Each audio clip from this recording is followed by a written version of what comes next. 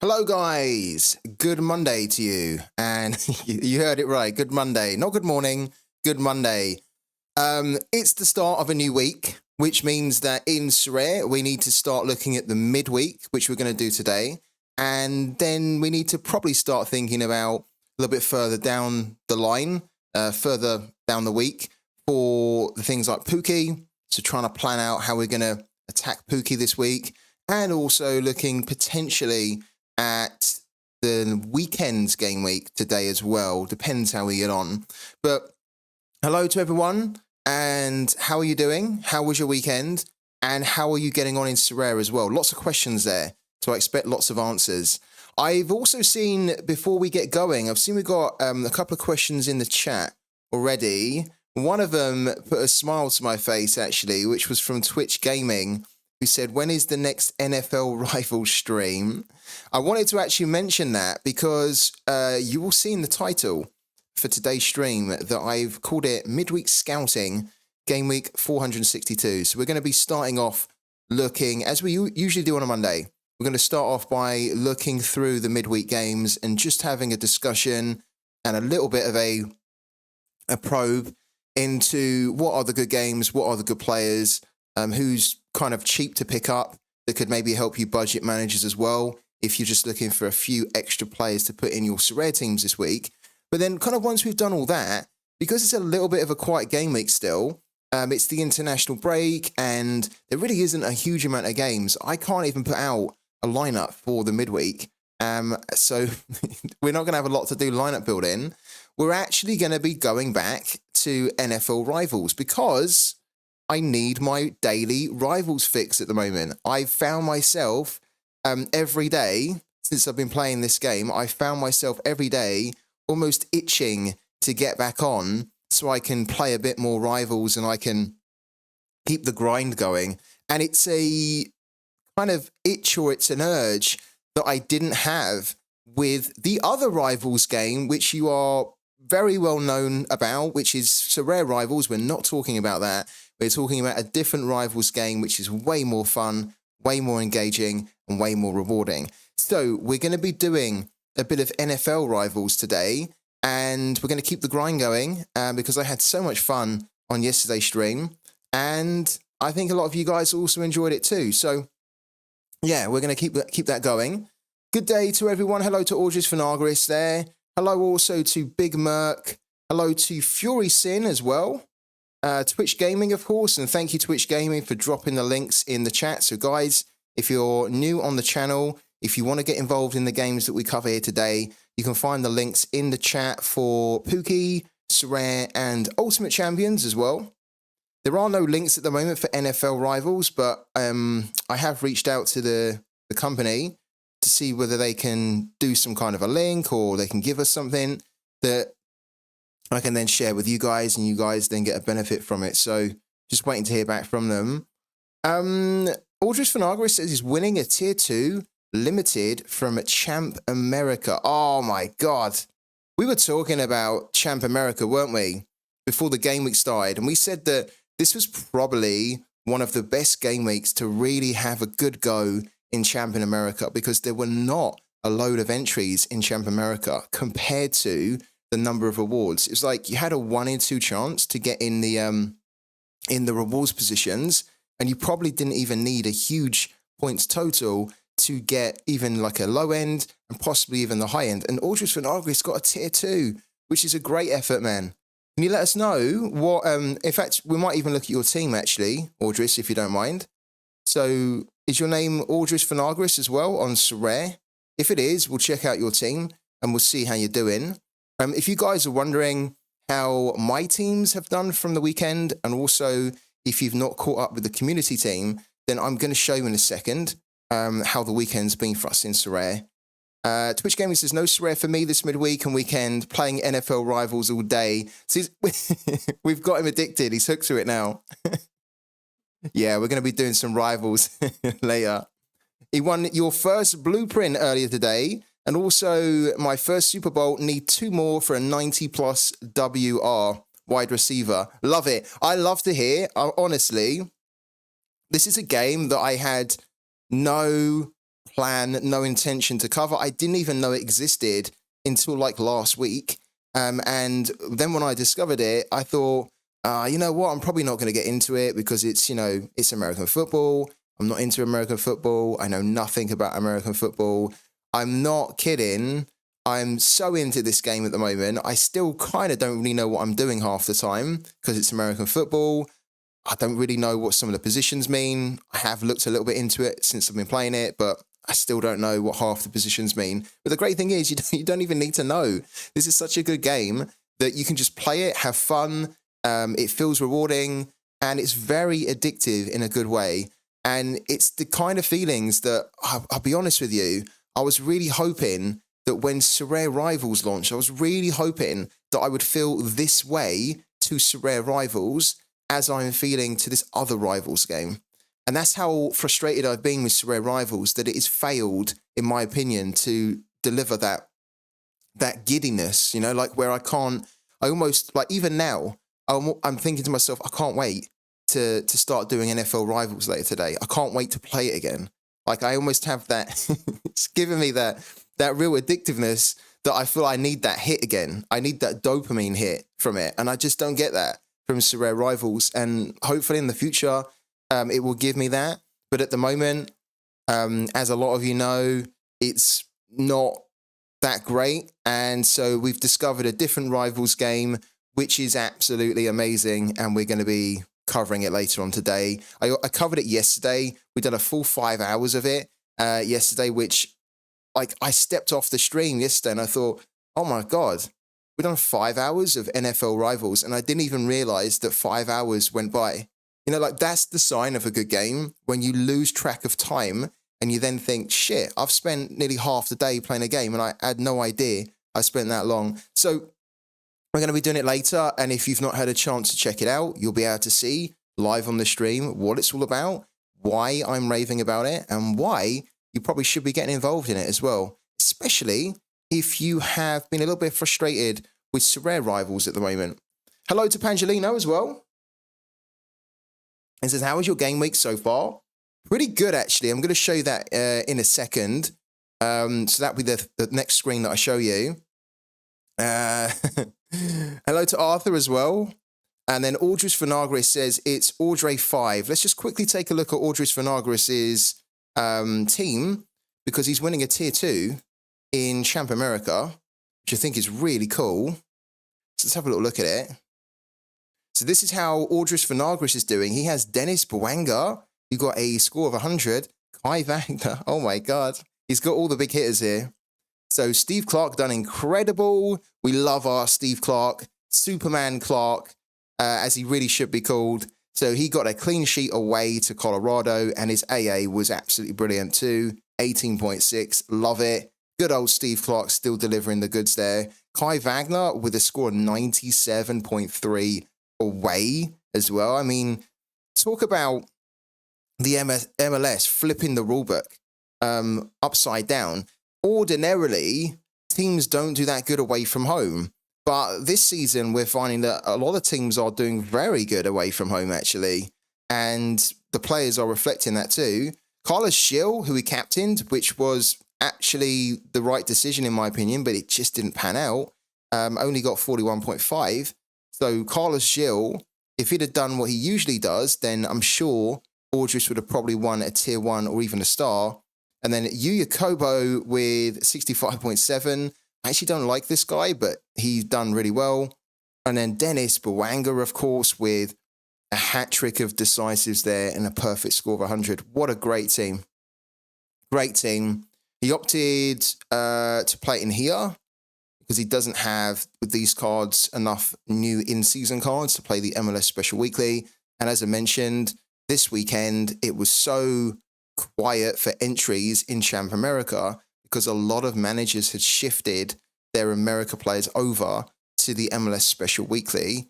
And so he decided to do it the other way, and he's going to get a really cool reward, hopefully, for his efforts. So well done indeed. Well done. What else we've got going on in the chat? I'm on 250 points in All-Star with 1 game to play. And then, so good luck, basically, Arthur.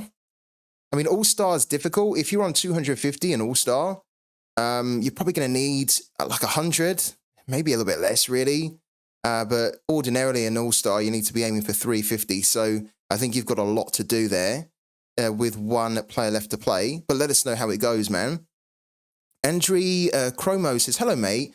Does international games count to Challenger on the midweek? 100 plus cards for just one game. Yeah, so international games like the Euro Championship, right?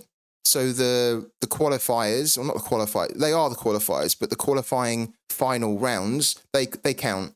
Basically, any international game counts as long as it's competitive, it's not a friendly, and it's a competition that's covered in Sorare. It counts. Whoever told us that this game exists deserves to get a limited card. I think whoever shared such an amazing Rivals game probably deserves to get a unique, no? I think a unique card is probably the minimum that they deserve to get. I played Rivals until 5 in the morning while watching NBA. Wow. Twitch Gaming, you've been grinding like crazy. I unfortunately didn't get much more time to play Rivals after the stream yesterday. I actually played a different game on Xbox, but yeah, I also wanted to play. I squeezed in a little bit more games on Rivals, but you guys are going to be catching me up quickly. I don't have that much of a lead on you, and I probably don't have a lead at all anymore if you guys are playing it till 5 in the morning. Hello to Bodgy. Bodgy says, I also had a good game week with my 2 lineups, a Tier 2 and All-Star Rare plus 80 euros and Tier 2 All-Star Limited plus 3 euros. Wow. Bodgy, epic effort, man. Can we have a little look at your team as well, Bodgy? Is it Bodgy Sama still? What's your name, Bodgy? So we can bring you up and have a little look, man. Jono says, a Tier 5 for me in Champ America this week. Congrats. Some great scores wasted and other lineups could have been so much better. But at least you're getting some kind of a reward, man. That's the main thing. So congrats, man. Oh, that's right. Yeah. I should really remember that, shouldn't I, Bodgy? I've sent you... Oh, excuse me. I've sent you enough cards in the past before. And you've also sent me cards in the past, so I should really remember that. The Sinner. Okay. Let's have a little look at Bodgy's team from the weekend. So he's also got Kai Wagner. He's got Carranza too, Espinoza, Delgado, Acosta. He's got a lot of the big hitters there. He's got Daniel Shaloi as well. Why has Shaloi been reduced?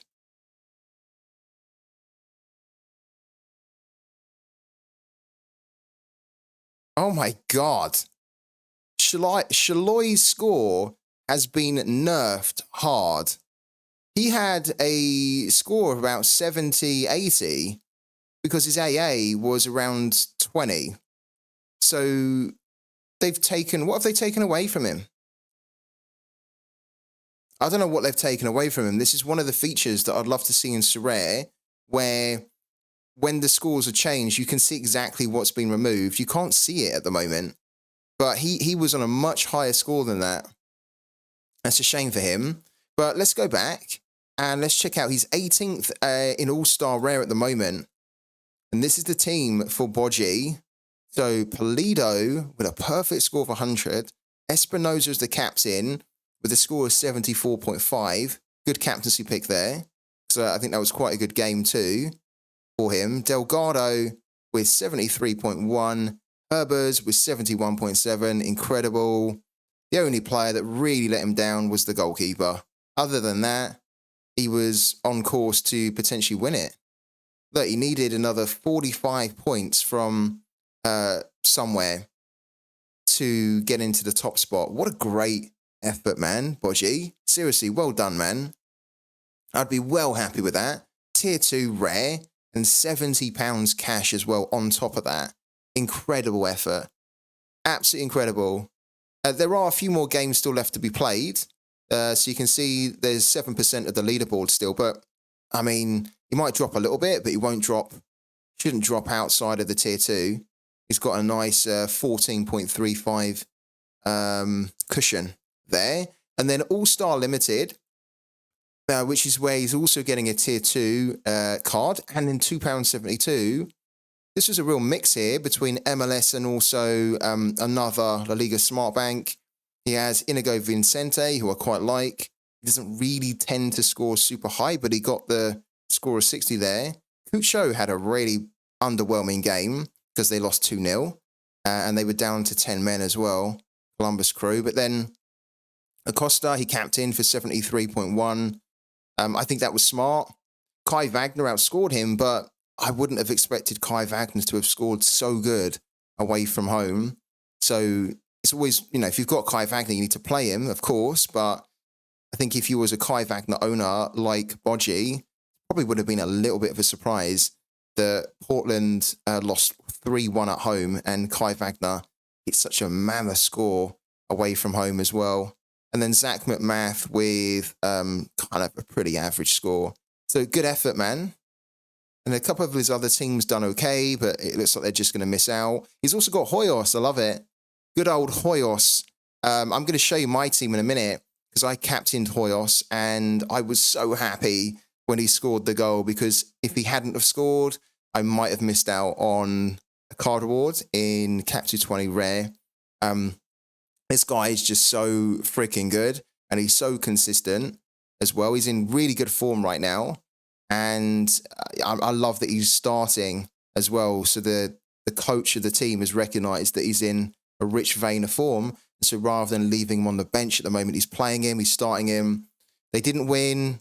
Unfortunately, the coach took him off before 90 minutes. So maybe if they'd have kept him on, he could have got the winning goal. But cool team as well.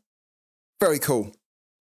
I was even considering spending money to get more energy to play. Wow. That is saying something, Twitch Gaming. If you were considering spending money in this game, then we know it's a bloody good game. It's got you. This still says currently 60th in Cap 220 and on 300 points with a captain son to go in All-Star. And then Herbus was a great pickup for me, says Bodgie, was super cheap and is now scoring crazy. He is actually, yeah. Like Herbus last season was really underwhelming, really poor. His scoring was not good at all. Look, right? His scoring last season was terrible. Like he was not the player that people were talking about or running in their teams. Like he was just you could just ignore him. This season, look at how he started. Completely different player, it looks like. Like his scoring is mental. So, really good pickup for you, man. Let me show you my teams, guys, in case you're wondering. And then we'll start to look at the game week, which is this one here. Game week 462. So, this is how I'm doing so far for the weekend game week on Sorare. I'm currently winning a tier 4 rare and a tier 4 limited. Now, we are definitely going to win something in both Cap 220 rare and Cap 220 limited. It's just a case of whether we can hold on to a tier 4 rare and a tier 4 limited in 220. So let's start with 220 limited. And this is how we done. We absolutely ballsed up the captaincy. I captained Henry Kessler. I thought that Kessler in this game would keep a clean sheet, so I didn't actually think that Chicago would score. And it's a funny one. I've got like a bit of a nostalgic kind of, I don't even know how to describe it. I like this guy more than what probably I should, because he doesn't score that good at the moment. But I just like him as a player. And so this was more of a choice where I captained him with my heart rather than with my head. And if I'd have been using my head a bit more, I really should have captained Damir Grilak, because I really fancied Damir Grilak to score against his old club, and he did. So it would have been a better captaincy pick there. I wouldn't have captained Gregos because it was away, and I just didn't fancy Gregos to do that great, and he didn't. And we certainly wouldn't have captained Willie Agadar because it was a little bit unclear whether he was going to start. He did start. He scored a goal. He actually done fantastic. He was my highest scoring player in here. And a couple of you guys will remember that we were having a bit of a dilemma last week where I was trying to figure out, do I go and buy another forward that's actually guaranteed to start, or do we just kind of just accept that this team's probably not going to do that good? It probably won't win anything, and then we just kind of play Willie Agada and just hope for the best. And it's actually paid off perfectly, because this is the team that's going to win something, and this is the only limited team that's going to win something, which was the limited team I didn't expect to win anything at all. So the pleasures of playing Sorare is that you often get surprised by the team that you almost write off before the game week started. Good score from Hugo Lloris as well. And just overall, it wasn't super high scoring. It's only 320 points, right? But in a game week like 461, where lots of players were missing, they were with their international teams, and there weren't huge amount of games actually, this is a good enough score to give us a tier 4. We have a 5.3 cushion, so we probably will hold on to the tier 4 with only 5% of the leaderboard left to complete.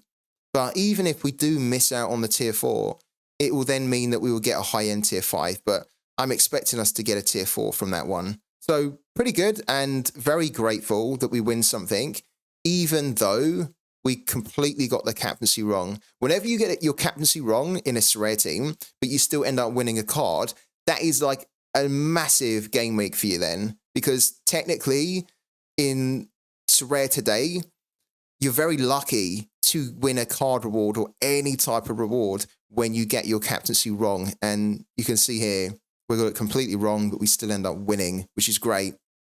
Let's go to the Cap 220 Rare.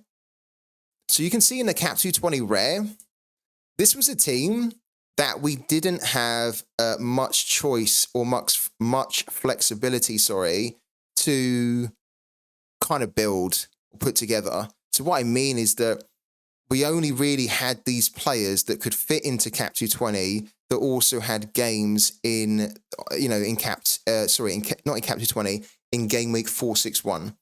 We couldn't really pick anybody else. We had a few other players that had games, but they didn't fit into the Cap 220. And so we had to play this team, and we had to hope that everybody would do pretty good to get us over the line. And they did. They really did. Apart from Tapia, who got a score of 32.7, which is obviously really not that good. But he was low. He had like an L15 of 41. So it was kind of okay. It's not great, but we also didn't expect too much from him. We got Grylak in there again. So we had Grylak in 220 limited. We had him also in 220 rare. Branco Amperero, I didn't captain him. Now, he got the highest score in the team with 69.4. I didn't captain him because he doesn't have a high upside. So when he scores really good, this is his really good score, right? He doesn't really tend to score more than 70. So that's why I didn't captain him. I captained Hoyos because he has the potential and the ability to give us scores of 80, 90, 100, even though he can start from the bench a lot of the time. So no regrets at all with this team. I think it's really good. Brad Stuvar done very well in this game, even though he conceded 2 goals. He had a very strong performance in that game. He made 6 saves, which kind of kept Austin not in the game because they were kind of out of it pretty quickly, but he kept them from having a pretty embarrassing scoreline. And I'm grateful because if he'd have conceded an extra goal, then that probably would have knocked us, it would have knocked us out of the tier 4. We've only got 2.86 points as a cushion. So we could potentially still drop into a tier 5 here. That's not really a big gap. And if the games tonight are quite high scoring, because there's a lot of games tonight where players will probably have been entered into 220, then we could drop out of the tier 4 and get a tier 5. But we're guaranteed to get some kind of a reward. That's the main thing. I like your Sporting KZ stack. Yeah, we have that for the community. Let me talk about the community team now. I'm sure a lot of you guys have seen the Pranksy Plays, who's the big whale in Sorare at the moment. He basically won every he won every scarcity of the MLS Special Weekly apart from Limited, because I don't think he competes in Limited, but he won the rare, the super rare, the unique. He just completely cleaned up. He basically ran an LAFC stack in every lineup. So he completely dominated, which is great for him because I think he spends a lot of money in the game, so he probably deserves it. But yeah, it's probably also a sign of things to come with the multiple entries and, with Wales being able to basically buy really good stacks. To be fair to him, he did call the team. He, got it spot on with LAFC at home. But yeah, I was hoping that our Sporting KZ stack, which is our community team, I was hoping that would be the winning stack, the winning team. And it would also potentially be a team that could give us a really great reward in the first game week of the MLS Special Weekly. And for a while, for like 72 minutes, it looked amazing because Sporting KZ were winning 2-0. They were cruising. And then in the 72nd minute, they conceded a goal. And then a few minutes later, they conceded another one. So it was 2-2 really quickly. And then they ended up, I think, in the 80th minute or so, somewhere in the 80th minute, whatever. They then conceded a third, and they lost 3-2 when they were 2-0 up for most of the game. So this looked really good, and we were on course to win. At one point, I think it was like £30, which would have been a great return off this team because this team cost actually about £72. So if we'd have won £30 in the first game week, that would have been brilliant. And that would have been money that we would have then used to go and buy players that you guys want. And then I then would have given them away to you guys, right? That's the purpose of this community team. Whatever cash it wins, we're going to look to use some of the funds, or if not all of the funds, to go and buy players to give them out to the community. So good effort. We captained Shaloy. You can see here, look, Shaloy. Oh, hold on a minute. Was the Shaloy card that I was looking at, was that like a midfielder card or something? He doesn't have a midfielder card though, does he?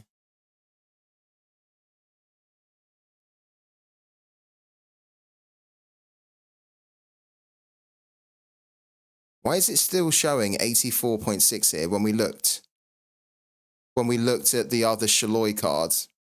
Okay, now it's been changed, look. So now it's been reflected. So it must have been a change that happened since we've been live. Because you saw that I had the lineup, in the lineup, he was 84.6. But now when we go back to it, look, he's now been changed, okay? So, yeah. A good effort with this team, and I was hoping for better. Because for them to concede 3 goals at home and then to lose the game is a shocking one for Sporting, when they really should have seen that through. But I really like the team that we've got. And so we go again this weekend, and we see whether our Sporting KZ stack for the community can do better and hopefully win some cash that we can distribute out to you guys in the form of cards.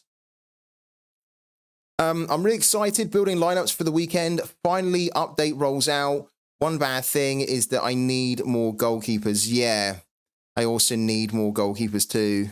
Probably I do. We'll have to see how it goes with the new format first, but with multiple entries as well, probably going to need more goalkeepers. But I'm so reluctant to, in fact, I'm not reluctant. I'm just completely not going to spend any more money. So I need to try and win goalkeepers, which is even harder, right? Because if you want to try and win goalkeepers, you need to finish high up. So I've got a bit of a challenge to do it. We should hear something this week. We have to hear something this week, right? Of course. We should hear something either today or tomorrow on like the new format rolling out. So we should hopefully hear about what divisions people are going to start in, and just more about the promotion, relegation, all that kind of stuff. So expect a comms on that from Sorare soon. So yeah, that's how we've done, guys, this weekend. Not too bad. But could be better. But I'm very happy to at least be winning 2 cards from the game week when I didn't even have my strongest players for the weekend. So we'll take it. Very happy with that. Big Merc says, the difference is a lot. Reorganized my gallery, so got 3 challenger stacks and 2 contender stacks. Looking forward to next weekend. What do your challenger stacks look like?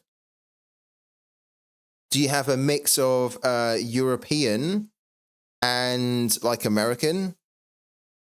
Because of course there's we've got Brazil and the MLS, haven't we, in Challenger? Or do you have kind of like a mix of things? Will under 23 still be a lineup? What you mean for me or for the community, Bodgy? Thank you also, Bodgy, for the sub. I meant to thank you earlier, but I got too carried away talking. So thank you for the sub again, man, Bodgy, and the 11 months. Really important, really thankful for that. In general, no. I could put out an under 23 team. The only thing is that I don't really have an under 23 goalkeeper. So I have a lot of good under 23 outfielders, but I don't have, and I'll show you here, I don't have an under 23 goalkeeper that's actually playing. So yeah, I can't put out an under 23 team. Look, I've got defenders in limited and rare. I've got midfielders as well. And we've got some good under 23 players here, dotted in here. And we've got some really good under 23 forwards too, but I don't have a goalkeeper. So no, probably not. You're welcome, my favorite streamer. Ah, thanks, Bodgy. Amazing, amazing to hear that, man. Thank you. Love the support from you. Stopsy says, my weekend was great. Check Pooky USA basic. Yeah, we need to talk about that before we actually start talking about the upcoming game week in Sorare. We do need to talk about our community efforts on Pooky. I also need to show you guys how my Pooky teams are doing, right? So this is Pooky. If you don't know it by now, then you've been hiding under a rock, I think. Do check this game out. It's really fun. It's free to play. It doesn't take up a lot of time to play each week. So you can play this game in a couple of minutes and you can win a load of money each week without risking money each week, okay? You simply just pick up a Pokeball, which is one of these here, okay? They start from 25 Matic, which is $25. It's a really good price point. You can buy more expensive ones if you want, which are more powerful in the game, but you don't need to. You just want to get going and start to win money passively each week, then you can just pick up a common, and that will allow you to start playing the game for cash. There's only 34 Pokeballs left before they sell out. So there's 32 of the commons, there's 2 of the epics. And this weekend on Pooky, I won 2.31 Matic, which is about £2. So we're going to claim this in a minute. And we also got 130 of the in-game POC tokens, which you use to level up your Pokeballs and you use to basically keep progressing in the game. We also get a ton of XP for the Pokeballs that we used and the stickers that we used as well. So we're going to be able to make loads of upgrades very shortly. But the one thing that we must talk about is the community effort. The community effort for my USA team. Not team, my USA predictions. Guys, there was not a single correct score. I'm going to show you. This is the second week in a row where you guys out in the community have done my predictions for me in the USA League. And if you get them 100% correct, you win a limited card. This is the second week in a row we have we haven't even had one exact score. I'm going to show you how it panned out. So this was the last game week. This was the game week on the weekend. Game week 70. We didn't compete in the Argentinian League. We competed in only 2. The Euro 24 qualifiers, which is predictions that I done, okay? And so I ended up coming 179th out of 1,063. I got 635 points, and that netted me 2.31, as I mentioned, which was about £2, okay? Not a great deal of money, but it's better than nothing, and it really didn't take us that long. Didn't take me that long, actually, to do the Euro 24 qualifiers. So we get something back, which is great. The USA League, which was entirely predictions done by you guys, the community, not me. I did not do these predictions at all. We run a competition every week called Throw Your Hat in the Ring. And Throw Your Hat in the Ring basically means that you can nominate yourself. You can say, hey, I want to do one of your predictions for the USA League. And if I get it 100% correct, then you're going to give me a limited card. So I'll give you a limited card if you get the prediction 100% correct. It's kind of a little bit of fun. It means that you guys can get something out of the game week on Pooky, even if you're not necessarily playing Pooky. And it means that you can also follow a game that you might not ordinarily follow because you've got something riding on it. And of course, if I have a really good game week in Pooky from you guys, then you guys also get the success from it, okay? And so this week, I asked another 13 of you guys in the community to predict my scores. And we got a load of points, to be fair, from a load of games, but we did not get, look, you can see, we did not get an exact score. And we need to get an exact score in order to give limited cards out. We had a couple of close ones, I think. Or did we? We had 3-2 here for Sporting KZ at home, but it was 3-2 the other way. So really unlucky that it wasn't 3-2 for home. If it was 3-2 for home, I'd be giving away a limited card right now. We also had 2-2 here. Sorry, 2-0 here, but it was 2-2. But then we had 2-2 here, and it was 2-0. So we kind of had it a bit twisted there. We had the New England one at 2-1. I really thought New England were going to score late on. They didn't. So it ended up being 1-1. Really unlucky, that one.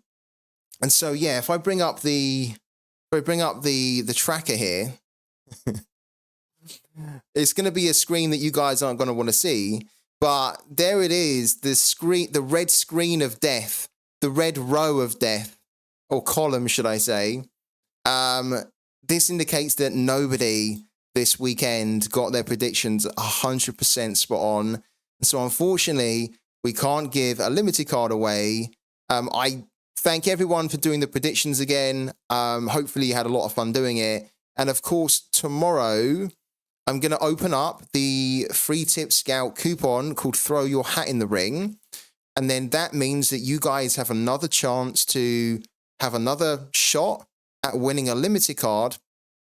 So you will have another go at predicting my games this weekend in the USA League. And again, if anybody gets the prediction 100% right, they're going to win a limited card, which they can choose from my gallery. So yeah, we we definitely need to do better. I'm really surprised that we've had now 2 consecutive game weeks. So the first 2 game weeks that we've tried to do this, and we have been doing it, we're going to continue to do it, so don't worry. But I'm really surprised that the first 2 game weeks we've done this here, we've not even had one exact score. So 3rd time lucky, you know what they say? 3rd time's the charm. Hopefully this weekend, at least one of you guys can win a limited card by getting your prediction 100% correct. Ideally, I'd like to give all 13, 14 of you a limited card in one weekend. So guys, please, please, please, when we do the predictions again from tomorrow, let's try and get at least one score 100% correct so we can give a limited card away this week, okay? At least I had 3-2, just the wrong way around. I know. For a while, I was thinking that it was going to be 3-2. When it got to 2-2, I thought, okay, there's no way that Sporting KZ are going to now lose this 3-2. If anything, they're going to get the winning goal and it's going to be 3-2. And obviously it was the complete way around. So unlucky to still. Forgive me, I was in a different world. So Arthur's prediction, where was Arthur? There we go. So Arthur went for 3-1 and it ended up being 1-0. But we can forgive Arthur because Arthur was steaming on the channel. He was super drunk when he gave us the prediction. So no problem, man. We were all saying that if Arthur gets this correct, then it's almost going to be like that Simpsons episode where is it the Simpsons episode? It might be the Family Guy episode, or maybe they done it on both. But you know when he ends up becoming a really good boxer, but only when he's drunk. It would have been that situation where we would have found our Peter Griffin or our Homer Simpson in Arthur. There would be this incredible master predictor, but only when he's drunk. But yeah, it didn't happen. Hello to Beast as well. How you doing, Beast? How was your weekend in Sorare and Pooky and all the other games that you're playing as well? Just how was your weekend in general? So yeah, guys, we're going to start this again tomorrow. So yeah, as you can see, it didn't pan out. Before we clear this, we'll clear it tomorrow. Just in case anybody is not on the stream today, but they join tomorrow and they want to try and catch up with how we've done. The reason we're going to do it tomorrow, of course, is because every Tuesday on Pooky, we get a refill of our energy. So you can see here, look, the next refill is at Tuesday, so tomorrow at 5:59 a.m., which then means that I will open up the Throw Your Hat in the Ring, and it costs 8,500 coupons. Everybody can redeem those coupons. Everybody can play this competition, right? You don't need to be a sub on the channel. All you need to do is be jumping onto my streams over on Twitch here. So if you're over on YouTube, that's fine. You can definitely follow the competition, but you won't be able to take part unless you jump over here onto Twitch, because that is where you earn the coupons. Just by being on the live streams on Twitch, you'll be earning them every second of every minute. And then when you earn enough to be able to afford the coupon of Throw Your Hat in the Ring, you then just say, I want to cash in my 8,500. Then when you do that, you then get a chance to predict one of my games. And if you get it right, 100% right, you're going to win a limited card. You get to choose what limited card you want to win. So we're going to be doing that again from tomorrow. I actually have 43 energy that I need to spend today. So I guess whilst we're on Pooky at the moment, we're going to see if we can spend it. And then we're also going to claim our rewards as well. So we'll do this really quickly. And then we'll jump back over onto Sorare, on Sorare data. And we'll start to run through and have a look at some of the games which are taking place in the midweek. But for now, let's claim our rewards first of all. So 2.31 Matic, 130.4 POC to add on top of the 1,300 we've got. And then loads of this XP. Now, this XP is really going to help us to, right now, I'm hoping that we can max out one ball. Just claim the rewards here. Refresh the page as well.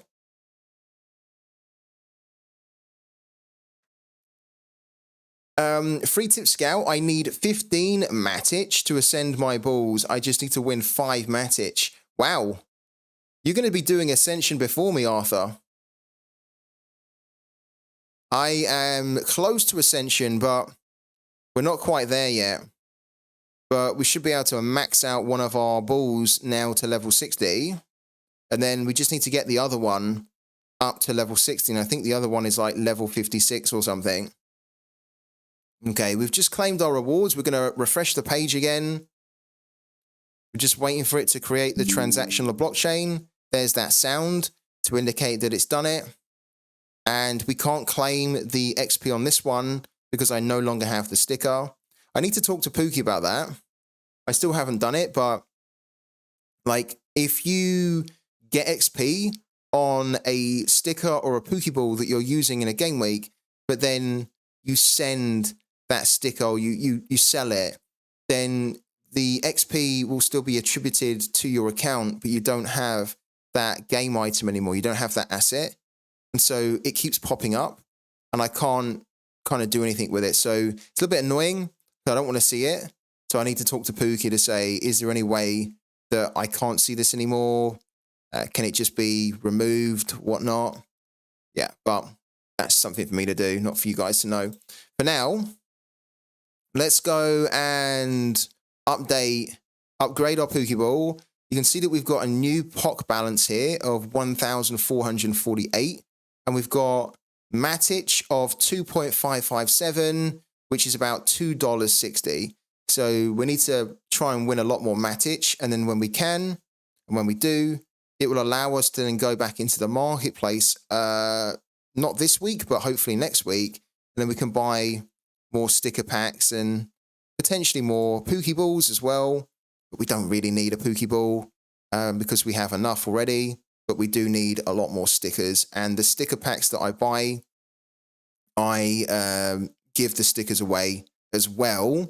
So not only can you win limited cards from following Pooky with me each week, but by actually playing Pooky with me, you can also win these stickers, which will make your whole Pooky journey much more rewarding and make your Pokeballs much stronger as well. So again, if you're not playing Pooky, I'm going to drop the link again in the chat for you. Use that link to sign up and you'll get a 5% discount off your first purchase in the game. You'll get a free Pokeball to play the rookie free-to-play league. And you'll also get a minimum of 100 POC tokens here, which will help you to start leveling up your Pokeballs and progressing in the game. For now, so look, we can level up this ball. Level 59, we can take it to level 60, and that is going to fully max out that ball now. You can see that we've only got one sticker on this ball. We have 5 sticker slots left. So I really need to start adding stickers to this ball. I'll probably start doing it when I ascend the ball. But for now, let's level it up. Take it to max level. It's going to cost us 342.247 POC. We have, of course, 1,448. So we can afford to do it. We are going to do it. Confirm. And we just wait a few seconds.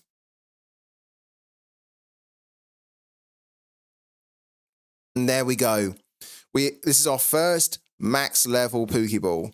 I've never had a level 60 rare Pokeball. This is the very first one. And we need to get our other Pokeball, which I'm going to show you in a minute. We need to get that one up to level 60 as quick as we can now. And then we can combine the two. It's called Ascension in Pooky. But when we then combine two, it will create a higher level to a higher rarity Pokeball. So the rare Pokeballs are worth about $80.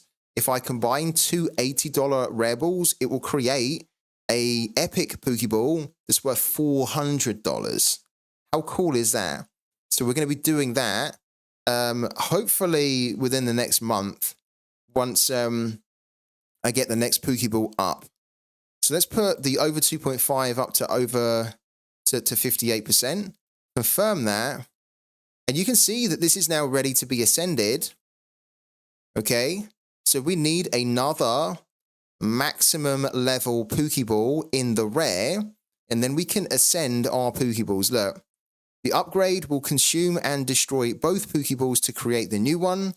All stickers attached will return to my collection. And then all predictions and correlated energy with this Pokeball will be lost. So you want to basically do your ascension once the game week has ended and before you then do more predictions. If you try to ascend your Pokeballs during a live game week when you've already done predictions with it, you're going to lose those predictions. So very important. And it's really good that the game reminds you of that. Don't ascend your Pokeballs during a live game week with live predictions. wait till the game weekends, then ascend them, and then you can start to predict with a more powerful Pokeball as well. The next Pokeball that we need to, oh, that's quite cool. So I didn't know that it actually done this here, but it says, look, I thought it was going to show us the Pokeballs that we had, but it doesn't, because there are no other Pokeballs ready to ascend. But then it actually tells me that this Pokeball is the best one, or the one that's closest to getting max level. And this is probably the one, in fact, this is the one that we're going to use to ascend, because it's level 56. It is 3% away from being a level 57. And we need to get it to level 60, and then we can ascend it here. Why does it say level up, this one? Okay, yeah, we can't. But we need to start using this ball now for all of our predictions. We need to start using it this week. So let's go into our stickers now.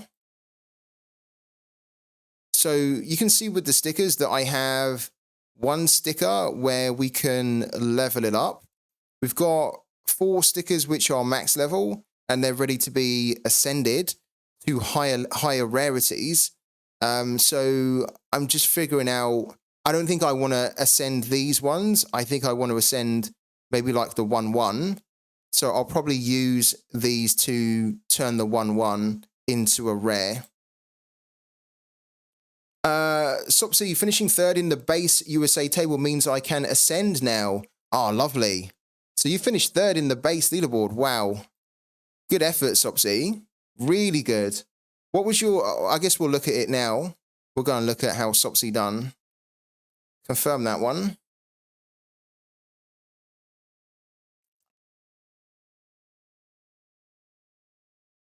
But you predicted, no? Didn't you predict, Sopsy? You did. You predicted our Whitecaps Real Salt Lake. So that must have been, did you do 3-1 as well for your prediction in the USA League for that game? Let's refresh here. Okay, so, right, all of that's done. Now what we can do, we can spend the 40, and I want to go into, whoa, we could do the German, I could do the German League. Let's do the German League. You entering the Euros this midweek? I don't think so, no. It depends. How many games are there? There's 3. Okay, probably I will then, Connor. Because what I was thinking about doing was going into the Argentinian League, and then, of course, you guys will predict my USA League. But what I'm actually thinking now is that the ball that we want to ascend is a German ball, and I will use that German ball to make predictions in here, which means that I can have a good chance of winning money, plus also then leveling up the ball to the levels that I need to get it to max, right? So I'm going to start to spend the 40 in here. Will it work though? If I spend 90 in there, and then we spend 30 in there, that's 120. And then for the USA League, it's going to be, yeah, we can do it. We can do it. Perfect.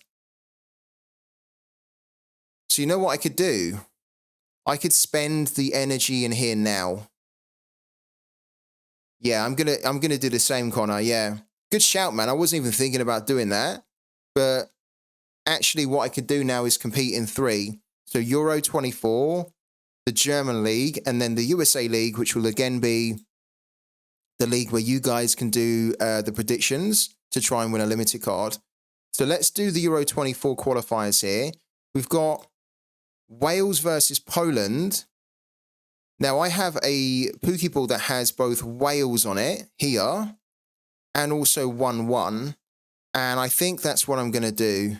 I'm going to do 1-1 so we can try and hopefully get the benefit of it being a Wales game and also the extra 1-1 we have as a sticker.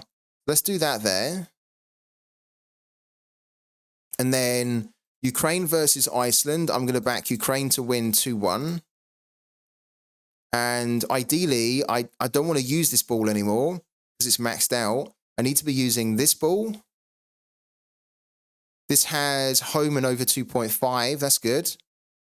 So that's going to be better than using this one. Yeah.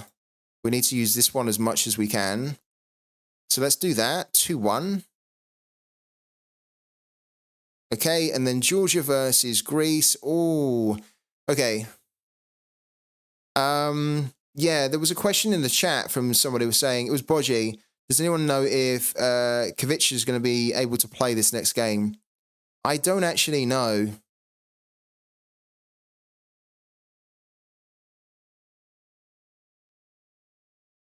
Greece were quite impressive in their last game.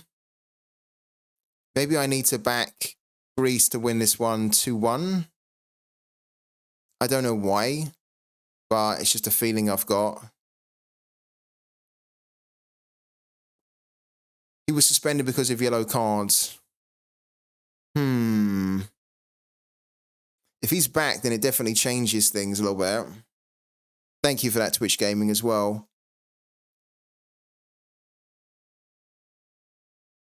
You done 1-2, 3-0, and 1-2. I mean, Greece are the better team. Georgia are going to be at home. And they have their star player back. What was the score in the last game for them?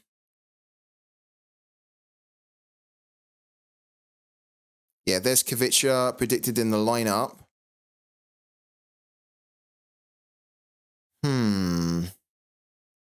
When these teams have gone up against each other, there's been less than 2.5 goals in 4 out of the past 5.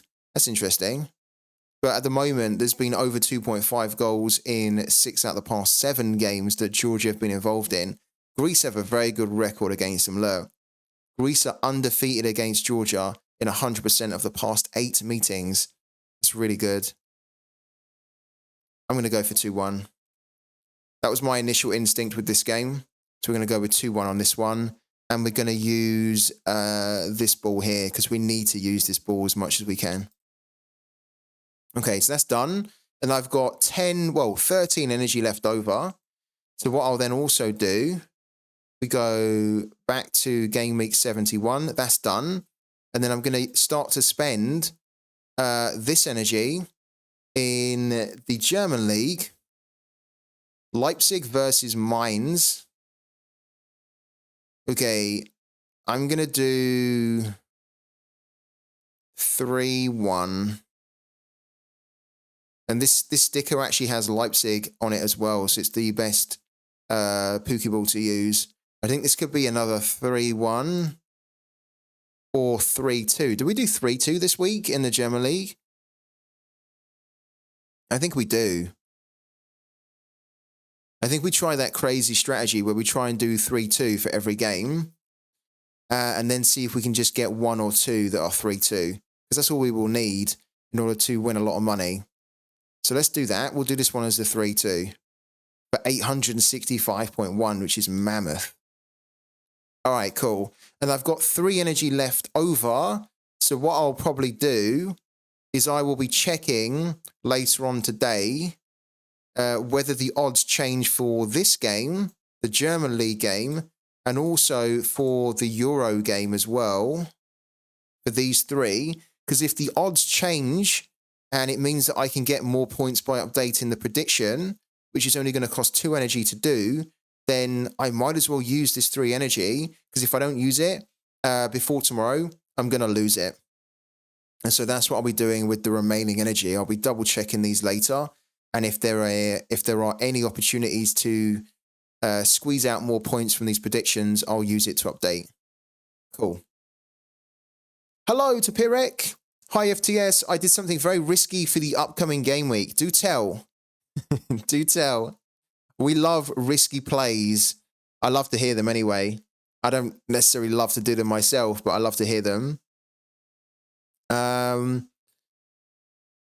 I might do 90% in the Serie A and French League and $100 in the Euros. Is that fine? What do you mean you might do 90%? Oh, so you might not do the full predictions in the Serie A and the French League. And then you said $100, but you mean 100 points, right? I think you mean 100 points. I bought a Lokomotiva Zagreb stack for Challenger Europe Limited. They are the only game and 174 rewards. Interesting. I don't mind it. I don't mind it because I like Lokomotiva Zagreb. But who do they have? Who have they got? Where are they? Are they on Friday? Yeah. Oh, they're up against Istra. That's actually a pretty good game for Lokomotiva Zagreb. You can see I have a couple of players. Well, Airseg's no longer playing for Istra, but even though it's away, they've probably got a good chance there, Lokomotiva, to do well. So, smart. Yeah, I quite like it, man. I like it. I like the thinking. I like the forward planning thinking there to try and be different and try and be smart with the fact that there are probably not a load of Challenger Europe games which are happening. Group by SO5 region, Challenger.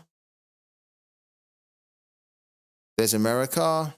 And then, yeah, there's nothing there. Wow. That's pretty cool. So basically, Pirek there is going for the win. He's going for a podium in Challenger. Yeah. That's a lot. I didn't know that there were so many rewards there. It's pretty mental. It's very mental, actually. Why are there so many? Game week for 6-2. 174. Why? That's a load. I mean, that's great. If you spotted that, which obviously Pirek has, then that is a lot. For one game, there's only one game that's covered. It's this one here, and there's 174 limited cards there. That seems too high. Is that correct? But you never know with Sorare. You never know whether that is actually correct or not, because we've seen in the past where they'll then realize that there's too many rewards they're giving out, that the prize pool's being calculated incorrectly. But that seems bonkers that there are 174 limited cards to be won when there's only one match in Challenger. And then like Cap 270, Cap 240, All-Star. I mean, let's talk about Cap 240 and Cap 270. They have 304 limiteds, 258. But there's significantly more matches in here. And to be fair, there's not a lot of matches where there are players that are with a licensed club in Sorare. But even still, it doesn't make sense that there's 174, really. Not in my opinion. They have to change that, surely, no? Like, I would have expected that to have been, like, say, 30, maybe. Like, under 50. I honestly wouldn't be surprised if somebody, if we get a com on that from Sorare and they say that that's going to be, they've realized that that's not being calculated correctly and that the new prize pool has then been reduced down to 30 or something. I mean, hopefully not. Because then Pirek doesn't get affected and that his smart planning will pay off. But it seems so high. Too high for one match. Interesting. Yeah. I do see why it's risky. I also bought the two starters who don't have current season cards for Zagreb to be able to beat the stacks. Cool. And then 117 entries in rare with 56 rewards. Hey, that's just mental, isn't it? Yes, there's 56 rewards in there. There's 117 entries, but again, there's only one game.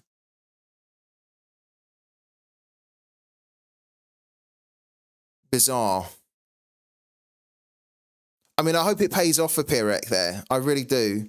Because he's bought the stack. He says it's a bit risky. Probably it's risky because he knows that it could be changed, maybe. But that seems too high. It doesn't seem to make sense, really, when you've only got 258 in here and significantly more games of players that are licensed with licensed clubs, really. Look, you've got some Argentina games in here, although to be fair, they've got Argentina's Juniors, who are a licensed club in the game. Rosario Central too.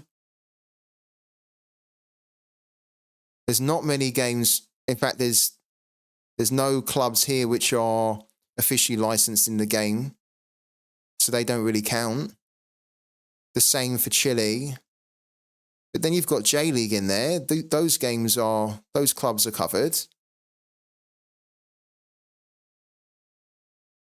Millwall's covered, isn't it?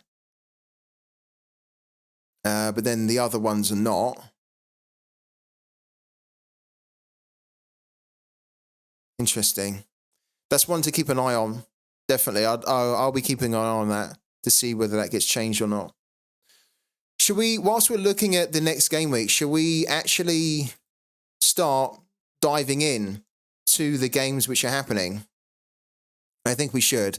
So we have the game week center up here. If you don't know where this is, then it's really easy to find.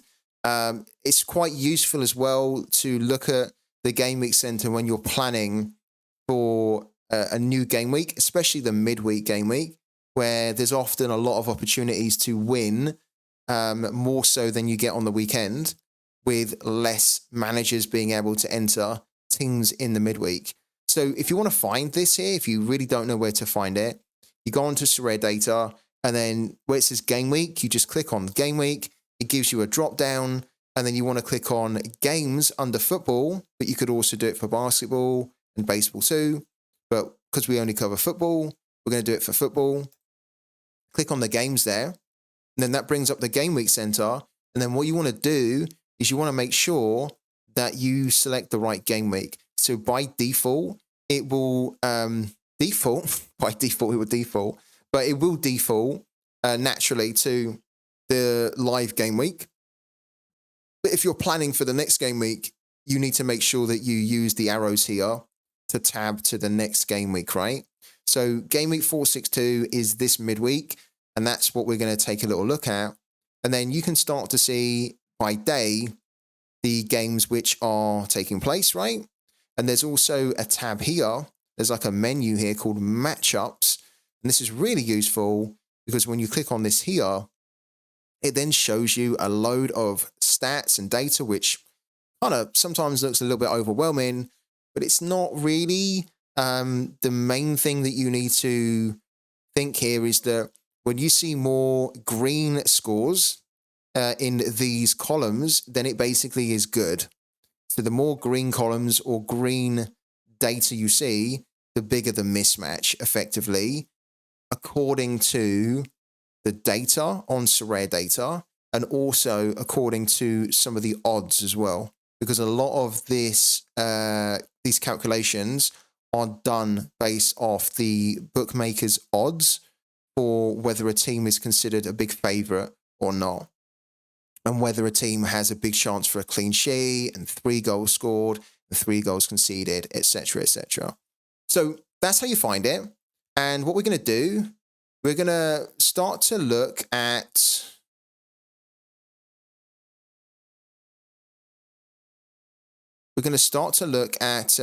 group by football competition. We're going to start to look at some of the games here that are taking place and where there might be some good opportunities to target players for. Now, the games tomorrow are World Cup qualification Asia games, Euro 24 qualifier games as well. And then we've also got some World Cup qualification for CONCACAF, which there aren't really going to be many players that have, there's not really going to be, for these little islands, many players that actually have cards in the game, that there's none at all. So No surprise there whatsoever. What games are good to target here, though? I think the Wales-Poland one is actually quite tricky because Wales will feel that they can win it. Poland will feel they can win it. I don't think there's a big difference between the two teams. So I don't think that's actually a good game to target. There are a lot of players that you could pick, though, because a lot of the players that play for these two nations already have a lot of cards in the game. Swiderski's very good. I like him. He's playing for Hellas Verona, but he's not really playing. He done okay in the 5-1, but he didn't get a decisive, unfortunately. His AA was good, though.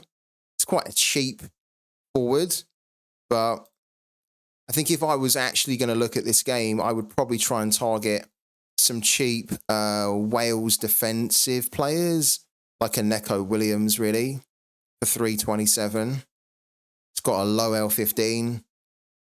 He's an under 23 player for a long time, doing pretty well for Nottingham Forest, actually, I think. Does very well for Wales usually as well. He ups his game for Wales, and he got the goal, got one of the goals in the 4-1 win. So he'd be a really good option to look at. The same also, well, Ben Davies I like a lot. Doesn't actually play really anymore for Tottenham, but for the national team, he usually does quite well. And if you look at his scoring for the national team, that's his scoring for the national team, which I think is pretty respectable. Had a few shockers recently, but he's usually quite consistent. And I think in this game, he's going to be quite busy trying to contain the likes of Lewandowski and Swiderski. Got Ampadu in here as well. He does play much more. There's no cards for him, which is a shame. And then Mepham as well. Not a big fan of Chris Mepham, if I'm honest with you. But you could also look at him. Low L15, really cheap as well. So I think if I was going to look at that game, I'd probably try and target the defensive players over the attacking players. I just don't think there's going to be many goals scored in this one at all. We can look at it, though. You know, that's the great thing with this matchups section, is that it will either help to confirm or disprove what your thinking is. So I think for this game, there won't be a load of goals. So if we go onto the matchup section here and we scroll down and then we find Wales here, and you can see that Wales have this really good matchup indicator. If you want more information on it, just hover over the little eye there and click on it, and it brings up this pop-up here, and it basically explains, if you didn't know, what the matchup indicators actually mean, so how you can understand them, and also the opponent scores as well. But when you look at Wales here, they have very strong matchup indicators, which I don't really agree with, because I don't think that this is a very good matchup for Wales at all. I think this is difficult. So I'm a little bit surprised that they are so high. The goalkeeper, opponent score, defender, and the forward scores actually are much more realistic. And if anything, they show you the truer matchup than the matchup indicators. Because if this was so strong, then you would almost expect that the goalkeepers would be scoring super high against Poland, that defenders would be scoring super high against Poland. So these scores would be a lot higher. The fact that they're not actually indicates that Poland are pretty tricky for teams that go up against them. That goalkeepers don't tend to score super high against them. Defenders don't tend to score super high against them. Midfielders score a little bit better on average, but not much more than the defenders or the forwards there. So it's tricky. And you can see as well that the win percentage is only 39%. So if we then wanted to see this clearly, we will go to a bookmaker, which we'll do in a minute, and we'll see that the way that the bookie's looking at this game is that probably it could go either way, but it could also be a draw, right? Because there's not a huge win percentage for the home team here. and there will probably not be a huge win percentage for Poland either. There is a 40% chance for Wales to keep a clean sheet. So again, it kind of indicates that it's probably going to be low scoring, and that there's only 14% chance for 3 goals scored, and then a 10% chance for 3 goals conceded. So again, it all hints that it's going to be a very low scoring game, which is probably why defenders are going to be arguably the best scorers here, because if they have a good chance for a clean sheet, and if they're also going to be in a lot of intense battles because it's going to be quite tight, then it means that they're going to be having to make a lot of last-ditch tackles, win a lot of duels, make a lot of interceptions, and just really defend their goal to death. So, just quickly show you, if we go to William Hill and we look at Wales here, right, you can see it here quite clearly.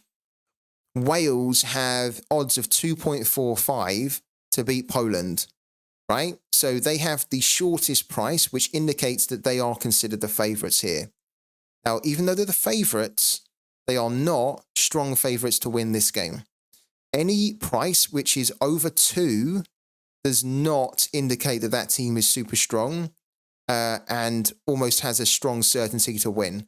And if you have a team that is over 2.3 in their price point, then be very careful, because it actually means that there's a realistic chance it could be a draw, or the away team could even sneak it. Now, one of the other ways that you can read the odds is that if the draw, or the price for a draw, is 3 or below, then it's a very, very good chance it's going to be a draw. Very good chance, because the bookies really don't see actually much of a difference between the teams. And it's kind of slightly reflected in the pricing here. You'd have to say that Wales, given their last opponent and the score that they got against their last opponent, it was very unlike Wales to beat a team with that high margin. And Wales are also playing at home here as well. So that's going to play a big part in giving them the advantage, that the home crowd behind them. But in terms of ability and the team's potential, Poland are just as close to Wales, I think even in the rankings as well, no? I'll bring it up. It's definitely not the type of game where you would look at the Wales team, and you look at the Polish team, and you say, that team's stronger than the other. They're pretty close, actually. Rankings-wise, look at that. Rankings-wise, look, it proved my point. Now, rankings are not everything in FIFA, right? There's some debate on how accurate they are, but I think when you get further down, when you see that Wales are ranked 29th and Poland are ranked 30th, this is a game that is going to be so difficult for both teams. And actually, if you look at the head-to-head, Poland have actually won the past 5 meetings against Wales. So, very difficult game.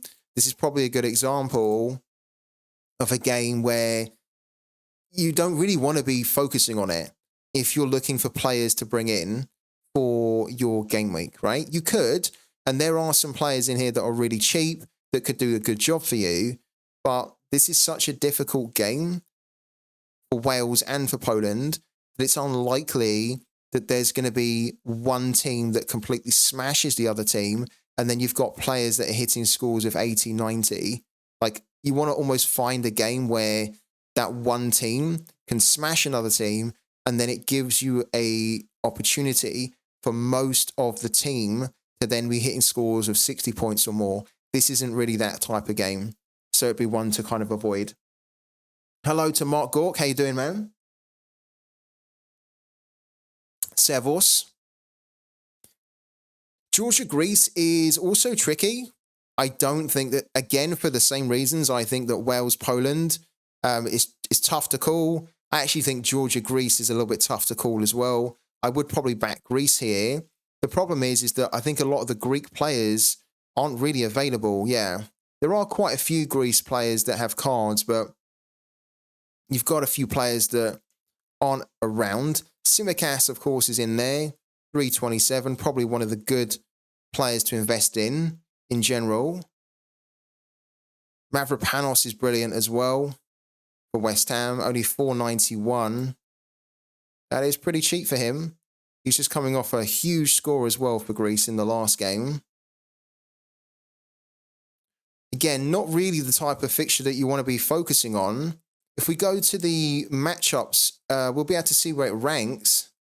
So you can see that it's ranked a little bit higher than Wales, but not by much. And again, the stats here are very similar to what you have for Wales here. Look, 41% win for Greece against Georgia. 39% win for Wales. 42% chance for a clean sheet. 40% for Wales to keep the clean sheet. 14%, 14%, 9%, 10%. It's another one of those games that's a little bit tricky, even though Greece should win, I think. Again, they have very good matchup indicators here. And actually, what you would probably expect here is for the defense, midfield, and forward players to be scoring quite well against Georgia, because Georgia are a good team, but a lot of teams will also smash them. They're not super strong.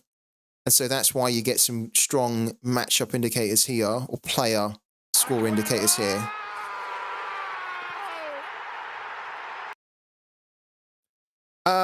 Thank you so much to Sorare for the 10 months, man, and the resub. Massively appreciated, my man. Hi, man. I have a question about NFL Rivals. Can you get NFT card just from playing the game for free, or is it not possible? Yes, you can. You can. You don't need to spend any money in the game. The base cards that you get in NFL Rivals, you can turn them, you can transform them, into NFT cards. You need to collect blueprints, and then when you have enough, or if you have a blueprint and you've then maxed out the level on your base card, you can then transform it into an NFT card. We're going to be doing NFL Rivals shortly, so you'll be able to see how that works as well. Hopefully we have a blueprint for a player that we're trying to get to max level, and then when we do that, we can convert it into a card which we can then sell for cash. Hello to Sorare as well. I'm doing good, man. How are you? Good Monday for you. Not good morning. It's not even morning. Good Monday for you. Right. So looking at the games on Tuesday, this game, Ukraine versus Iceland, is quite attractive because I do actually think there'll be over 2.5 goals that we scored. And I actually believe that Ukraine will win it. So this is a good game, I think, to target for attacking players like Dovbyk, MIDWEEK. The Sudakov has a couple of cards as well, but he's not fully covered. He's a good player, actually, but he's playing for Shakhtar in the Ukrainian league, so he doesn't have full coverage. He's really young, though, still. He's quite expensive, actually, at £12. But, yeah, MIDWEEK. Look at that. MIDWEEK's £12. I'd take a MIDWEEK over Sokolov every day of the week. Sudakov, sorry. Zinchenko's in there. Zinchenko has quite a decent L5. Well, not L5, decent L15. A little bit high on price, though, Zinchenko. But he scored terrible in the last game, didn't he? He scored so bad there. He must have lost so many duels. He lost 3 duels and he didn't win any. He's got to do much better than that in this game. Usually he's quite a good performer for Ukraine, Zinchenko.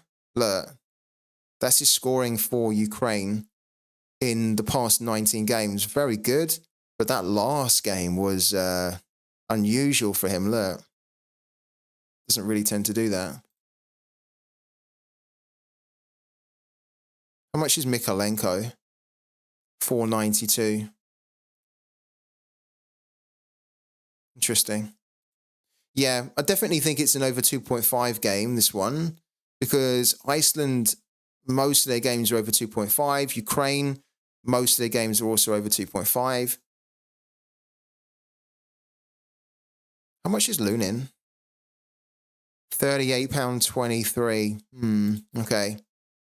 I mean, his stock has definitely risen, hasn't it? Now that he's starting more for in place of Courtois since Courtois is injured. I think there was a few that were surprised that he was given a nod over Kepa. I was personally, but he's done great since he's come in. Really, been quite consistent, and he's actually a very, very good backup.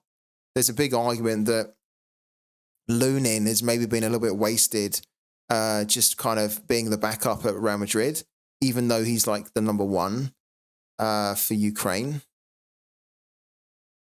He really needs, I mean, maybe after this season, there'd be a couple of clubs interested in him, because with Courtois coming back from injury, Courtois will then go back as the number one, and then he'll be back relegated to the bench again. It's just a shame because this guy, when he does play, he usually does pretty good.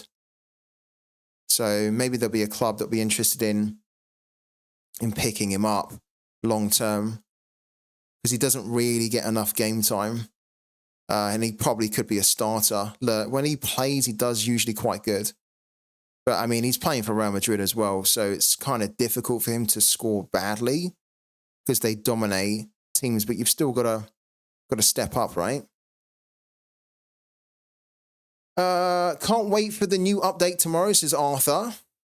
Yeah, well, I'm looking forward to it, but I'm also not, because I think it's going to be technically very messy, and I think it's going to be loads of bugs, there's going to be loads of problems. So I think probably going to be a little bit frustrating as well. We know with Sorare that when they launch new things in the game, it doesn't go as smooth as what it probably should.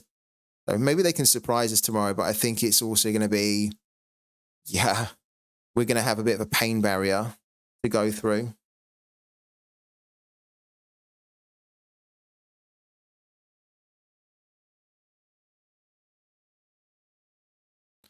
All right. Hello to Grego as well. How you doing? So Wednesday games, there's not really any players that have cards here, so you can just avoid these games really. They count, but they don't. There's only a few players that have cards for this team, Atletico Nacional. This guy actually looks like one of the better options for the team, but there's only 20 limited. There's none on the market. He's definitely not going to be worth £5. He's going to be worth a lot more. Not worth looking at. So it brings us to Thursday. Thursday, we have some Argentinian games. We've also got, again, Colombian games here, Primera R, Peruvian game, and then some Chile games here. Again, there won't be many players that have cards, which, again, kind of limits the options as to who you target. Peronic's in here for O'Higgins, sorry. Peronic's a pretty useful goalkeeper. So I think if you were struggling for a goalkeeper this midweek, you could absolutely look at Peronic for £5.64 average, £6.83. He's very old at 39. So he's not one that's going to be playing for you for years and years and years, but his AA is pretty good at the moment for his new club, O'Higgins. This is actually how he's been doing for them. Look, he's averaging 54.2. He has an AA of 9.2. He hasn't kept many clean sheets, but he's actually been delivering some really good scoring. And for an L15 of 49, you could play him in Capsule 20 if you wanted to. So good option to consider.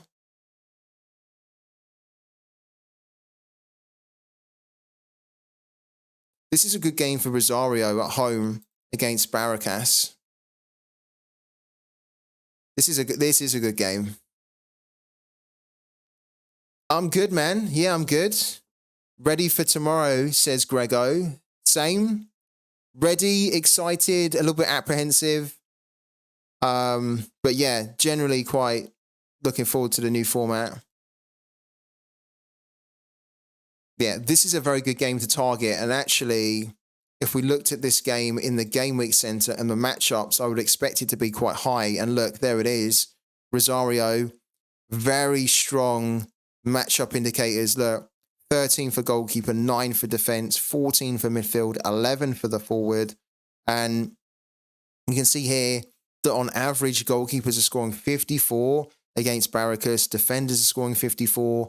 Midfielders are scoring 58. The forwards, funny enough, aren't scoring so well, but it's the Argentinian league. And most forwards in the Argentinian league will struggle to score a higher average because it's a league where there are not many goals that are scored. But anyone who's running a Rosario stack or owns one, this would be a great, and I mean a great opportunity to use it. Where are Barracas actually in the league? They're a little bit ahead of them.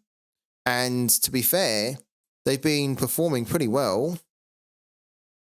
But you can see that Rosario haven't lost at home.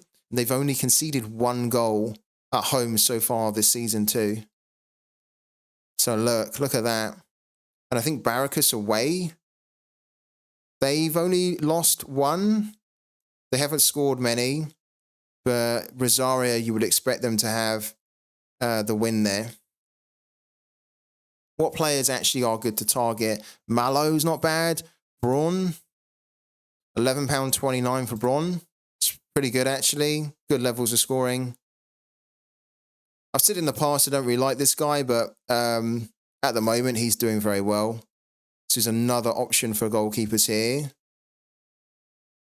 This guy here, Damian Martinez, is a low L15 player. So if you're struggling to get a team in Cap 220, you could maybe look at Damian Martinez here with an L15 of 32. He's only 55p.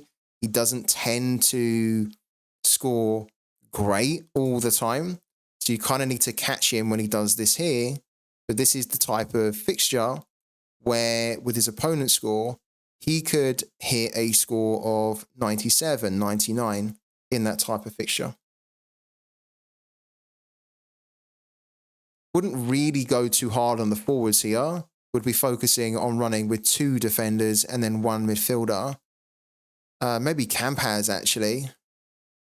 Yeah, look, Campaz, he's only got 16 limiteds and he has an L15 of 42. And look at the scoring that you're getting out of this guy, potentially. Be a really good option to look at. Look at that.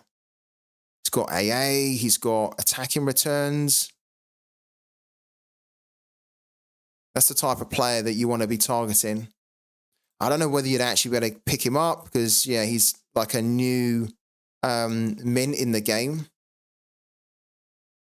There is an auction happening, though, for him. So you could do it. He's only been going for around a £5, which I think is a bargain for this type of player. Under 23 midfielder for the rest of, well, until the summer. And just an all-round perfect type of player for the new format. So yeah, very good game to target. And probably one of the best games on Thursday to target. And then on Friday, we've got Instituto versus Argentinos Juniors.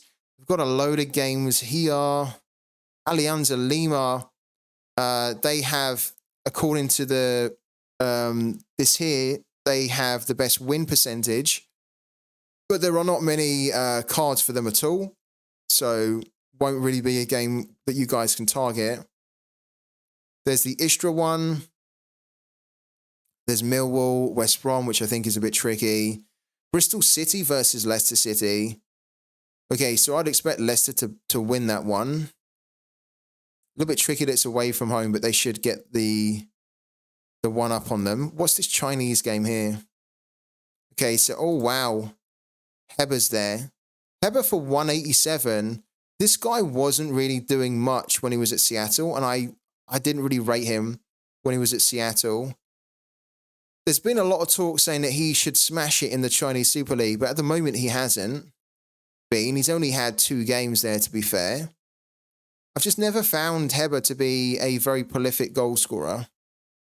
So you could look at this guy if you were really trying to find a really low cost, because he's only about £1.91, and he's got an L15 of 32. So it makes him perfect for Cap 220 if you just want to get, like if you're missing a forward for this midweek and you don't want to spend a lot of money and you don't have a lot of the cap to work with, he'd probably be a really decent stopgap that could help you to some kind of a card reward. Because even if he doesn't give you a score of like 60, even a score of like 40, 45 from an L1532 player will be good enough, most likely, to get you to the reward. So one to consider as well. Thiago Andrade's here. He's very good. I like Andrade. He has an L15 of 38, and he's 437. Used to play for New York City, so you guys will probably remember him from there. Didn't really play a lot last season, but the season before he did, and he was pretty good. So probably a player that is being overlooked because it's, again, Chinese Super League. One of the advantages with him is that there won't be any more cards minted of him anymore now that he's playing for this team. So there's less chance of his price kind of decreasing with the limited supply on him now. Yeah, Zambrano I looked at. That's a good point. Zambrano has a low L15. Yeah. This guy is actually pretty good. He's got good high end to him. It's worth a shout. Good shout that from, who's that from? From FIFA. Yeah. Carlos Zambrano.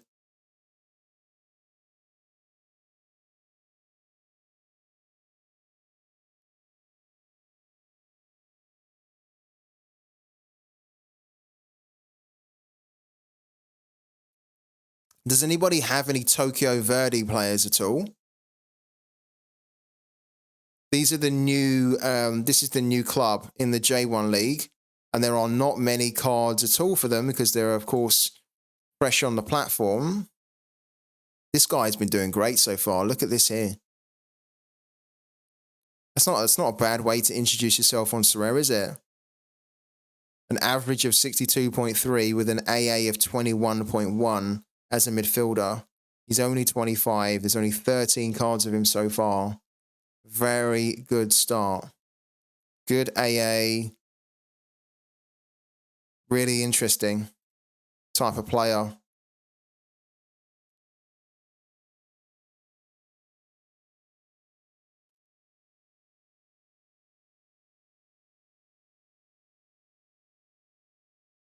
They're right down here at the moment, so they played 4. They haven't won. They're still looking for their first win of the season, and that's what makes this guy scoring even better, is that even in the results they've had, he's still hitting scores of 60, 70. Imagine if they start winning. I think it'll be difficult for them to win because they're new in the J1 League. They came up from the J2. They've got Kyoto next, which I think is a little bit tricky.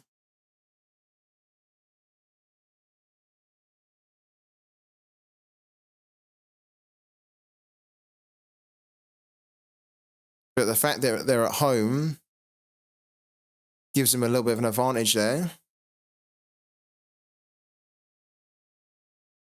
I don't rate Kyoto Sanga too much, really. They have a couple of good players in there, but they're not the same team as they were a few years back. This guy is knocking on a bit as well.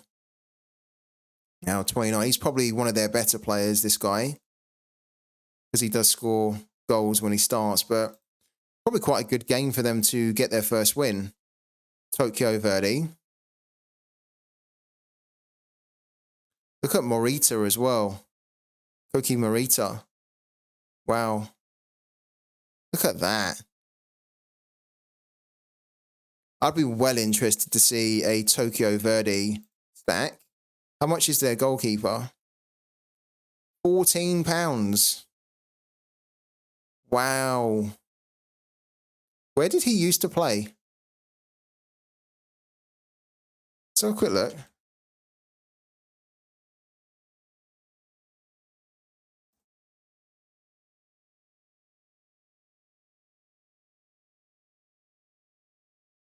He used to play for Corinthians and then Figueirense.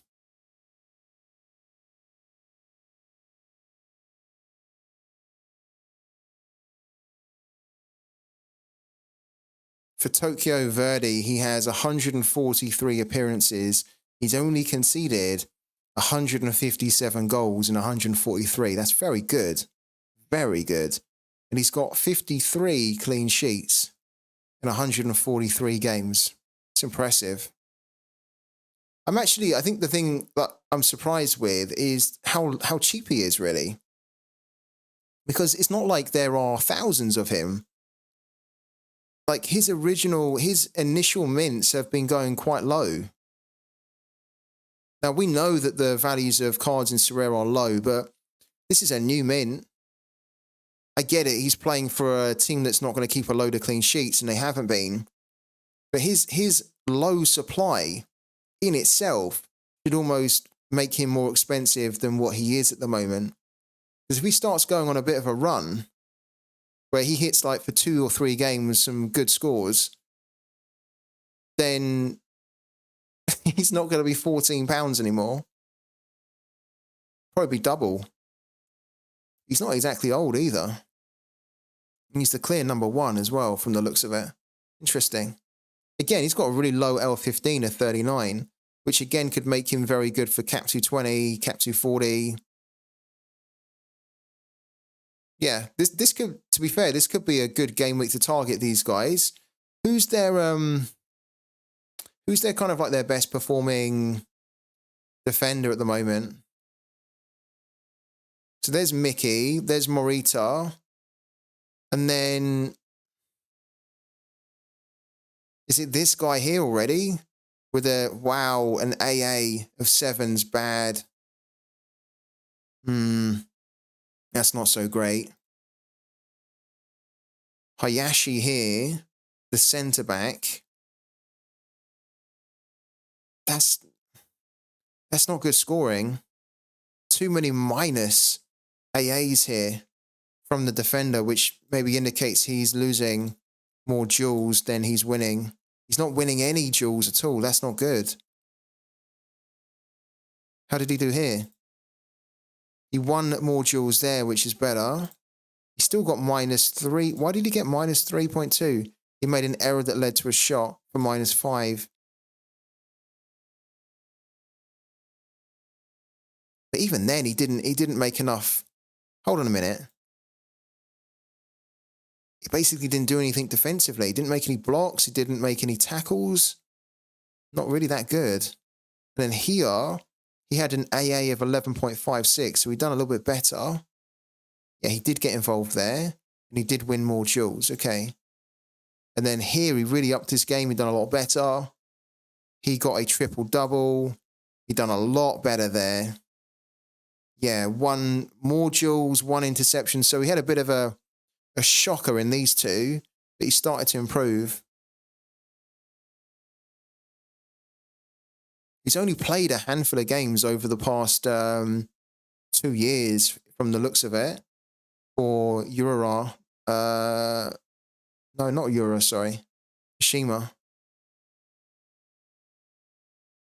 Interesting. He's quite cheap, actually, at 82p, and he's got an L15 of 34.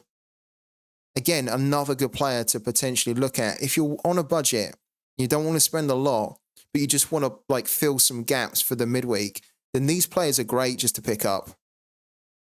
Because even though they're really cheap and they have low L15s, and they're probably not the best players in the world, they can help you in certain situations, in certain game weeks. And this is probably one of them where this guy could actually score quite well against Kyoto. Okay, let's talk about a couple more games here, and then we will move it on. The Istra game, I do think that Lokomotiva have to be considered the favourites in this one. Istra, I'm not a big fan of defensively. They're also missing Ante Esek because he had his contract terminated, so he's no longer there. They're a good team. They're a young team, Lokomotiva Zagreb. Our main man that we love is the budget Kimmich here, Mateo Maric, at £1.9. So if you need somebody for Cap 220, Cap 240, especially for 240 because he's got that really good mid-range. He had a shocker in the last game, but other than that, he's pretty consistent. Very good player. And then Cavallina, he's a little bit expensive, but he's a good under 23 young upcoming prospect. It's a top talent. Good player to get in on long term. I think this is the type of player that could take a little bit of a hit in the new format, though. I'm not going to lie. Mercenage is good too. I like this guy. Again, very cheap. 82 P, L15 of 46. And then they have Cop as well, who every now and then, Douche Cop has, look, he's doing good at the moment. He's only £3.28 and he has an L15 of 50. So again, I think that he has a good chance to continue this run. They're in pretty good form at the moment, Lokomotiva Zagreb. Won their last 3, and you can see that all their games tend to go over 2.5 as well. So again, you want to be targeting forwards that are going to be involved in high-scoring games, and he should be involved in a high-scoring game here, where you would expect him actually to get some kind of a decisive. I would anyway. And again, we can check it. If we look at the matchup indicator, we can go down. Where's Lokomotiva Zagreb here? My God, they're all the way down the bottom. They're down the bottom because there are no odds which are being pulled in here. But if the odds were being pulled in, I'm pretty sure that Lokomotiva Zagreb would be a lot higher up, probably around here. They've had problems with Anti-Esig for a while, haven't they? Where it's around behavior, attitude, turning up to training late, and I think he just pissed them off. I think apparently it was a mutual termination, but they just weren't seeing eye to eye for a while, so they decided to mutually terminate. He's a very fiery character, so yeah, I don't think it was any surprise really. All right, let's take a quick breather, and then when we come back, we're going to do some more stuff. So see you in 5, guys.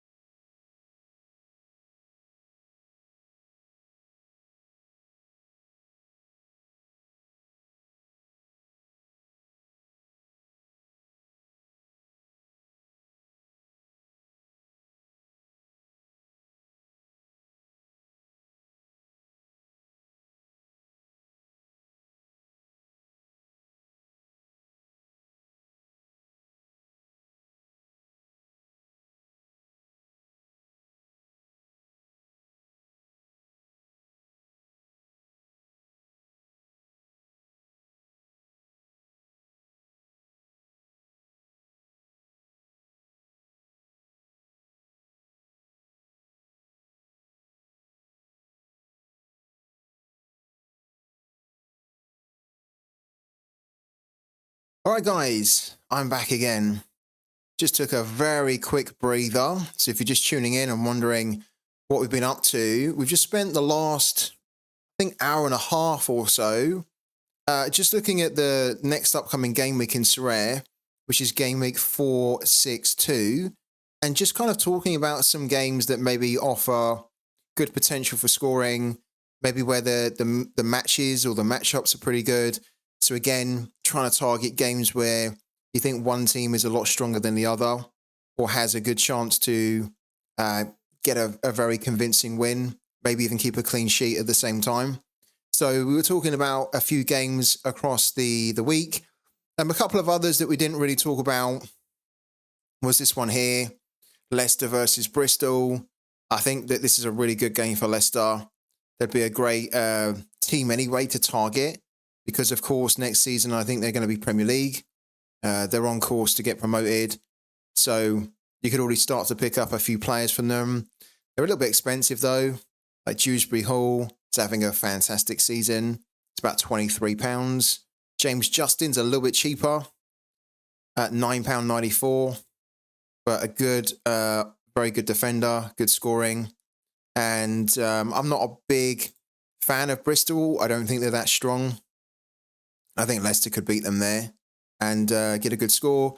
The other game is Argentinos Juniors. And I only say this game because I believe that Argentinos Juniors can keep a clean sheet here. But I don't actually think it will be high scoring because they don't tend to be. But probably a good chance to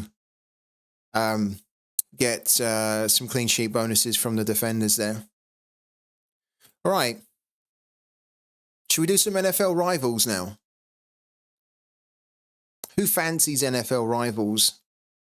Because in Sorare, we don't play rivals because there isn't a reason to, and I don't find it very fun. But we have a different rivals game that we play that is super fun. That is a game where we can get NFT, so the cards on the blockchain, we can sell them for cash. And for the next game week as well, as I mentioned, I don't really have any teams to put out. In Limited, we don't have enough players there. Look, Maric and Anti-Airseg. And then in Rare, we also don't have enough players either that actually have games. So I can't put out a single lineup. Where's the chat? Chat's gone very quiet. So maybe I just jump and do rivals and then you guys can follow along. Pooky, we don't need to do anything at the moment. We've just done everything we need to do on Pooky. The only thing we need to do on Pooky, as I mentioned before, is we just need to keep an eye on these predictions to see if the odds change or not. And then we're just basically waiting for our new energy to refill tomorrow, and then we're good. So let's get NFL rivals going. It's honestly, I can't stress it enough. It's so sad for me that rather than us playing a rivals game mode in Sorare, we are playing a completely different game that is also called Rivals that we're enjoying 1,000 times more. I wish that we could get that enjoyment from the Sorare Rivals. I really do. But I've never had it. During the beta, I never felt that this was going to be a game mode for me. And I actually thought during the beta that it was far too basic and it was just very rushed with the development of it. It didn't feel like a fully fleshed out game that would have enough to keep people playing it when they launched it and to keep people entertained and engaged enough. But I was thinking, well, maybe they'll massively improve it for the full launch, but they haven't. So yeah, sad that we're not getting the enjoyment out of this that we were hoping. So we're going to go and play NFL Rivals instead. So let's close a lot of this down. Okay, let's close that down. Let's close this down as well. Because I need my rivals fix now. And you guys also get a chance to see it as well. And you can compare the rivals games. So let me get it loaded up. 1 second. Oh, made a bit of a hash of that. Let's bring that back up again. Sorry. And then let's get it going.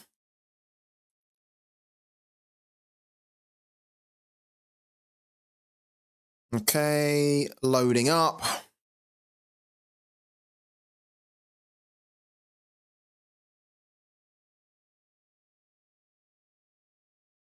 Boom. Let's go.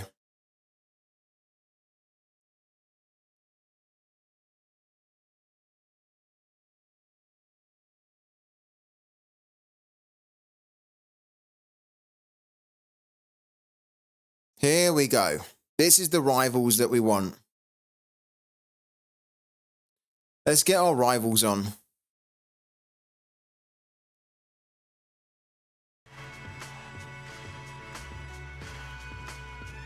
All right. 3 days left on the current combine event. So we need to try and make the most of this for 3 days. We're about 65, no, sorry, yeah, we're 65 points away from the next reward, which is an icon, an avatar icon. We're just gonna keep playing it. And then as we do, we're gonna unlock these tasks here naturally, and that's gonna help us to unlock more of the rewards. Ideally, I wanna try and get to, if I can, I wanna try and get to rank 30. But I don't know whether we're going to have enough time with only 3 days left to do it. So, yeah. Everything should be refilled. We get our new daily reward in 1 hour and 20 minutes time. So in an hour and 20 minutes time, we can open up this here and we'll get 1 base player card between 65 to 99 power. And this is rewards that we get every day, which is great. Love it. This is the sort of thing that should really be in Sorare Rivals, where you're incentivized to come back and to play and to keep playing, and it rewards you for doing that. So yeah, we're going to be playing every day. We've got this big reward to get after 2 weeks of consecutive logging in. But in the meantime, what we're going to do, we're going to go into play now. Oh, okay. So the new event start in 47 minutes. It's pretty good timing.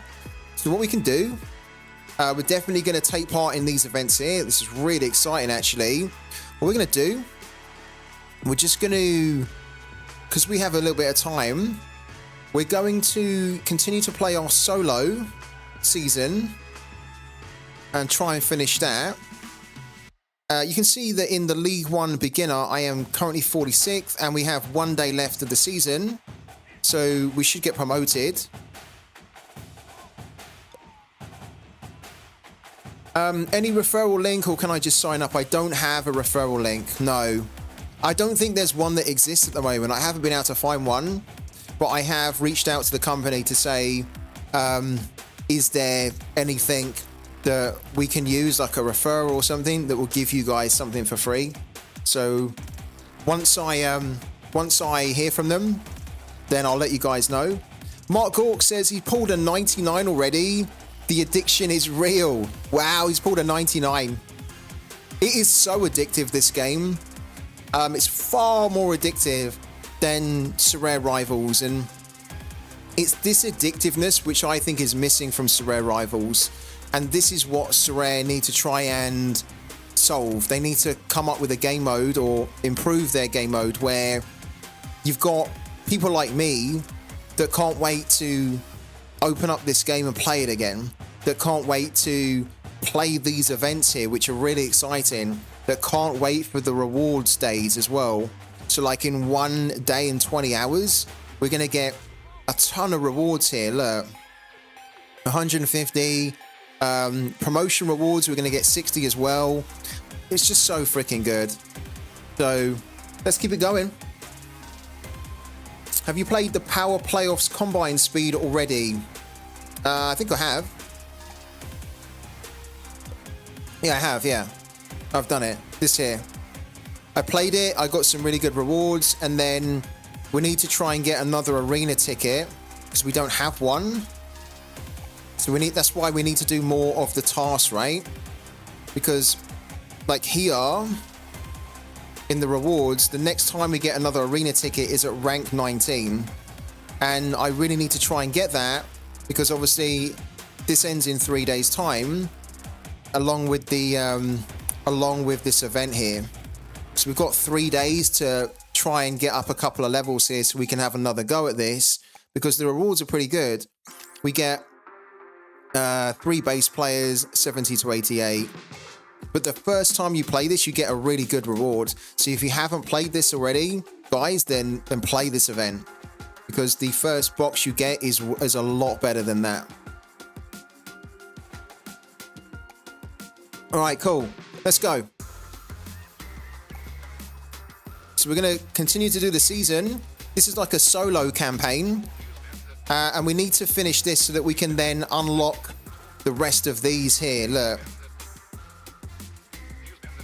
So this is, look, this is season 2, which we have to unlock the ones before it. So got a lot of grinding to do. Let's dive into it. So far, I've won 11. We've played 11 and we've won 11. So we're absolutely smashing it here. Look, we're smashing it, as you'd expect, in the solo campaign. We've got another, what, 1, 2, 3, 4, 5, 6 games here. And then maybe we do some playoffs as well, I don't know. But let's do the next game. I don't know anything about NFL either, FBL, but trust me, you don't need to know anything about it to enjoy this game. You will find this game way more enjoyable than Sorare Rivals, for example. This guy here, look. This guy that we've got, let's just go back. You know the new guy that we got yesterday? I think he looks like Mbappe. Where is he? This guy here. I think he looks a little bit like Mbappe. He's a wide receiver as well, and he's really quick. He has a speed of 100, acceleration of 92, and quickness of 106. And we try to give the ball to him as much as we can, so because he's just so quick. He really reminds me of Mbappe. A young Mike Tyson, yeah, that as well. Right, let's go. Solo, continue. Next game. All right, let's go.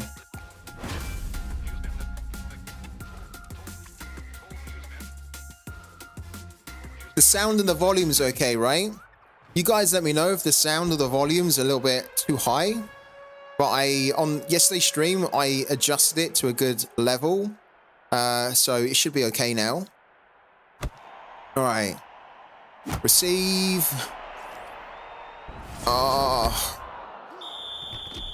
24 yards is okay. We probably could have gone wide there. All right. So our Mbappe guy is this guy here. I want to see if we can get him to run there. And then if he gets to the 50 mark, 50-yard mark. Look, he's lost him. Good. Good. Run, run, run, run. He's going to get caught. We might have to dive. Oh, no way. Oh, my God. We just done it. We just dived over the line with our Mbappe guy. All right, love it. Let's go for the 1-point conversion. Nice and easy. There we go.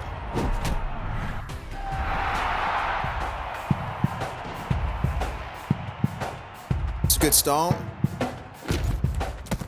All right, we want to go for... Yeah, I think we want to try and go for that. We'll give this number 2 guy. Hopefully give him the ball. There you go. That's okay. Plus 19. And then we can do a deep pass here and try and get it over to the right to this guy. He's also really quick, this guy. We used to play him on the left. See if we can get it out to him. If he can lose his man. He did. Sprint. He's going to get caught. We can dive. Ah, we dived, but it's too little too late. Hello to Scuds as well. Glad to have made the NFL Rivals content. Question, you done anything with the quick sell mechanism on players you don't use? One thing I don't understand yet. So you can quick sell your commons and it will give you points for their position. So if you quick sell like an offensive liner, then you're going to get OL points, and then you use those points to then upgrade the offensive liner or offensive line players that you then want to upgrade. So it's, oh, there it goes there.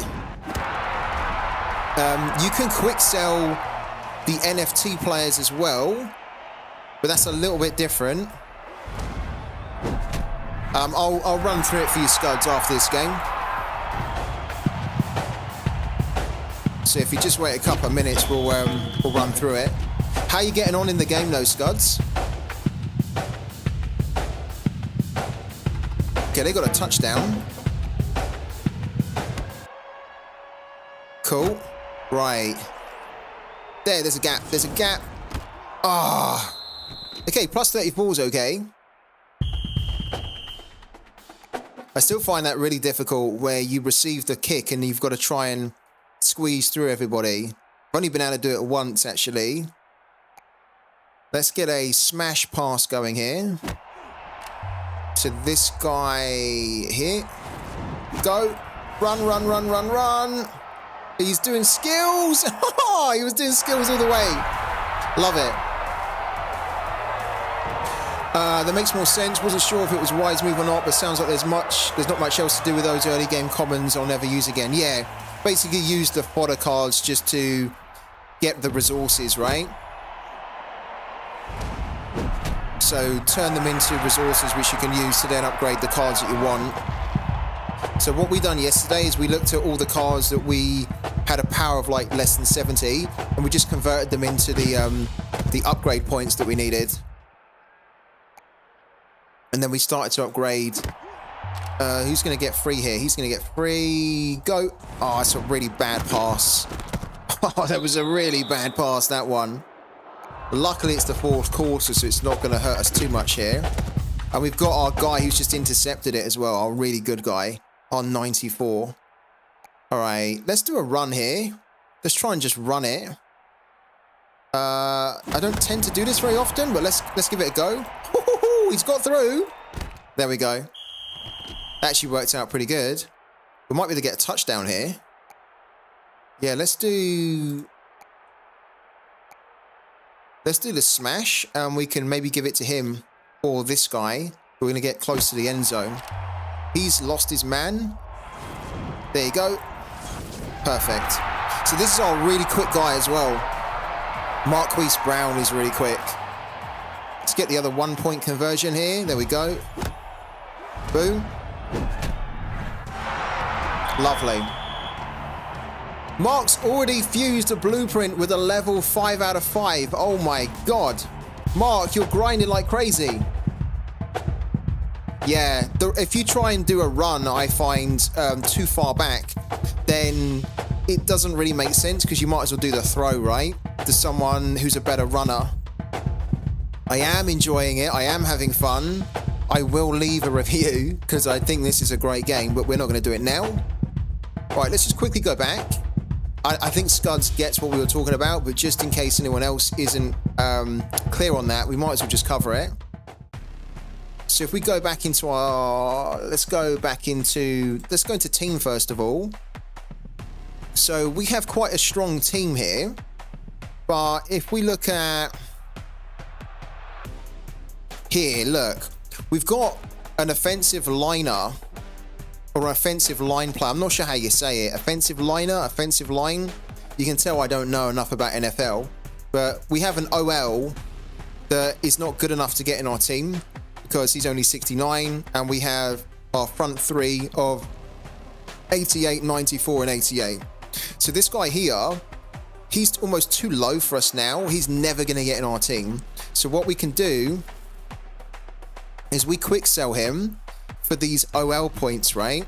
And then what it means is that this guy that we're trying to upgrade, because we have a blueprint for Lucas here, if we can get him to level 5, then we can apply a blueprint and we can turn him into an NFT card. But we're going to need to upgrade him, and we need to upgrade him. We need OL points. So we have 140, but we need 425.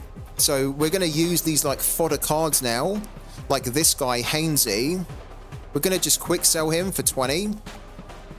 And there you go. If they're a higher power, then you get more than 20, but he's only worth 20 at the moment. So we're going to quick sell him. And then we get an extra 20 now to the 140 that we had.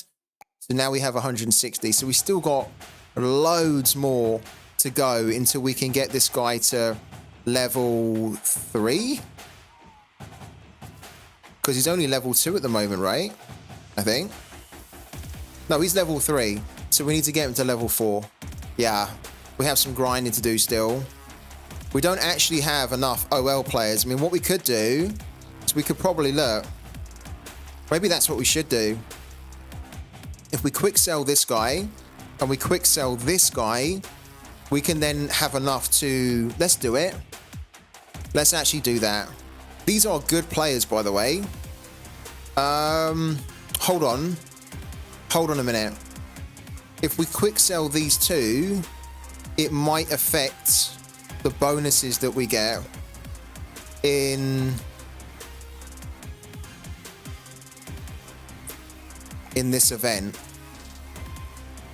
Win bonuses. Okay. No, it's not going to affect it there. It will probably affect it in the open gem event though. No, it doesn't. Wow, that's great. So we have 85 plus defensive players, but the OLs are not defensive players. And then we've got 80 plus power AFC players, whatever they are. But they're not players that we want to recycle into resources. So we're going to do it. We go into the team, and then we're going to go click on the OL, and we're going to get rid of Smith for 150. And we're also going to get rid of Bowles here. We're going to get rid of Bowles for 150 as well. Quick sell him. Okay. Now what we can do is we can upgrade Lucas to level 4, sorry. Upgrade. This takes him to level 4.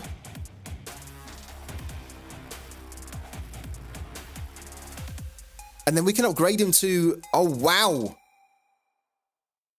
So then for the rank 4 to rank 5, oh my God. We're actually going to create an NFT here from the base card that we've got. I didn't actually think we'd be able to do it, but we can do it. Perfect. So we have 13 of these conditioning points here, and it is used for upgrading players at key levels, right? So I'm guessing that when you get to the last level of rank up, rather than using the OL points, you have to have these here. And it will probably be different because there's like film points and there's like weight room points or whatnot. So I guess depending on the position, there'll be a different a different resource that you need to use. But here, we only need to have 10 and we've got 13. So we can upgrade this common card, right? It's a base card, which we got for free. We can upgrade him, and because we have the blueprint of him, we can turn him into an NFT that we could then actually sell for cash if we wanted to. So we're going to upgrade him. So he's now rank 5. He's fully maxed out as the base card. There you go. He's now fully upgraded, and then we're going to fuse the cards here. So we have a rare blueprint for Abraham Lucas, which means he's going to go from being a power of 83 to a huge power of 111. And he's then going to be a player that if we wanted to, we could sell him on the marketplace and we could sell him for money. Or we could trade him for another NFT that we want more. So we're going to fuse the card. This is the first time I've ever done it here. Really cool. Let's go. First fusion. Let's do it.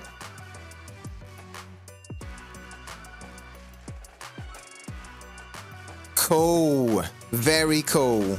So we've just created our first NFT for free. For free. Incredible.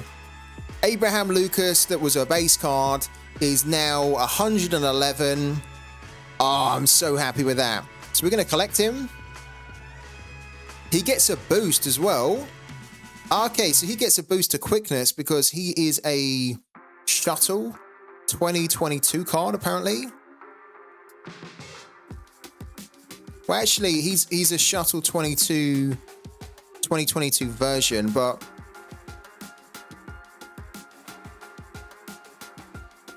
this player gets a plus 5% increase to quickness, skill, move, and skill pass rush every Sunday through the 2024 NFL season. So he had it 24 hours ago. Well, just shy of 24 hours ago, and he's about to lose it.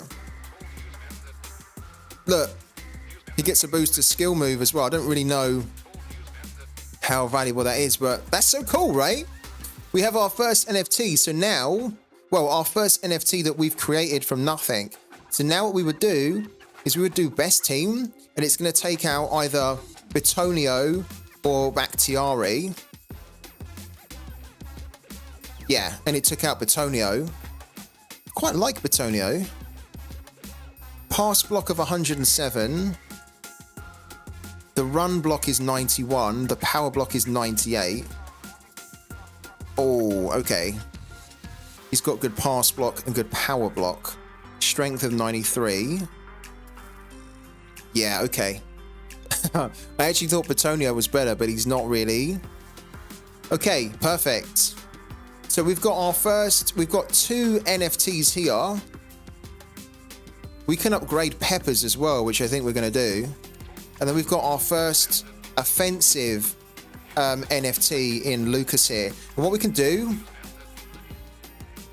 we've got no offers for him at the moment, but what we could do is we could have a little look to see how much he has been selling for on the Mythical Marketplace, which is the blockchain marketplace, right? I don't think he's probably going to be selling for a lot, but we can check it. And we also saw yesterday that there's quite high fees for these low-level NFTs, so it's probably not the type of player that I would want to sell, but he's much more valuable now that we've upgraded him.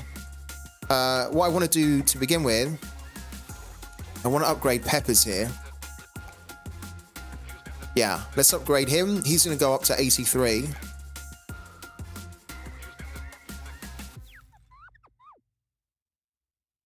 Okay.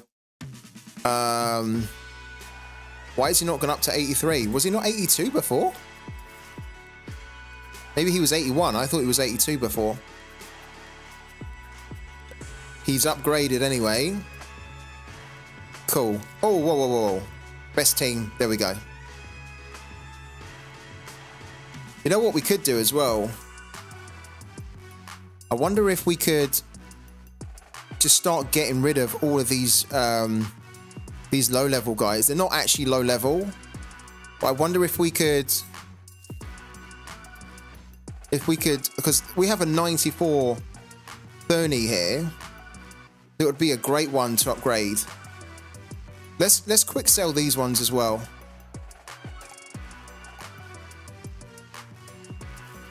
Quick sell.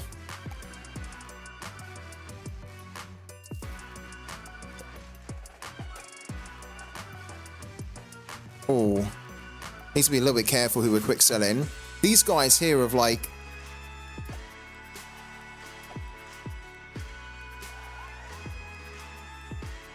yeah, let's quick sell these guys. We're going to get more anyway.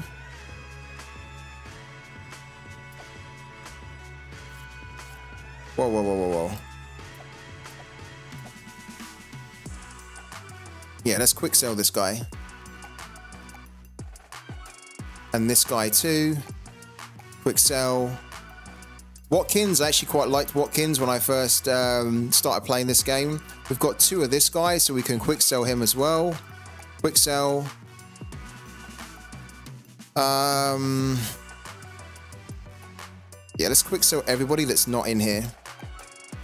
I'd much prefer to just try and create some NFTs here.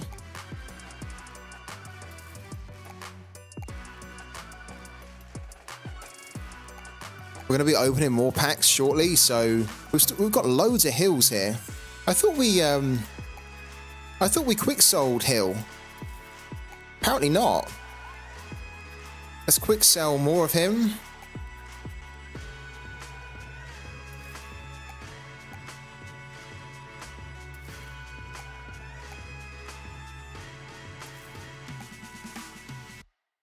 This is maybe what we should have been doing before.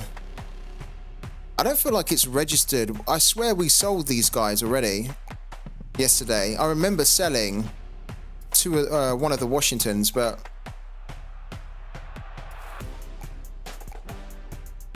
by the time we've done all this, we're probably not going to have anyone on the bench anymore.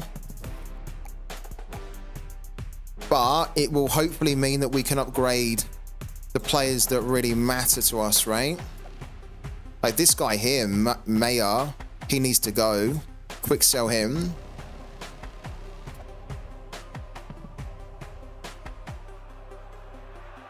And then we need to quick sell these guys too. We've got a load of them, look. We've got a load of them. Wow. Quick sell all of these as well, who can't get in the team at the moment.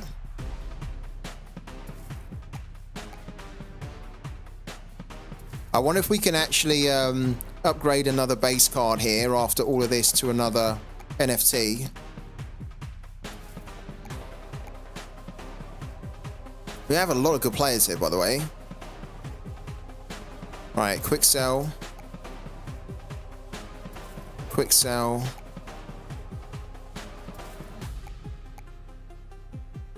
Have you guys done similar? Unfortunately, we don't actually have many other blueprints. We've got another one, but we've got a blueprint for a player that we don't currently own. So even if we were able to get all of our players or one of our players up to 5 max level, we actually won't be able to turn it into an NFT until we get the blueprint for him. So we're going to need to really try and focus on getting some more blueprints, I think. Quick sell that as well. I think we're coming to the end of this now.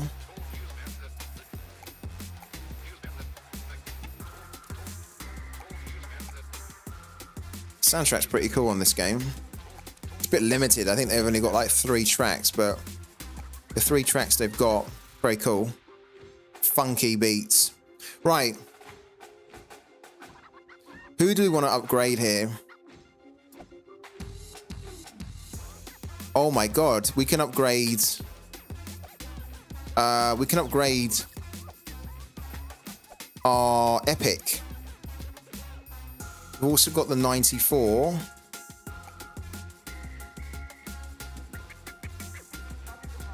We need to be upgrading our Epic, don't we? I've already upgraded him once to level 2. If we upgrade him... Okay, we can take him up 1. Let's do it.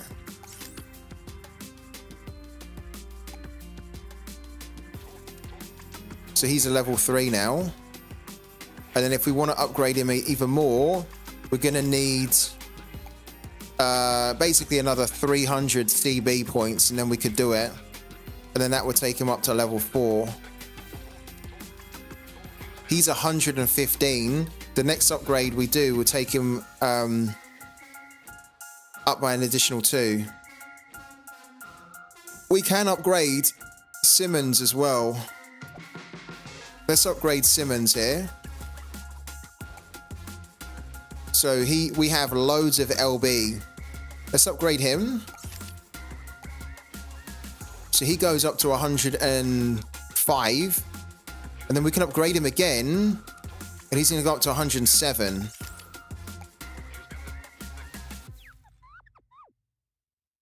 Okay.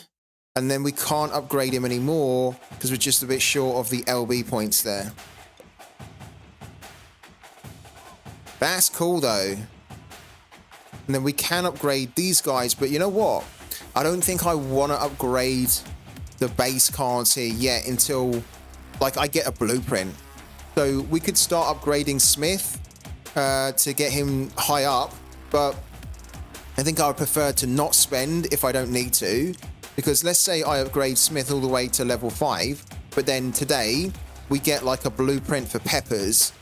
Well, then I'm going to be annoyed because we should have saved those resources to then upgrade Peppers to a level 5 first, and then we could have turned him into an NFT.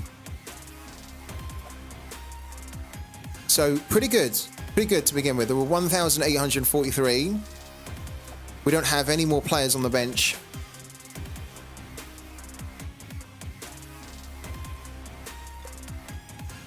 We do have, what's this here?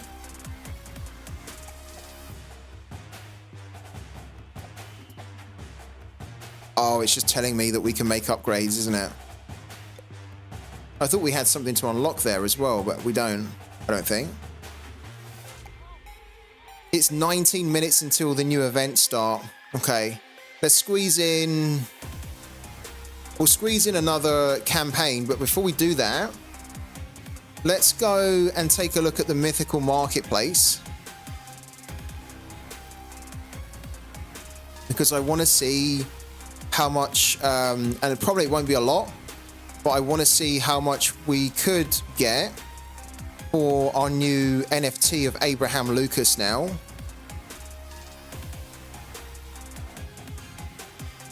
So his last sale was for 3.9 Mythos, which was about $1 after the fee. Okay.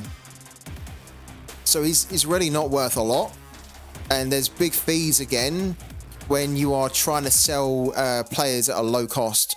When you sell them for higher, the fee is a lot lower. Look, if we sold him for 10, we'd have, I think the lowest fee is 14%.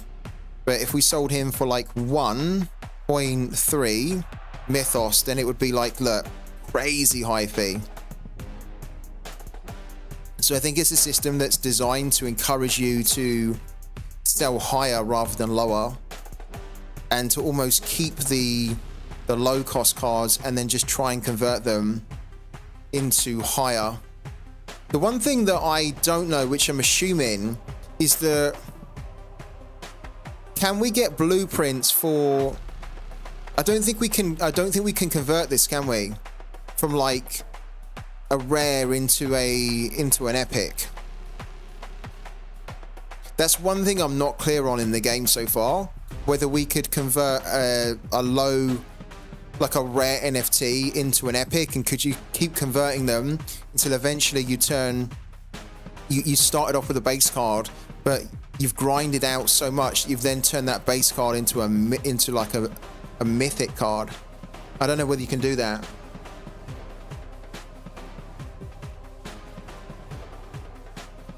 So yeah, it's kind of interesting that we just created this for free. We could sell him if we wanted to, which we wouldn't want to. We could sell him for $1, 17, but we won't do that. Instead, we'll keep him because he's going to offer us a lot more value in our team. Yeah, I haven't seen it mentioned. I think that the emphasis is on upgrading the base cards, isn't it?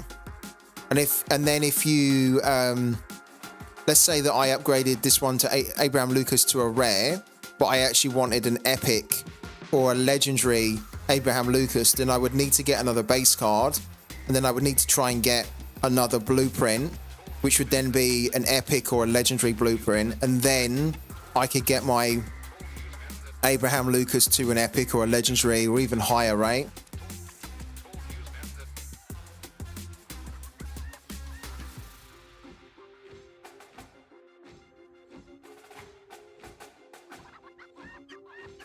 Right, let's go back to the game.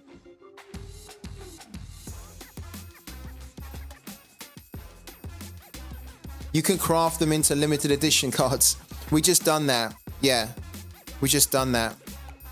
We just created Lucas, who was a base card. We just crafted him into an LE card, which is the NFT card, right?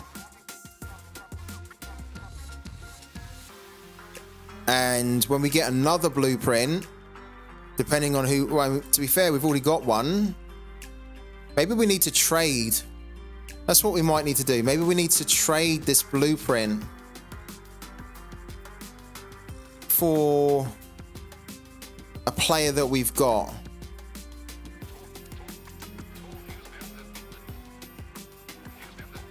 That's what we could do. So this guy here, who's like a 94, he'd be quite a good player, I think, to get his blueprint, or the 94 Smith here.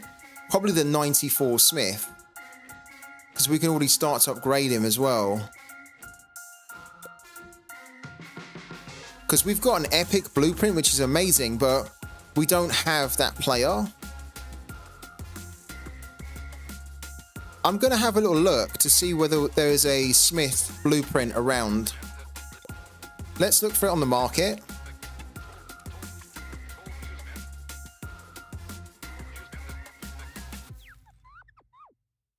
Listings, filter, blueprints, confirm.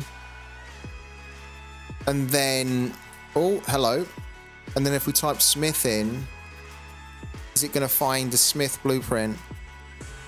Okay, it finds Tyler Smith and Donovan Smith, but there isn't the Smith that we need. Because these are offensive liners and we need an LB.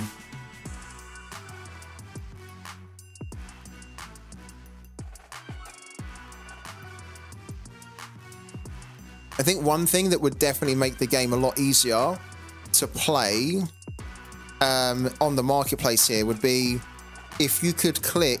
So let's go and find our Smith card. Where's he gone?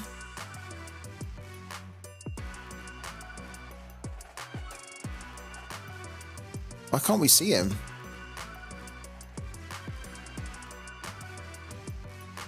Oh, there he is there. Sorry, I was just blind. So one thing which I think would definitely make the game, which would be a good improvement in the game, would be if there was an option here to say search for blueprints for that player, and I would just click the button and then it would automatically start searching for blueprints tied to this player. Let's type his name in, his first name as well, Rockwan, just to make sure. And what we'll do as well is we'll check the NFT marketplace too.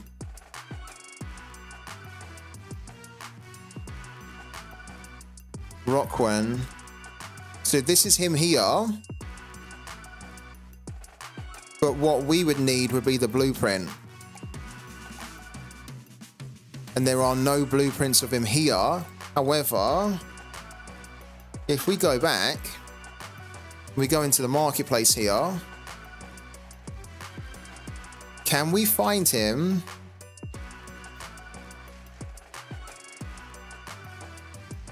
Okay, there he is again.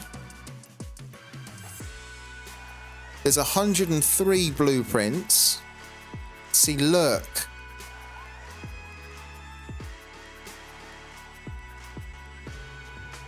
Okay. Wow. These are the legendary blueprints for him, which are expensive, and we wouldn't even be able to trade our epic blueprint for it. Probably what we need to do is we need to change this query into that. Yeah, so now we only see, well, it's still bringing up the other Smith here. This is an interesting one. But at the moment, I can only see that there are legendaries for Rockwan.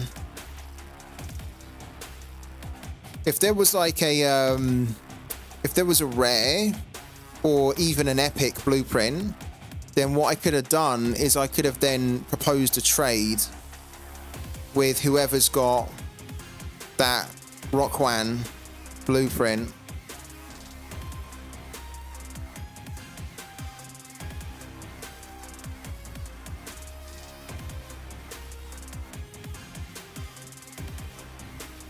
if we do rarity here, are there any epics? I don't think there are. No, look, it's the other Smith guy who we don't have. What we could do though is we could look at that Thuni guy who we've got. Look, this is Donovan Smith. He's not the guy we need, but we do need a blueprint, ideally.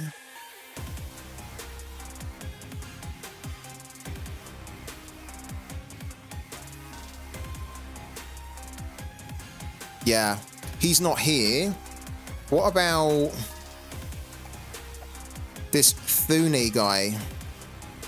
So if we type in Thuni, oh, Thuni. So Joe Thuni. There's some blueprints for Joe Thuni.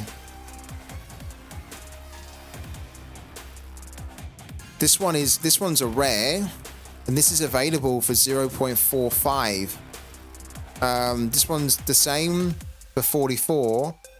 There's only rares, look. So we could turn our Joe Thuni into a rare, which would then be an NFT, or we could just wait to see whether we can like get an epic or a higher level blueprint. So if we went back into the game, what we'd probably be able to find is that on the market, in the in-game marketplace here, there's probably going to be a Thuni, couple of Thuni rares. So there's Joe Thuni, but then if we look for the blueprint of him, yeah, look. But in order for us to get this one, we can only do it by buying with credits. So if we wanted the Thuni, we'd have to trade on the actual blockchain marketplace to do it.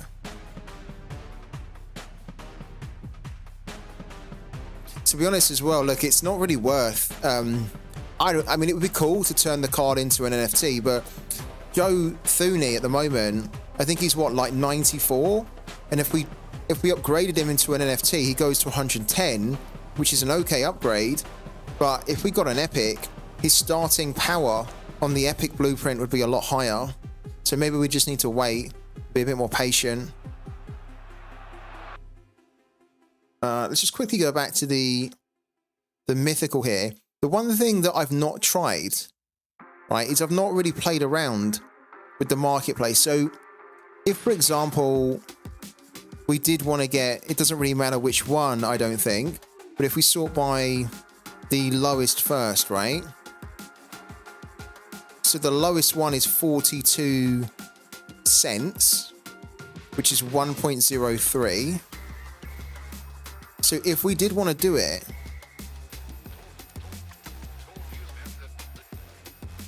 we could propose a trade, right?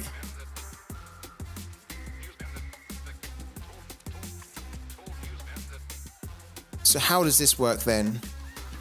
Okay, trade in.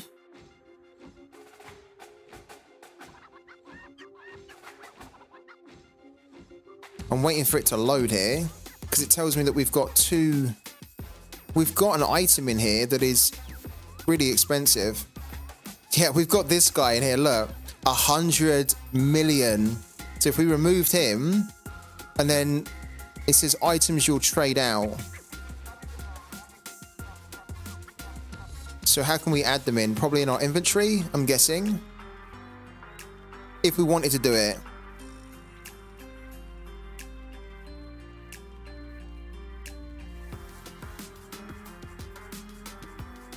So then we would say add this to the quick trade.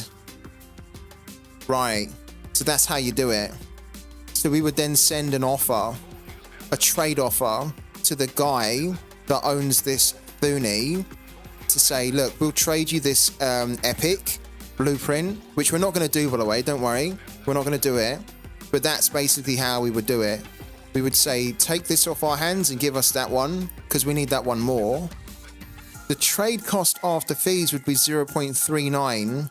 So there's a little bit of a trade cost, which we won't be able to cover because we don't have a balance yet. So if we connected a wallet into Mythical, and then if we bought some Mythos here, we could then have some Mythos sitting in the balance to do this, or we just sell some stuff that we don't need, and then that will give us a Mythos balance, which then allows us to make these types of trades in the future. I wanted to see how it works because I've not... it says here, look, how does it work? But we've not actually given it a go. So interesting. So I'm going to remove that. And I'm going to remove that. Free to play over like 3 days. I got 1 NFT and 1 blueprint, says Hatter. Sorare could never... And then I don't see what you wrote there, man. Can't you get the player you have a blueprint for? No, not unless I get him from a pack, right? So it's a good question, but let me just show you. Because it is a good question from Where's the Exit. So this player that we have a blueprint for, this is a really good blueprint, by the way. 119 starting power is brilliant. And it's an epic as well. So the epics are worth, you know, obviously a lot more than the rares. Now, the only way we can get his base card is by getting him in a pack. Look, we've got to rip base player packs to get the matching base player card. So if we're lucky enough to get him in a pack, then great, because then we can start to upgrade his base card and then we can turn him into an epic. So that's what we're going to do. We're going to hold on to this blueprint. We're going to hope that we get this guy from a pack. And then if we do, we then know that we can turn that base card into a epic NFT, which will then give us a stronger team, much stronger team. And then also the possibility where we could sell him on the marketplace as well.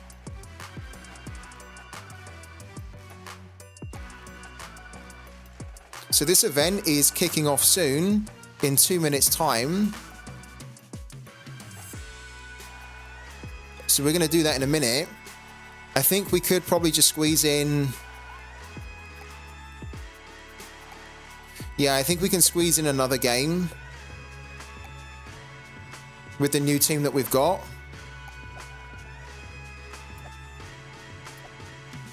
We can squeeze in another solo game. And then by the time we've done that, all those new events will open up and we can start to play them. Let's do this one. Here we go.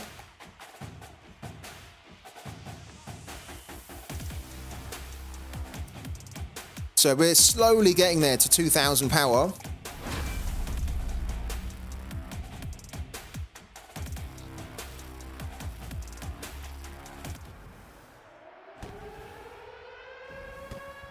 Okay, so kickoff.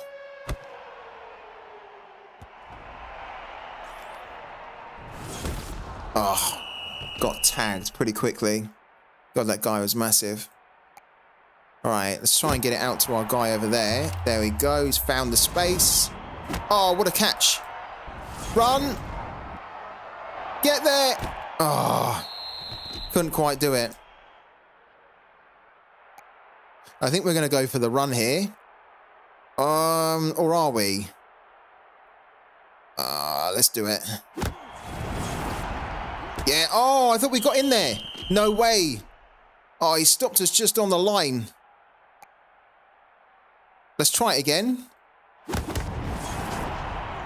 Yeah, we got it done. So we get the touchdown in the first quarter. We're going to go for the conversion as well. There we go. What was the NFT player that you got, Hatter? And did you unpack it or did you create it? So did you upgrade a base card to make it work? Okay, let's do this here. Yeah, go. Oh, he got tagged.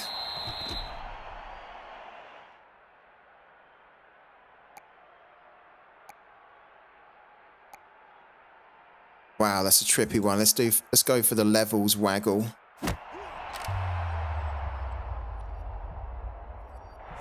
That's awful. That was bad.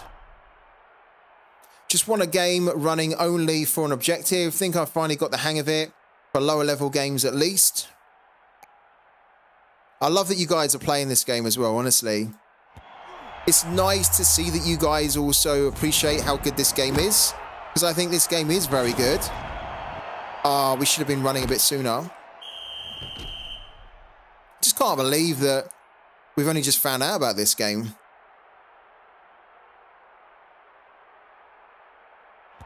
This is tricky. He's going to get it. Yeah, there we go. Let's go for the 2-pointer here.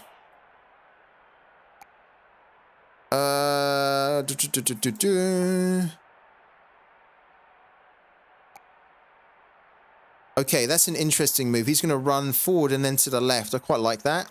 I think we can pick him out. Yeah, look, he's free. Look at that. Oh, that's a good move.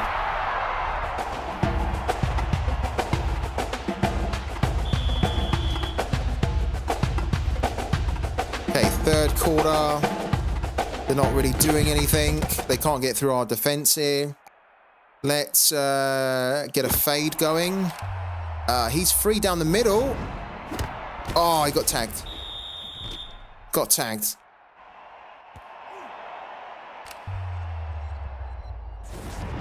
Oh, that was poor.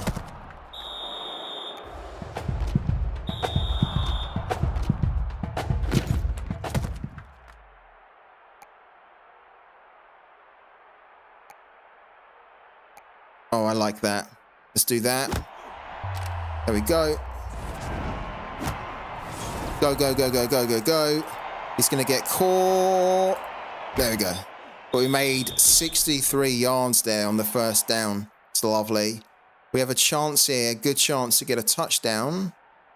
Probably from our wide guys here. We get the fade. He's down the middle. That's good. There we go. Lovely.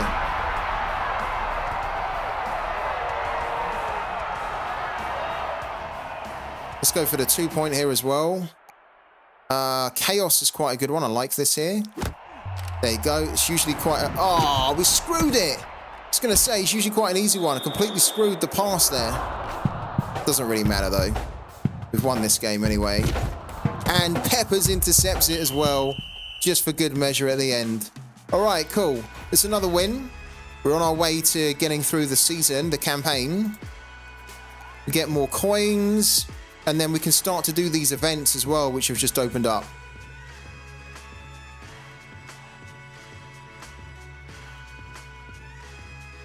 We have a message as well.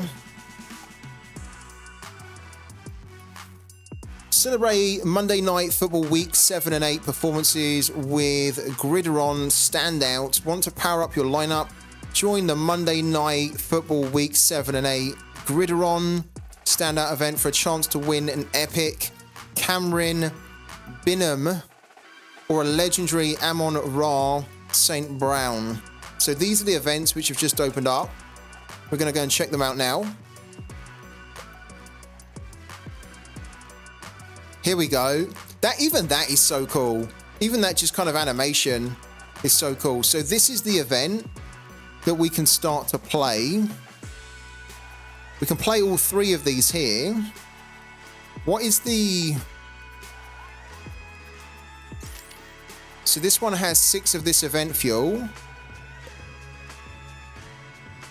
They all have the same. So we kind of need to prioritize a little bit what we're going to go in for. Let's have a look at this one. Hold on. This one has 1 day left. So this one ends sooner than the other two. We done really well in the open gem event last time. We got 1,200 gems, which allowed us to open more packs. We'll definitely be giving that one a go. We also want to try and get more of these Zoom tokens because we just spent them all and we can get some really cool stuff in the program shop, which is where you spend these here. So I think for now, we'll probably start with Monday Night Football.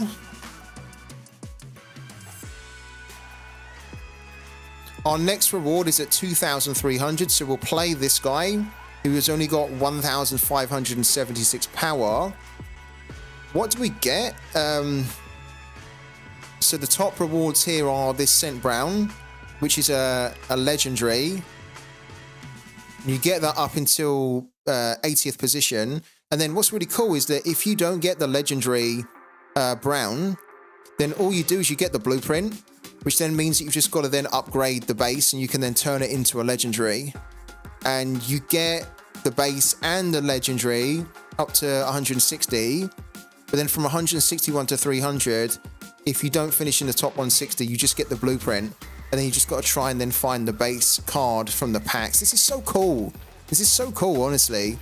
If you don't get the Scent Brown, then you can actually get from 301 to 550, you can get an epic Bingham, which I think is a great card to win. And then look, there's even more down here. But in order to get into this 10th tier, you actually need to get a rank, right? These rewards here, you just need to get a score. So it's going to be tough to get into the ranks, but it's probably worth it. If we don't get into the ranked rewards there, that's fine. Because if we can just even get 26,000, that'd be 1,600 gems there. That's a lot. That will give us 2, maybe even 3 packs, depending on how, if we can get a pack for, say, 400. Okay. We don't get any win bonuses, unfortunately, because we don't have any players that can help us get even more of these event points. So that's how you can really climb the ranks a lot quicker. But we're going to give this a go. Grideron. There we go.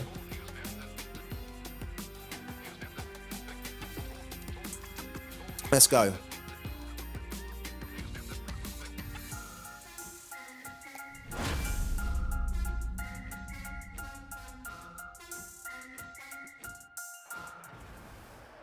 We didn't change our team.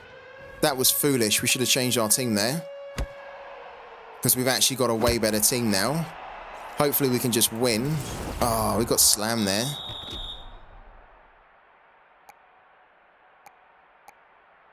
Can we just run straight through the middle? Can. Oh, that was a good run. Okay.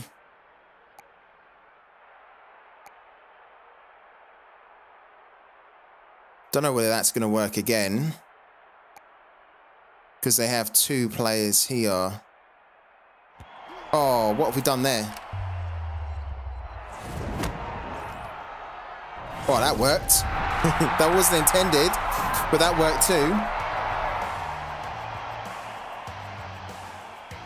Yeah, I'm not too bothered about the pronunciation, to be honest with you. Thank you for telling me, but I couldn't really care how to pronounce it.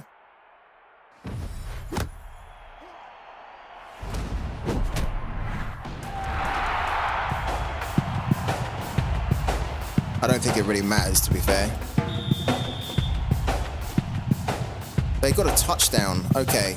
Interesting.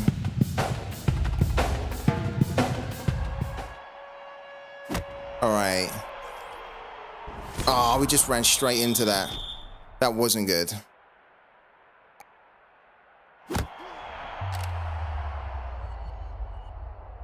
Oh, we kind of waited a little bit too long, but we got it over to him. Right, do we run this? No, we don't run it. Let's try and give it to the guy over there on the right. Yeah, that's good. Lovely. Oh, we got there. Let's go for the 2 point here. We might need it.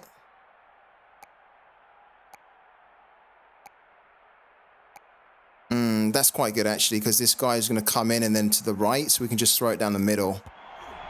So if we wait enough, he's going to come in there, and then we just throw it to him. Lovely.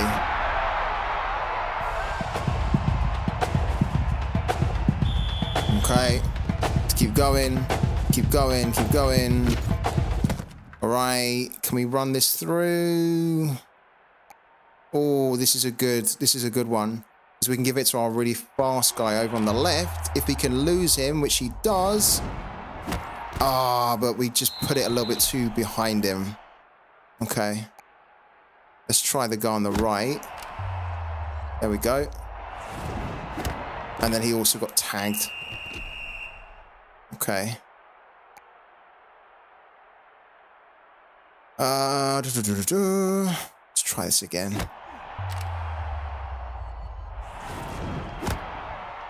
Oh, he tried to go for him, but he missed. This guy's running. Wow. Love it. Doing backflips to the end zone. All right, 2 points here.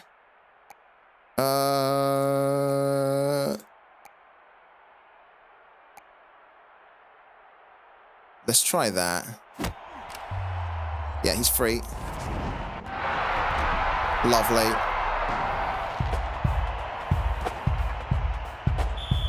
So this should be a win for us here, which is good because we didn't even put out a very strong team. Not as strong as what we could have.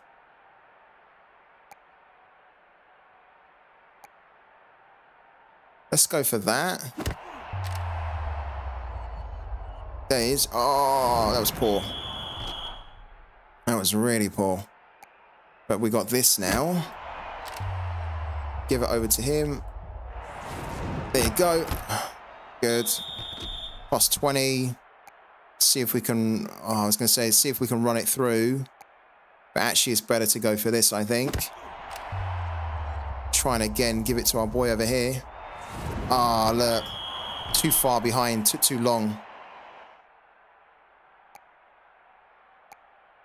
Okay, let's try again. That's the one. There you go. Look, once he's away, you can't catch that guy. Let's go for the conversion here. Like that. Cool.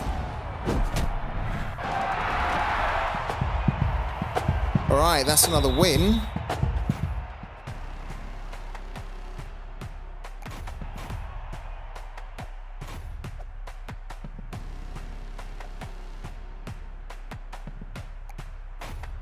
Right, lots to collect there.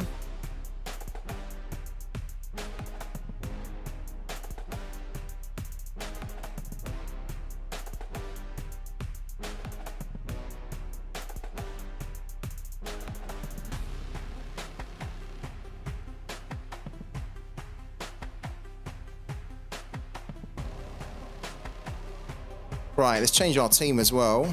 See, look. We were playing offense without a guy up there. Four. Let's clear. Clear. Clear. There we go.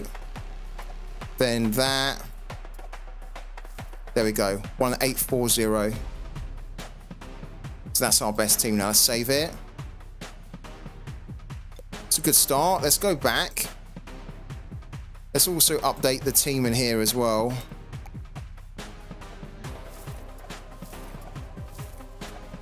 Best team, best team, best team. There we go. Just so that we don't forget.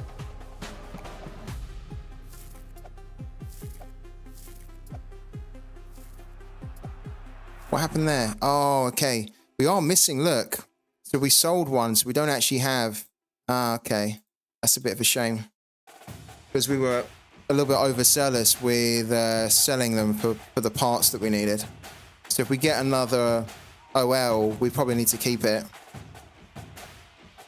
Oh, look, we're also short there. It's okay. We're going to get loads more packs anyway, hopefully today.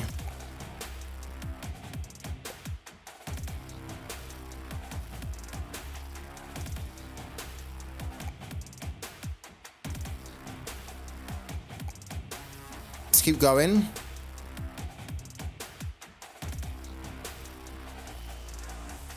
Oh, wow.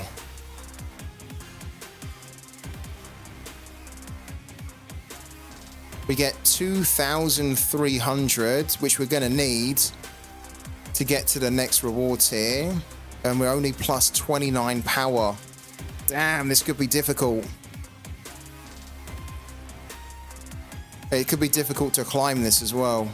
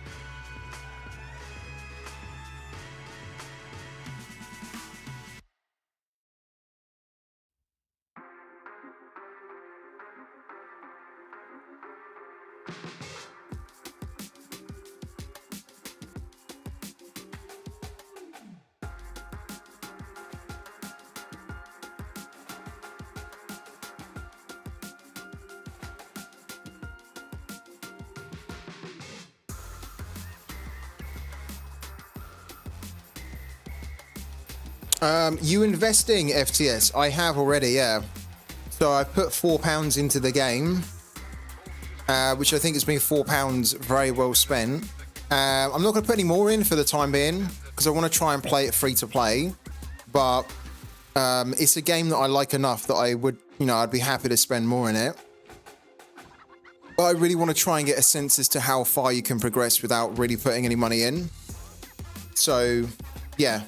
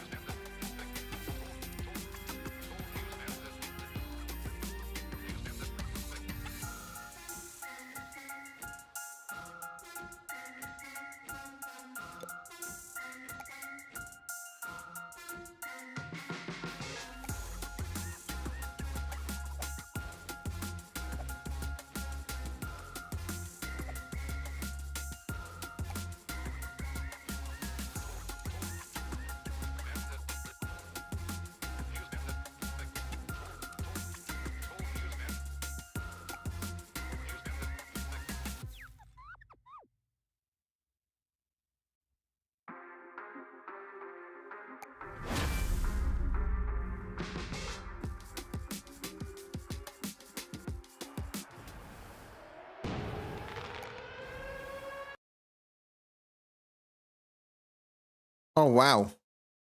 The game actually just crashed on me. That's a bit annoying. We're just about to... We would have lost that energy as well. I think that happened to us yesterday as well.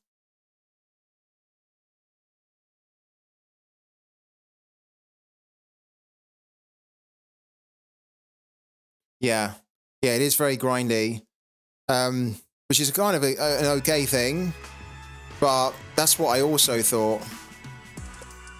I thought, you know what, like, I don't mind grinding, mainly free to play, but if there's like a good low cost deal, then I'll do it and it will give me a better start, and that's what I've done.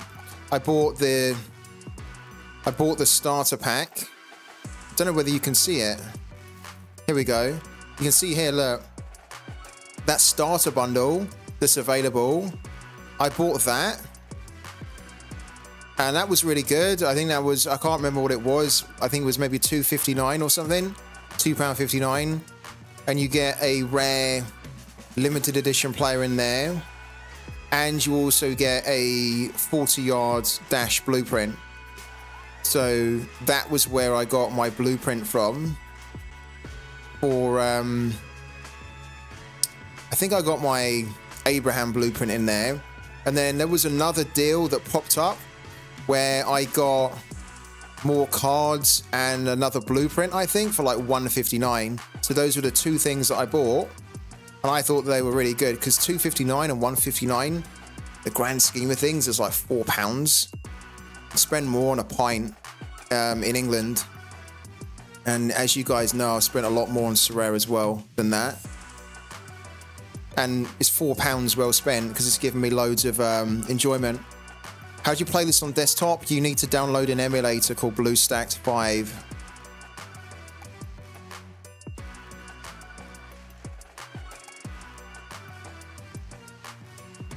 Right, okay, well, did we lose it? I think we lost the energy there. Bit annoying. Our next reward tier is 11,500. And that would give us 800, so we need to try and get to that. Let's try and get to 11,500. on today's stream. Let's go.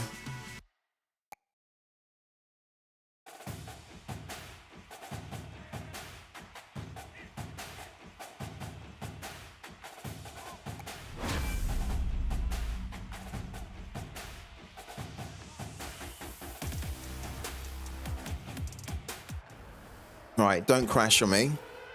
There go, kickoff. Okay. Oh, I thought there was a gap there.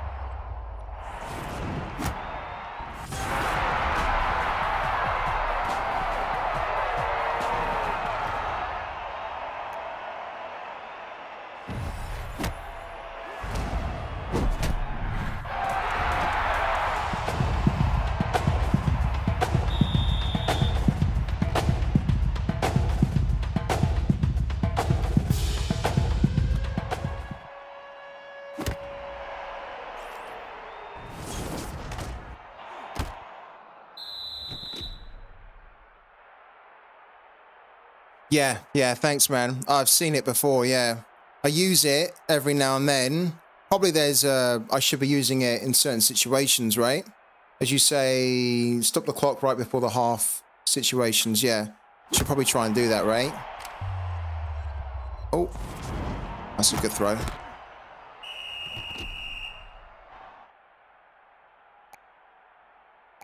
think for me, I just try and power through the games though, as quick as we can, because it's so grindy. It's one of those games where you need to just try and get through it as quick as you can. Let's try and run through. Oh, hammered.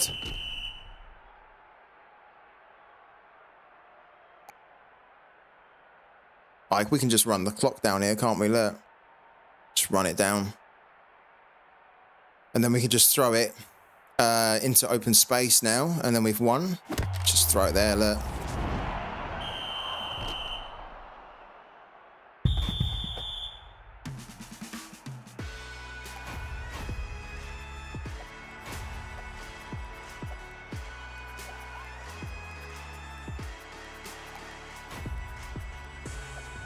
Not sure if it's the same for all events, but in the one you're playing, the game count resets after 24 hours. So get at least one more round of games to get your rank.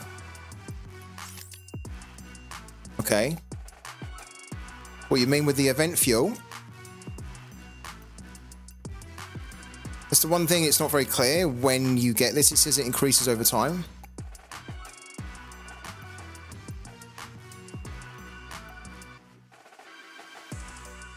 We need to get another, probably another three wins here to get up into 11,500.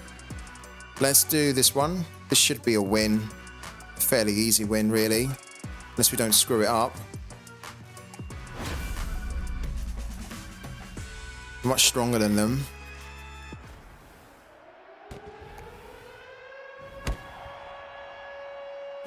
Okay. Ah, it's so cool. Oh. Never used that juke.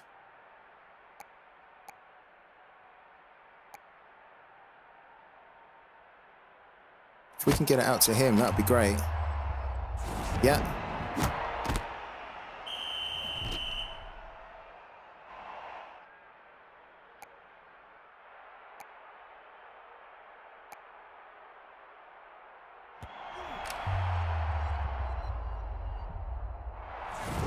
Oh, what a catch that was.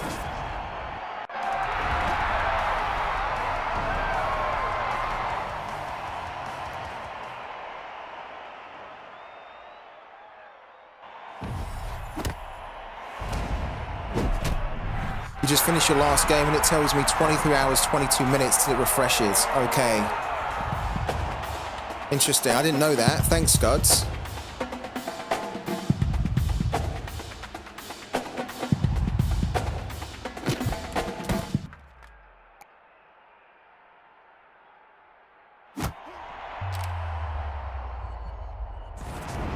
Oh, I thought he was going to make that.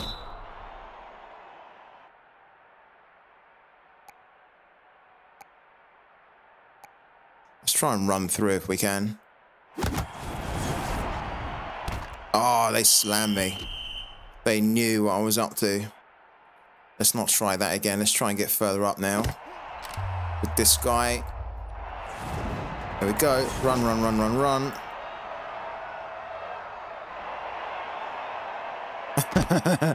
Died for no reason. 71 yards is decent though. Alright. Yeah, look, we've got some good runs here.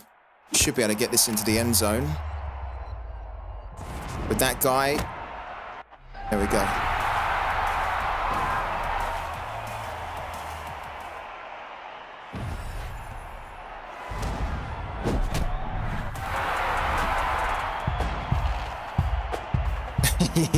Yeah. The flip touchdown's pretty cool. I wish that they didn't run out of stamina so quickly though. Because, you know, like, it's quite clever because you feel like you can get the touchdown, but then you really start to slow down about 10 yards to the end zone, and that's just enough time for them to catch you and then trigger another play. Oh, that was a good one.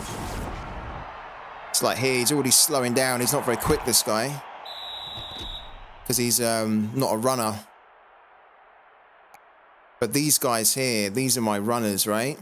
These are the wide receivers. So I'll try and get it over to him on the right. Because then, like here, he's already through. Yeah, and then once he's through, he's so quick. Let's go for the 2-point here.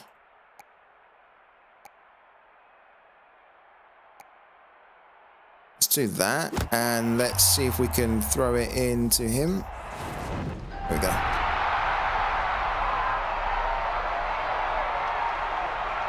Yeah, it is. You know what I'm also finding as well? I'm finding that when you get the better players, you see the difference in the game. You know, like this guy here is okay, but my better players will tend to intercept their plays a lot better. And when you get somebody that's really quick, you really see the difference. When you get somebody that's really good at blocking, even though it's difficult for you to see the block because you're too focused on making the play, you get more time if you have the better blockers, right? Let's do that there. This guy here, I like that run. But he got tagged.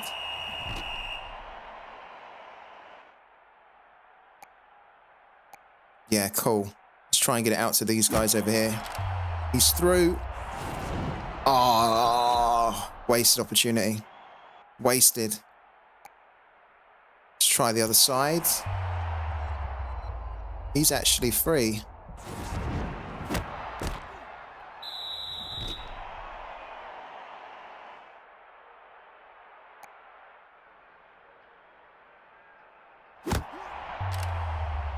Are you still playing Sorare Rivals though, Scuds? Are you playing Sorare Rivals and this?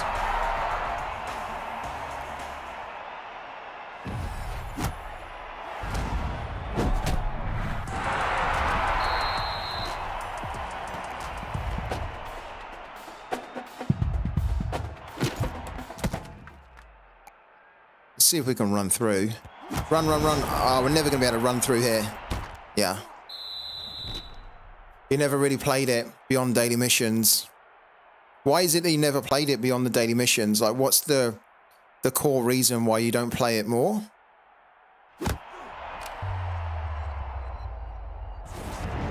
Oh, what a catch.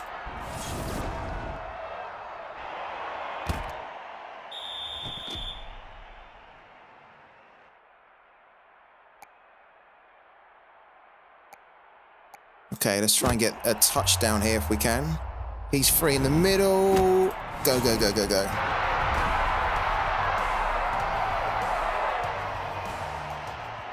Smashing this guy.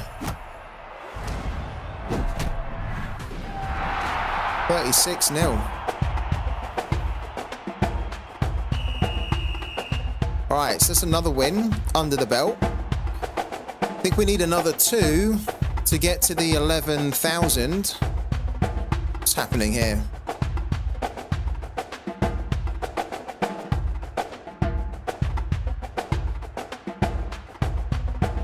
Why is it just stalled? Unless I'm watching a game for the added extra, it doesn't really offer me anything. The rewards are atrocious now and used to be even worse. Yeah, they did. I still don't really know what Sorare are trying to achieve by doing it the way they're doing it.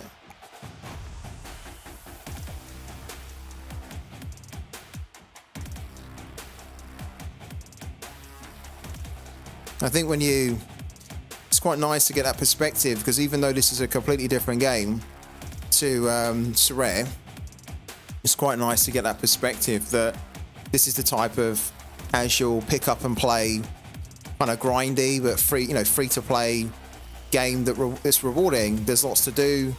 It's kind of fun. It's just nice to get that perspective. That just wish that Sorare Rivals could integrate some of the elements in this game and apply it to their own game. And maybe they will in the future, but I think I'm just disappointed with how they manage the game overall.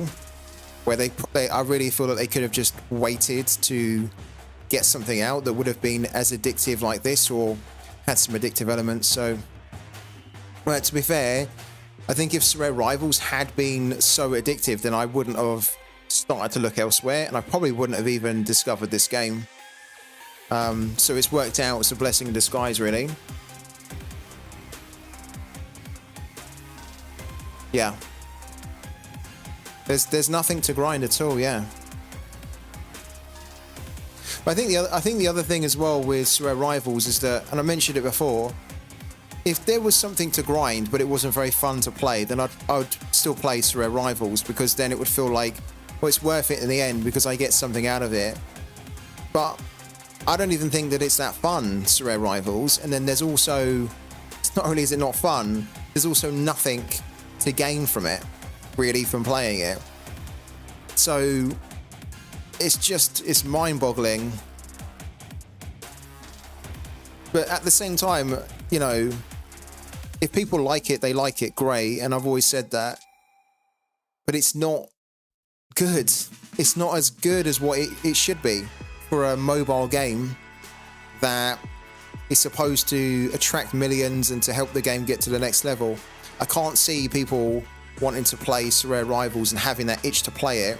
As I say, I'm not kidding. When we started the stream, of course we done Sorare stuff, but in the back of my mind, I couldn't wait to get this loaded up so we could play it again. And that's the sign of a good game, when you are like craving for it so much, you're itching for it. It's like it's really hooked you. And I just don't get that with Sorare Rivals, and I don't think I'm ever going to get it with Sorare Rivals. And I really expected that when they launched it, it would be the sort of game mode that would give me this feeling that I'm getting from playing NFL Rivals, and it's just not. I think that the game mode would need to be scrapped or completely redone into something a lot more engaging. But who knows what they've got? They might have an ace up their sleeve, but because we don't know a roadmap for Sorare Rivals, and Sorare don't share what are the exciting developments that they're working on that everyone can be excited about for Rivals and can look forward to, it feels like a dead game at the moment. And it feels like, even though it's not, and it feels like a dead game where we don't know when it's going to be revived and how it's going to be revived. And I just, yeah. Anyway, enough about that. Right, we got... Okay, we need to win this next one. We've got 2 energy left over, so we'll win the next one. We'll get to the next reward tier, and then we'll spend some of the extra energy in the other event.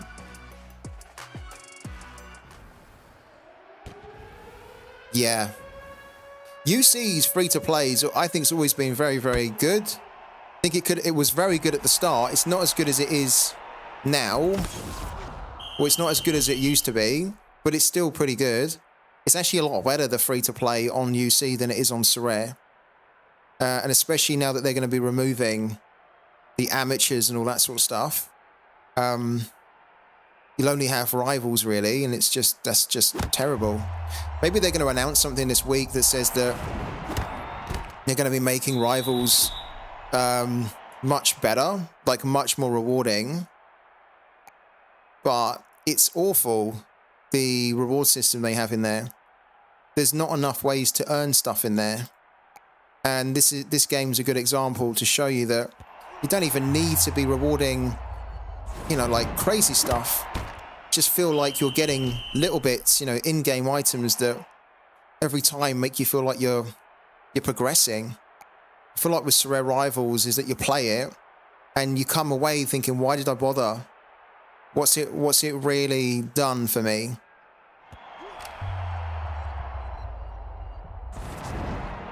Oh, go. Okay. I hope we can get better though, but I do actually think that Sorare, the whole team of Sorare, could benefit from either a big recruitment drive to bring in people that have experience of working in a game dev studio, or they could just benefit from studying games like this that have been developed by a game dev studio, by developers that have got loads of experience developing games, right? Just get the impression when I see some of the things in Sorare that they don't have enough industry experience that's guiding the game.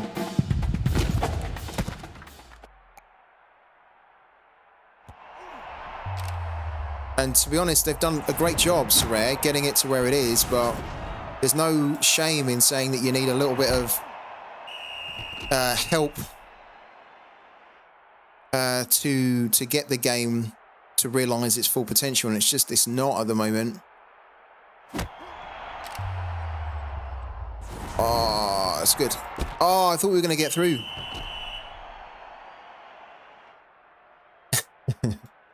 Yeah, exactly. They're focused on the update because it seems like there's only one team that's working on something. They should have multiple teams working on different things in the game. There should be a dedicated team focused to Rivals where there should be regular, constant improvements coming to it, rather than it feels like everything's stopped because they've diverted everyone's attention to the new update. It shouldn't really be like that, but it feels like that. Oh, we should have really made that.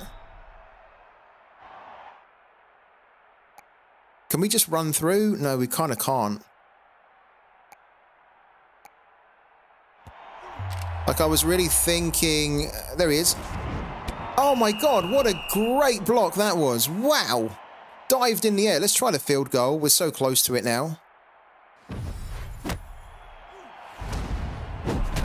We just need something out of that. I was thinking this morning about... I mean, look, the new update hasn't landed, so the new update could be incredible. And we could be getting some amazing updates around the corner from Rivals. Again, the frustrating thing is that we don't know. And I don't understand why people don't know when stuff's coming, because that's not really how you run a game. So that in itself, I think, needs to be corrected, where users of your game have an idea of when you're going to be changing things, or they can look forward to something, rather than silence and then all of a sudden just dropping a massive update out of nowhere or dropping improvements. It's great when we get them, but it feels so sporadic and so uncertain, and it's an uncertainty that doesn't really need to happen. But I was kind of thinking that probably there'd be some game dev studios that would be interested in this type of product, and would probably feel, if they took a look at the game, they'd probably feel that they could manage the game and develop it better than what it is at the moment. And who knows, at the moment, I think Sorare would want to keep everything themselves, so they wouldn't want to sell the company or anything, or get taken over. But there's also an argument to say that maybe a game dev studio could really benefit this game, Sorare. Could also really harm it as well. Could make it probably a lot aggressive pay to play, pay to win. But yeah, I just think that Sorare maybe needs to get into the mindset a bit more of running the game as a game dev studio would. And as we talked about, I think yesterday, it's quite difficult to classify Sorare as a game dev studio because they haven't really developed games before, right? This is almost like their first foray into it. And I think the people that set up the game are cool people, but they don't have experience of developing games. They kind of have experience in blockchain and Web3. So they know how that works, but they haven't had experience of developing games. I think sometimes it really shows in the game, in some of the UX and the design and some of the decisions that are being made on the game as well. So they could really benefit from like an influx of ex-EA or ex-Ubisoft type people jumping into the game and helping Sorare to develop that game dev studio mentality. Oh, we nearly got through there. Tell you what I never use on this game, Duke. I've used it a couple of times, and it's just one of those things that doesn't really it doesn't really feel like it's that useful most of the time. So I'm with you on that. I never really use it.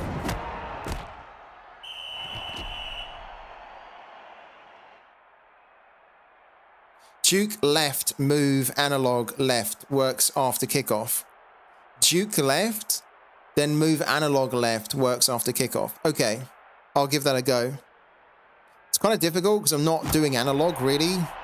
It's keyboard and... Oh, wow, he's so free. Oh my God, he was like miles free.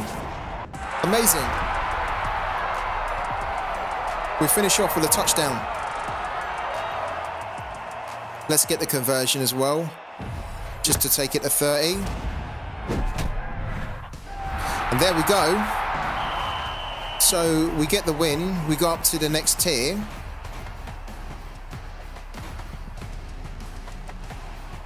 Not getting any bonuses here is kind of annoying. So we should move up into the next reward tier now.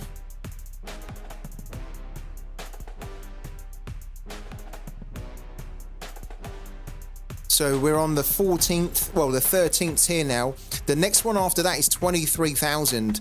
So that's where we get 1,200 gems. That's really good.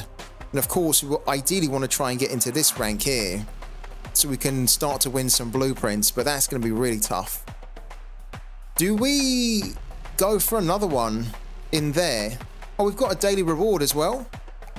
So we can open a pack here. We're going to get one player between 65 to 99 in power. Hopefully we get 99. Let's collect it. Okay. We've got the pack waiting for us. Let's go and open it. Here we go. Please be a 99. Oh, it's a 79. That'll do. And he actually adds something as well because we have a better kicker now. Good. Okay. And then we have a program task which is ready. So stuff like this, you know, we keep talking about it. Even little things like this, look. I'm just collecting little milestones, which is then unlocking a progress bar of rewards. I think Sorare Rivals could really benefit from a progress bar, a Rivals progress bar that changes every month, so that then you are at least claiming stuff at different milestones, right?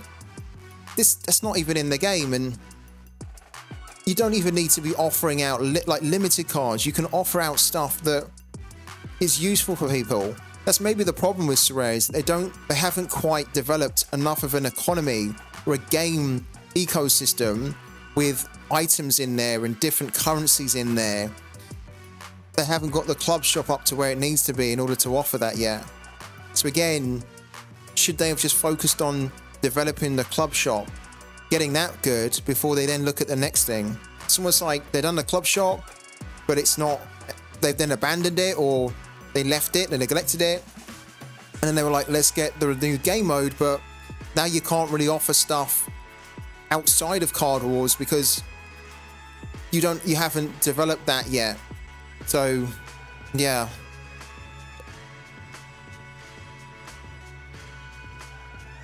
I'm not game dev trained, but taking the company I work for from reaching 1.2 million customers to 8 million in 3 years after catering the service to precisely what the customers want through different initiatives. That's a huge increase there, isn't it? Over 3 years. Sorare needs someone who actively engaged with the user base in order to ideate an action change, says Big Merc. I agree with you, man. And congrats to you as well for a huge milestone. Great achievement to take from 1.2 to 3. Yeah. I mean, obviously this game is completely different, but you can already see things in this game that should be in Sorare Rivals that would make the game so much more fun, that, you know, people would be wanting to play it regularly, consistently. I'm sure the churn rate in Sorare Rivals is really high, because maybe after the initial honeymoon period of like a week or 2 weeks, if we're being really generous here, of playing the game, once that wears off, it then just becomes a grind for nothing and just seems very pointless. And I'm sure people then are just like, you know, what's the point in playing? And this is what I was saying, this is what worries me, is that This is supposed to be Sorare Rivals, a game mode that attracts new people to come and play the game. And we're going to find out this week what FPL, so Fantasy Premier League, what their new game mode is. If their new game mode is not tied to Sorare in any way, but their new game mode is very fun to play and rewarding as well, potentially, then I think Sorare Rivals is going to have a big problem, because then they're going to be competing against a game mode which could be way better, free to play, than what they've done. Already has an established base of a loyal established base of players as well. And it just makes it a lot more difficult for Sorare then to try and attract and steal those customers to their product, which would then be considered inferior compared to, for example, the FPL one. As I say, I already feel like this is far superior to the Rivals experience that you get on Sorare. Different sport, right? Different type of game. It's a game that you actually play. But the fact that you can earn and craft and collect NFTs in this game, and it's a very fair way to do it as well, where you can do it for free, but you can also put some money in, and that will just make it easier and quicker for you to do. Just so many things that we could talk about on Sorare Rivals that it's just not done right, and it wasn't done right from the start. And it was obvious it wasn't done right from the start. But they can still turn it around. But they're going to have a huge push on it, because it's miles away from being the product that they probably envisaged was going to transform the game.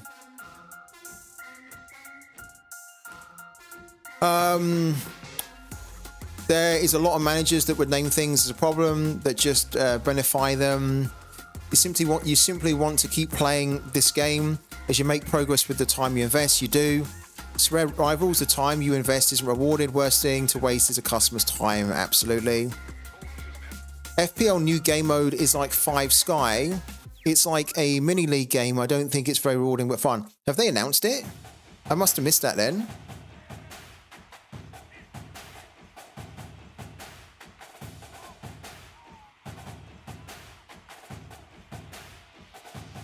Let's have a little look.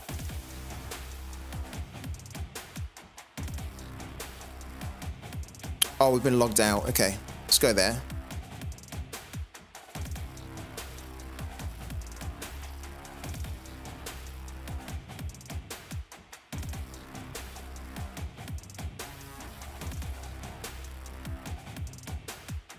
Play Fantasy Challenge now. So they announced it an hour ago. Okay, so this is it here, introducing FPL Challenge, a brand new challenge each game week. No deadlines, no season-long commitment, prizes every week. Interesting.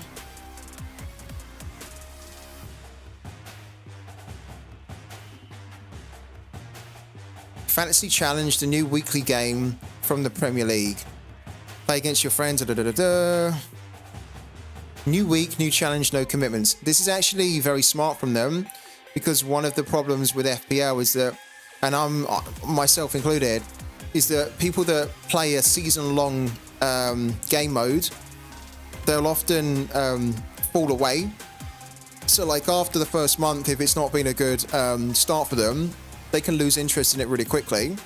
Whereas if you have something that resets every week, then at least it means you keep their engagement and you keep their attention more. And people are more likely to play it over shorter bursts of time. So this is a type of game mode that they've been crying out for, and that maybe they should have launched a long time ago, but it's finally here.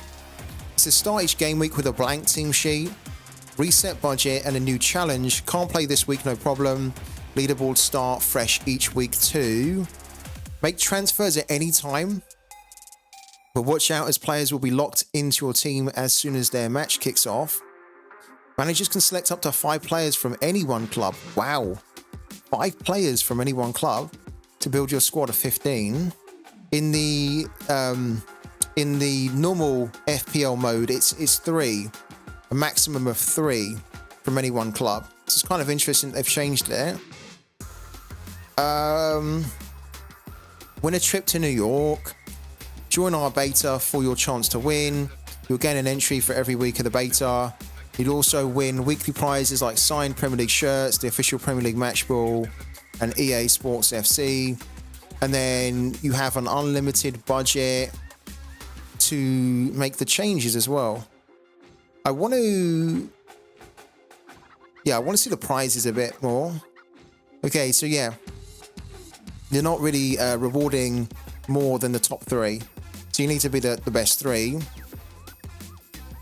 But you know what? FPL's always been that type of game mode that doesn't really reward the masses, but the masses play it because it's been fun and there's like a good community behind it.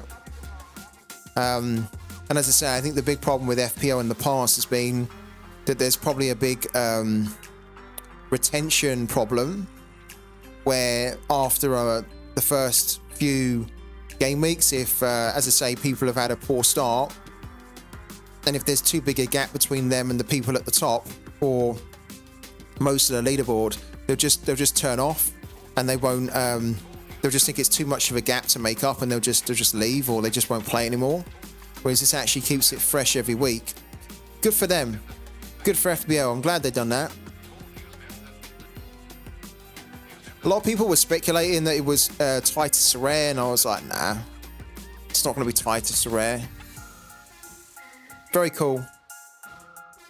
I will probably play this rather than, because I don't play the normal FPL anymore for the reason that I just stated.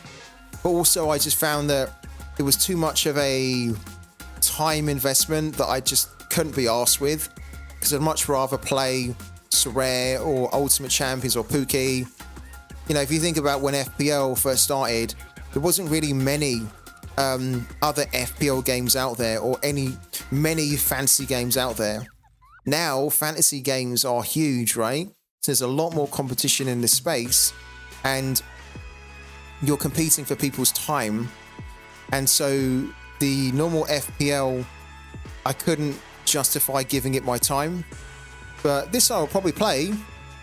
And the great thing is that I maybe can play it 1 week if I get the time, and then if I just don't get the time the next week, it doesn't matter, because of course it's a weekly leaderboard, so I can just play it, dip in and out whenever I want to. It's really cool.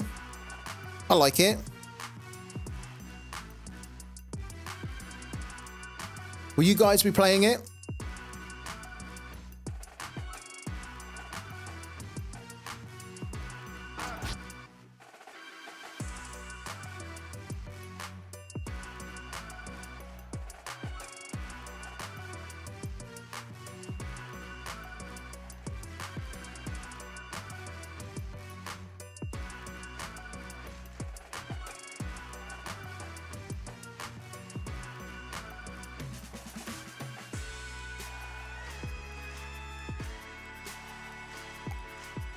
We haven't been able to open a pack from the shop yet. What's this here? Okay, yeah, we've got our McPherson in now instead of Gonzalez. I think we don't need Gonzalez anymore, so we can sell him.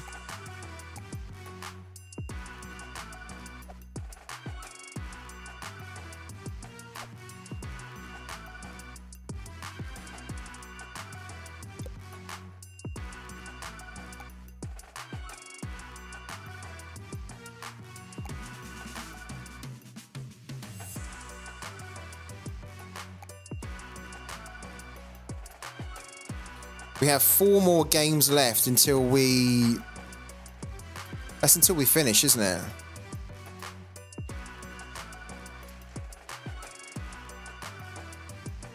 It's probably some kind of like a playoff. I don't know how this works really, but I think once we do the last... we'll spend the last energy that we've got. Oh, I see. Oh my god, it's separate. Oh, wow. Okay, I didn't realize that. So when we were spending this here, because it's the same icon, I thought it meant that once we spend all this, we won't be able to then spend 5 in here or whatever it is in here. But no, it's different. Oh, that's so cool. So I literally thought when we had 7 that we have to choose where we spend the 7. But we could spend the 7 in here, then it doesn't affect how much we can spend in here because we have 5 dedicated for this one. Oh, that's so cool. So we can give all of these events a proper go. And this is where the grind comes in, right? Is that we need to get this one done probably sooner rather than later, because then the sooner we get it done, the quicker we can get the refilled energy on it. And the same for lightning lanes, the same for open gem event as well. All right, let's do this here.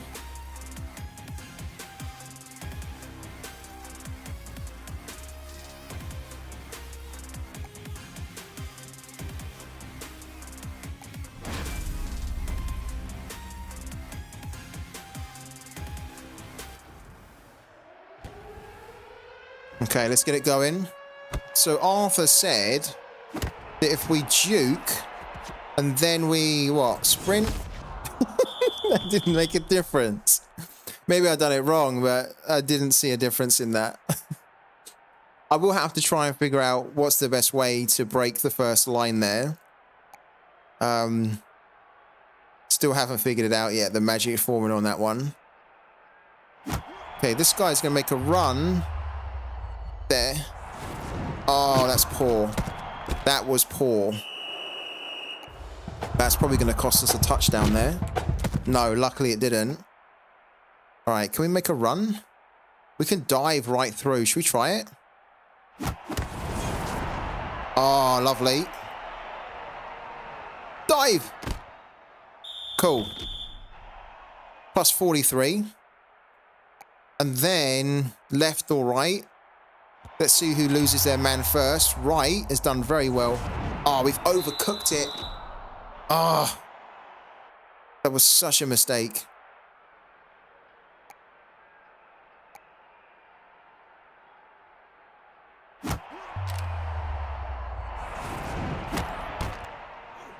That's okay. That's the first down. Got 18 seconds or so. I want to see if we can make a touchdown here. Oh, he's struggling to lose his man. Ah. Tricky.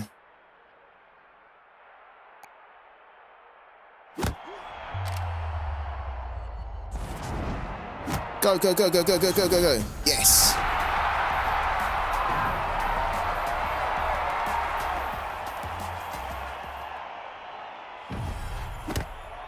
Okay. Cool. 7-0 up after the first quarter.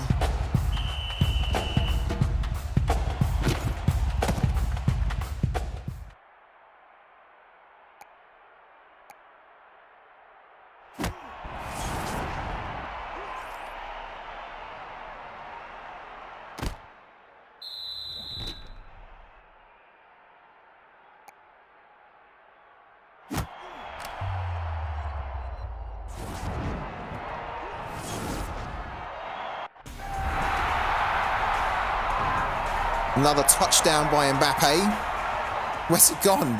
It's jumped out the stadium. All right. Cool.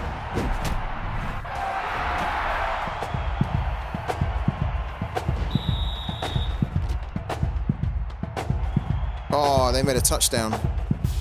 Interesting. So, a little bit of a fight back from them. Let's do a juke. Oh. All that fancy work for nothing. Okay, if we did a trap, we could run right through here. No. Not at all. Let's not do that again. Oh, good catch. This is going to be close.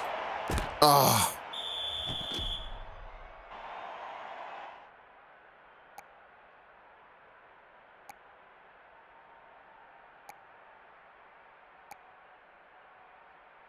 Let's do that.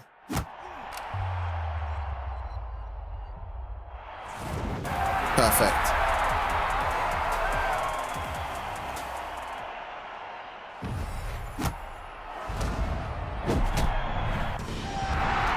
just got the run left and Duke left thing from touchdown.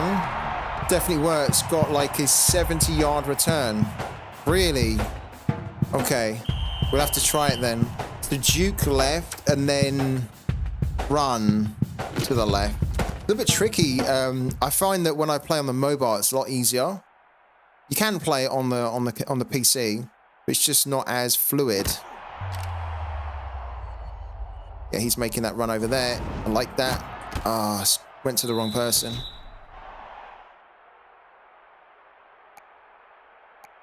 Let's give it over to the guy over here.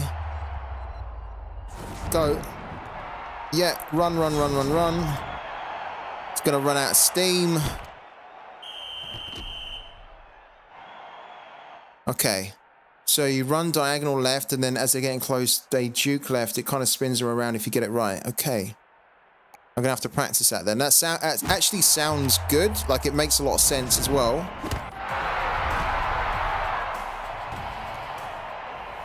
Like, there has... Oh, that was terrible. There has to be a better use of the Duke, doesn't there? Oh, it went in? Oh, my God.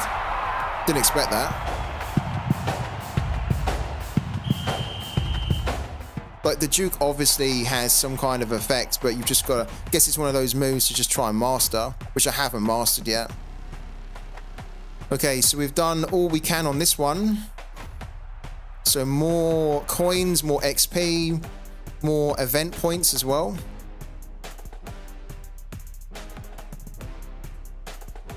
Yeah. So we're going to get a new refresh, as Scud said, in 22 hours and 40 minutes. So we have to wait a while for that. But it's a good start. We're up into the 13th tier. So we're on our way to 23,000, 26,000. This is going to be one of those events where we're going to have to play it every day. So in 22 hours, when we get the reset, we're going to have to, again, hit the 7 games or whatever we get. We might even need to start, when we get to 26,000, what we might actually have to do is start facing and going up against teams which are more powerful than us, right? So we can try and get even more event points.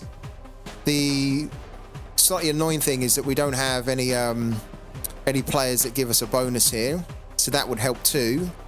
So yeah, the main thing here is we try and get to the 11th tier to get 1,600. But if we could get into the 10th tier, even just getting a blueprint of this guy here, he's 125 power. That is a really high starting power. That's incredible. So even if we got this guy, it would then mean that we would then have to just try and find his base card. And if we got the base card, we know that we've then got an epic NFT of Cameron Binham. So I think, yeah, my aim will be to get here. But if we can have a good try of getting here or even here, that'd be incredible. It is free to play, yeah. Check it out. You can also turn your free rewards into rewards that you can sell on the blockchain. So we had a good run out on the gems one. Let's do the gems one now. So you can see here, look, we only need 200 to get to the next reward tier. But what I might actually start doing, is this team updated? It is, but we're missing a few, aren't we?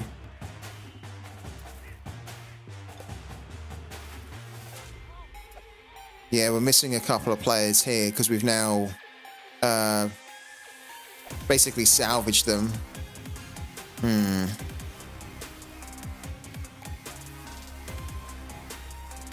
Yeah, we can now do this. Look, we've now got +3 power because we added in our McPherson. So this will give us 600, which automatically takes us up to here. So we're then ready to go into the 4th tier. Let's do it.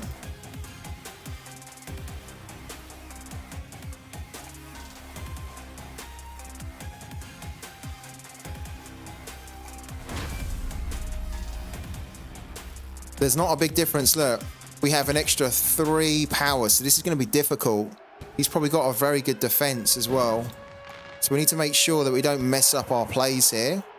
So we need to have a bit of concentration. Oh, I tried it. Didn't quite make it work. I've got to practice that.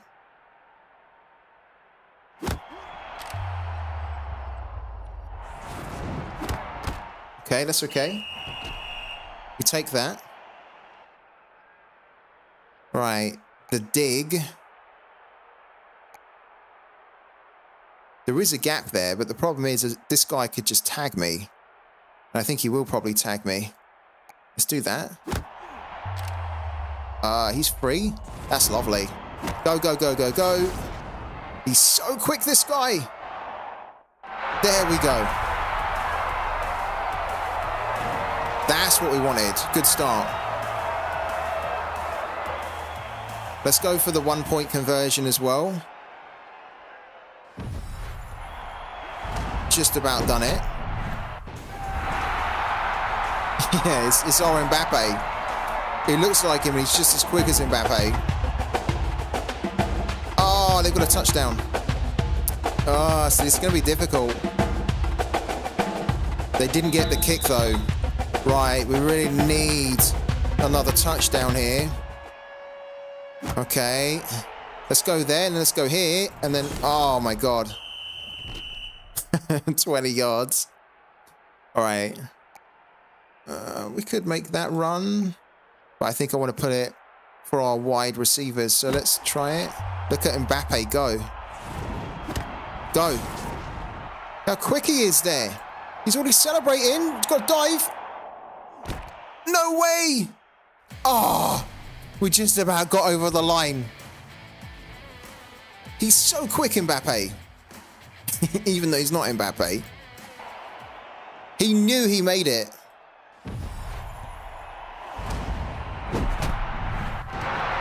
There really is no stopping him. That's why we often try and get it over to him on the left, because he's just so freaking quick. He's got good catch skills as well. This guy on the right's also pretty good, and he's got, look, the best play here is if he can lose him, he could then be in the clear. So we'll try and do that. And he has actually lost him, look. The ball was good. He's pretty quick too. He's not as quick as Mbappe.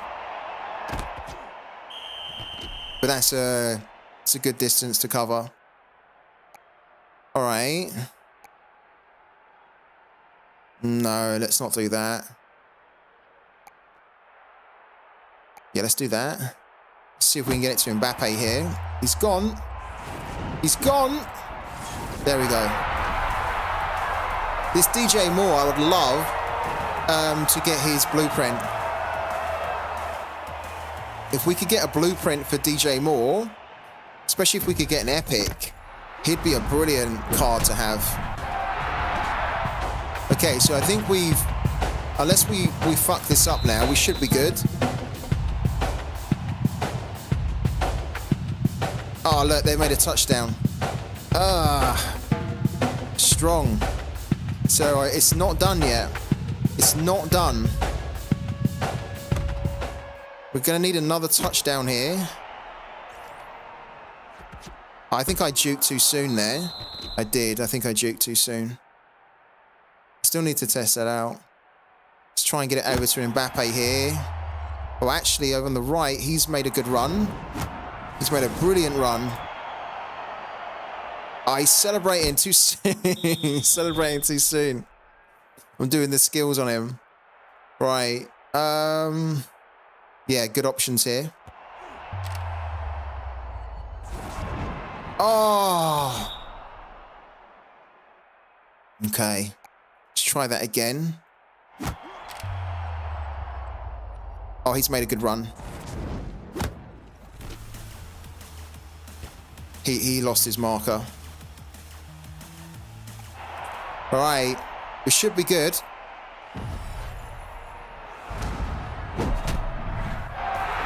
(28-13). We're heading into the fourth and last quarter. So we'll try and They made a touchdown.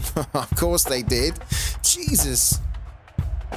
I mean, it is the Patriots, so they're pretty good in real life from what I understand. Sprint. Ugh. If we call the timeout...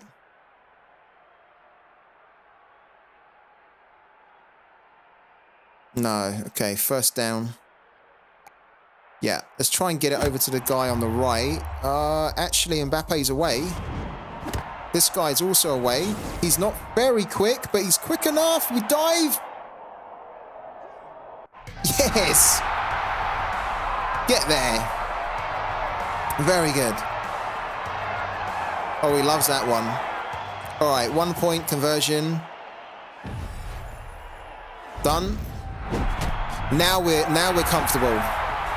They pushed us all the way though. Perfect. All right, so it's a good start in the Open Gem event. So we should go up to 2 tiers here. We get extra bonus points as well, which is really cool. We need another 2 players there to get the full whack. Okay. Right. That should take us up 2 tiers, I think.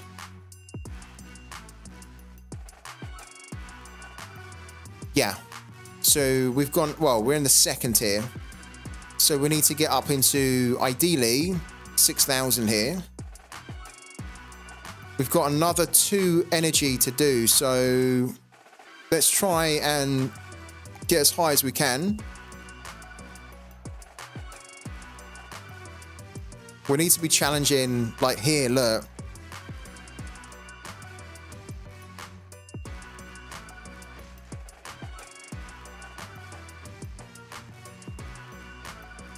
I don't think we're going to be able to make it into the 3rd tier with the 2 energy we've got. Because we're already at what? We're at 700. So we would basically need to get, well, 1,300. We could do it if we challenge this guy, but then we would need to play a perfect game in that one, and then probably need to challenge again someone who's got higher power than us for another 600. That would only give us 1,200, but then with the bonuses we got on top of it, it would give us 1,300, which would then take us up to 2,000. So we'd already be in the 3rd tier. We might, I don't know what, we might as well try it. It's not perfect, but if we try it in the first, with this next energy and we fail, then we'll just use the last energy to get up into the next tier. This is a big power difference, minus 114. That's a big difference, you know.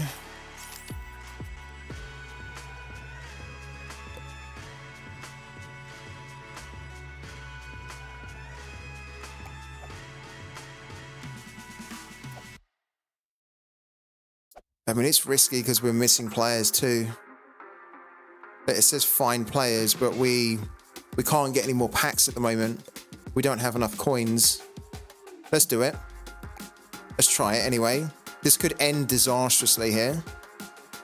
Their offense is 1,024. Their defense is 751. This is going to be... Oh, they have a 97.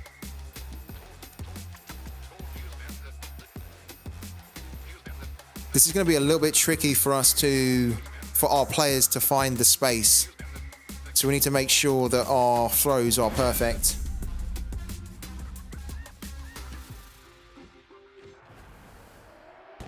This is going to be a challenge, this one. Okay. Oh, that was awful. Not a good start.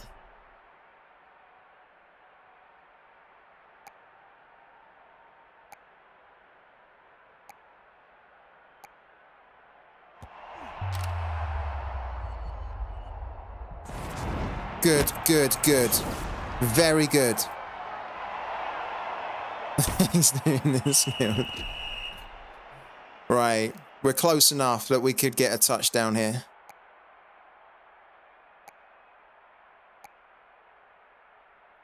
Jet sweep's not bad. So we've got a guy should be running in the middle. There we go. There we go.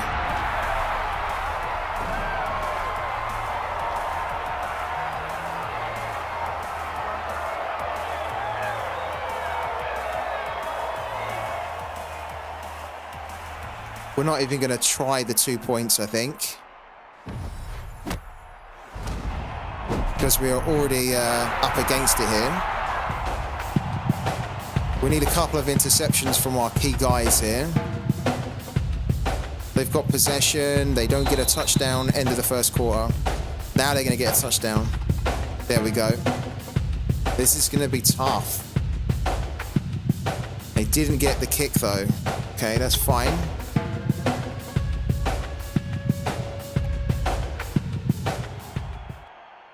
Okay, what can we do here? Oh, nothing.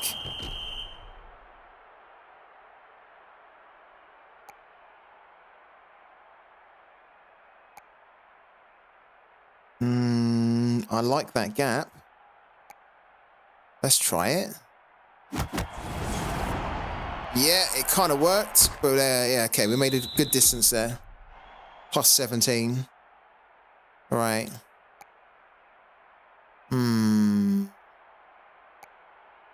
We need to try the fade here. There. Ah. Overcooked it. Okay, this is a little bit better. Go. Oh, man, see, their defense is really good. Their defense is really good. Let's try this here. He's free. The one time he's free, I then make an absolutely terrible throw. We need to make up some. We need to make some yards here.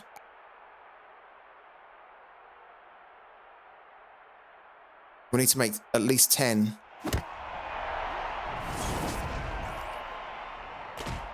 Oh, cool. Okay. So that's our first down. If we hadn't have made the 10 yards, we would have given up the play. That's the only thing I really know about NFL. Oh, this is poor movement. Although he's free. Oh. How far away? We're 35 yards to go. Let's do the second down. There's a way through here.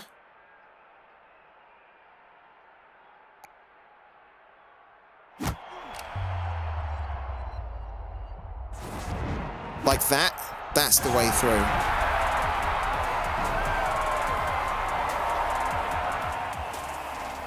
That was a bloody good one.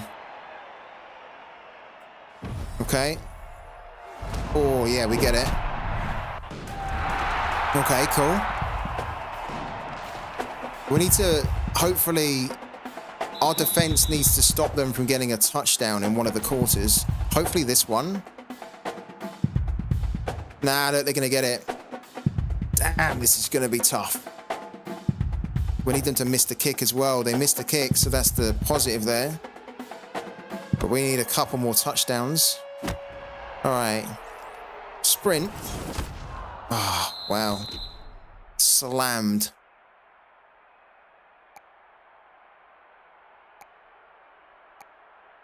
Can we just run right the way through? No, not that time. They were very good there.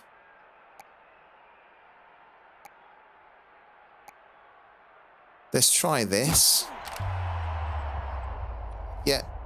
Oh, what? I thought I threw it. Oh, my God. I thought I threw it.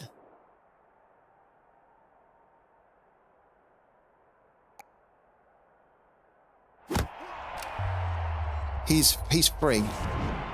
Oh, good catch. Really good catch. Thought we overcooked it then. All right. We need to try and get a touchdown here. Call the timeout. 36 yards to go. Okay. We needed to... Okay, so that's where the timeout is helping us there. Right, okay.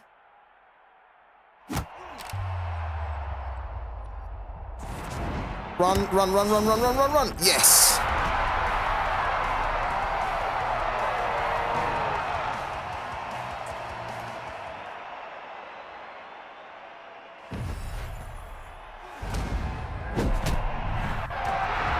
Good, good, good. We needed that. We so needed that because this last quarter, we're expecting them to get a touchdown. Here we go. Yes, they get that touchdown. Damn, I tell you what. At the moment, it's coming down to the kicks here that's separating us. We need to just hold on to the ball here.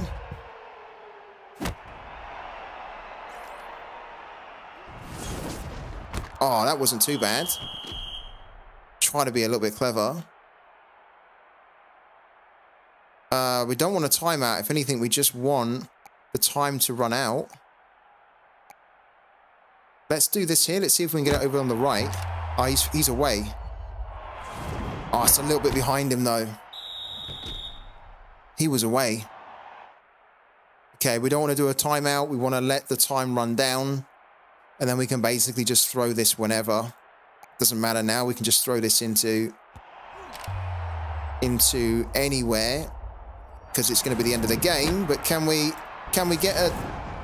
do it? Oh, so close. But it's the end of the game. Wow. That was super tough. That was really difficult.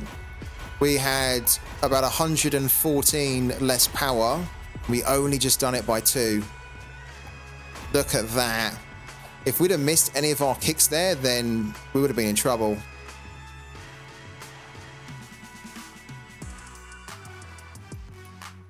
Okay. So we're up to level 9, collect.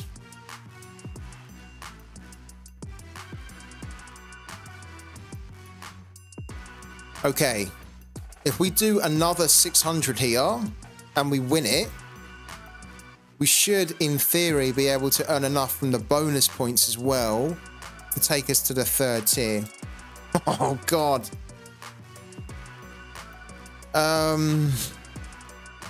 Do we have anything to claim? Do we have any packs to open first? We have an achievement. Okay.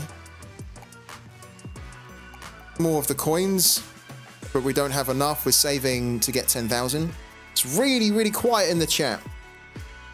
What are you guys up to? I haven't seen anything going on in the chat in a long time. What's everyone up to at the moment?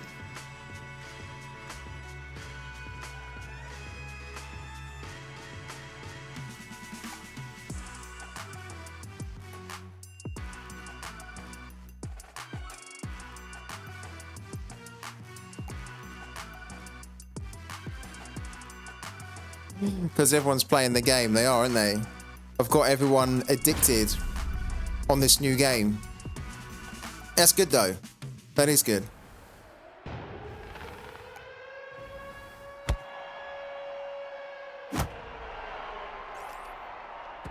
Oh, what? What happened there? Okay.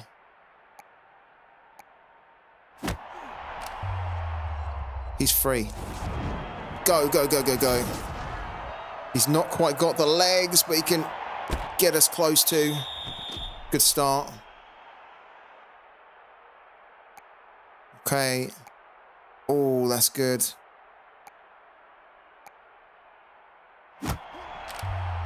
He's free. Give it him. Perfect.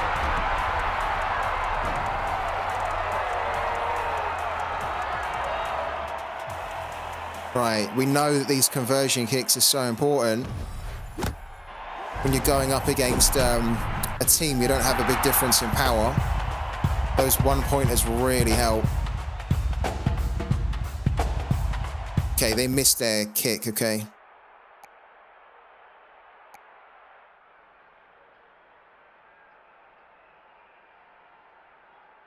We could run that. Let's run it. There we go.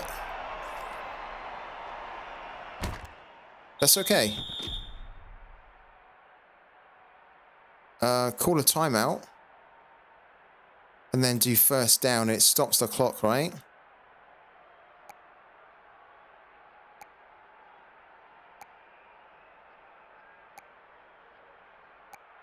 Let's try this here.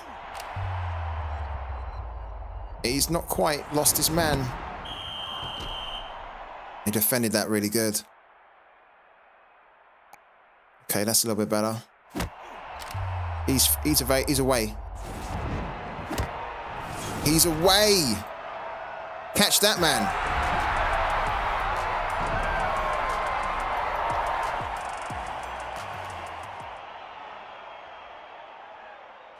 Oh. Done. This is a good start. 2 touchdowns in the first quarter for 14-0. But we know that they're going to come back because there's not much between our two teams at all. So look, we can't rest at all. Okay. Oh. 27 yards is okay. Oh, shit. What did I just do there? Give it to him. Go. Go, go, go, go, go. Dive.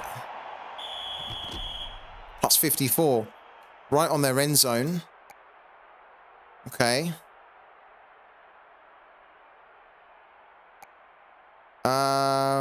That's good.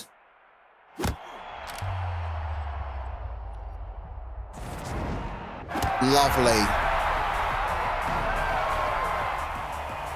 1-point conversion. Cool. Wow. Okay. Okay, so they go for a field goal.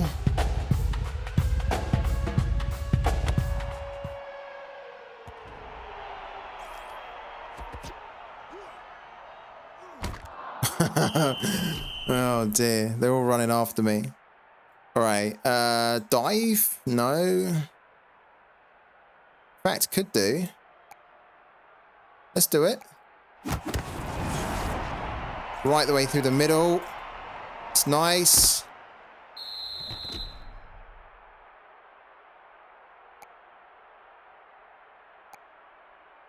That's quite a nice run from the wide receiver on the right. Let's try that. Yeah, he's free as well. Oh, that's lovely. All right. I think it's going to pay off for us, isn't it? Oh, this would be amazing if we can get to the 3rd tier from the 3 games that we played.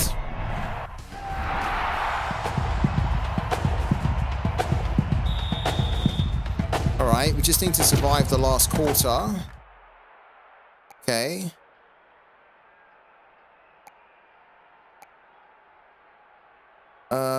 Let's try this here.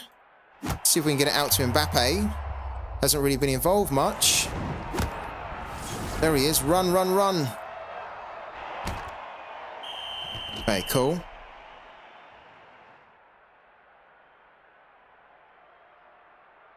going to try and run the clock down as much as we can here.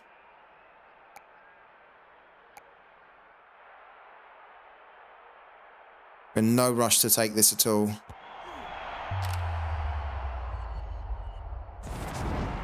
Oh. No, we won't attempt a field goal. Let's go for this over here. Oh, he's been brilliant over there. He's constantly lost him. Look at that. Made it easy then. This Christian Kirk is so good on that right-hand side.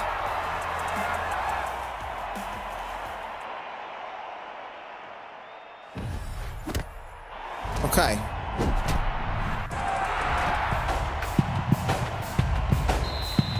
Perfect. Right, how much do we get for that? We need about 700, I think. Or close to. We get an extra 20 there, and then we should get around 60 here. Yeah, so we get an extra 80. Is that enough? Yeah, it's just enough. We get 705, which means that we squeeze into the tier 3. Brilliant. Just done it.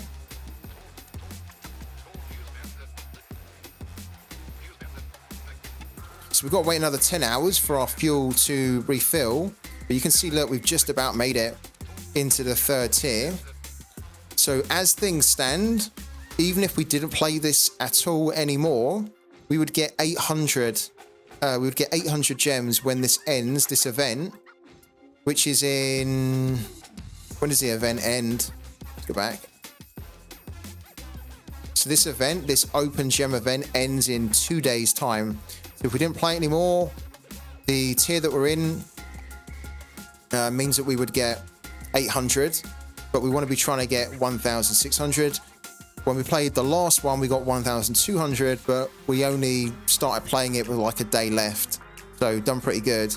Now we've got the full event time on this. We should be able to get 6,000 here and then get the full top reward of 1,600.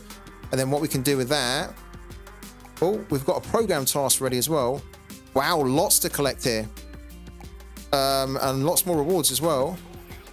What we can then do with the 1,600 is we can go into the shop. Oh, we get a mystery gift here. Hold on a minute.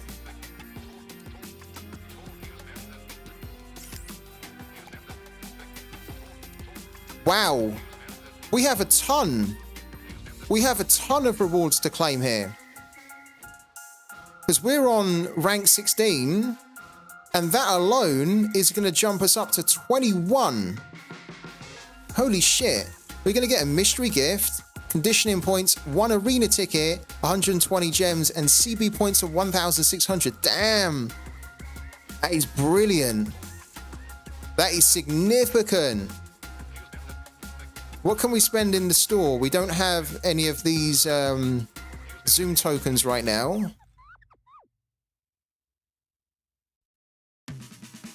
Don't think we do. But all of that stuff that we just claimed is really valuable to us now. Because... Let's go back here. Inventory. We have no Zoom tokens. We've got 1 arena ticket, which is really good. Because that arena ticket allows us to go and play this event. So we can start this now, but we will do it once we complete this here.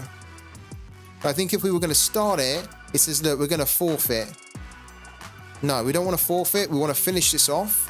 And then once I finish that off, we've got 1 arena ticket now to enter this. And that will allow us to win 1,000 of these and then another pack where we can get 3 base players in there. Okay, cool. I thought we might have something to spend in the shop. I tried it, but I couldn't quite master it. So I'm going to have to practice that. Thank you for... Oh, this is a blueprint. Claim the content of this mystery gift after April the 3rd. It contains a blueprint pack to jumpstart your collection progress in the upcoming program. That's so cool. So we are going to get a blueprint from here, but we can't open it until 8 days' time when the new program starts. Because right now it's the Combine. I got Justice Hill blueprint. Do you need it? Is there an option to trade on the mythical market? Yeah, there is. You can trade on the mythical market. We have Justice Hill, don't we? We have him.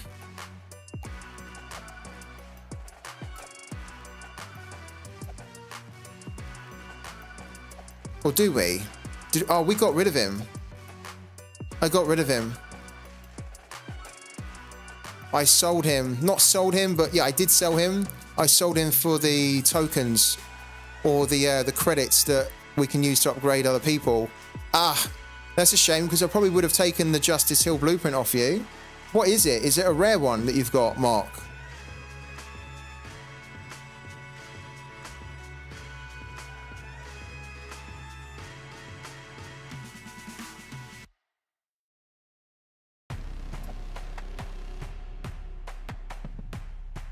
got a rare. Oh, that would have been quite useful for us, yeah. Because I kind of, you know, I sold him for parts, basically, about an hour ago. How many NFTs do you have, Mark? Like, what ones do you have?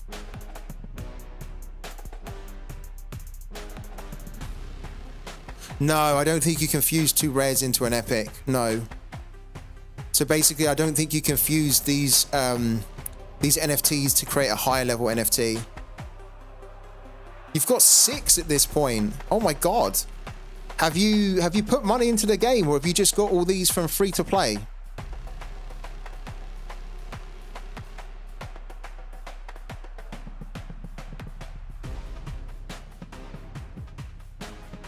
That's a lot, 6 there. It's a great effort.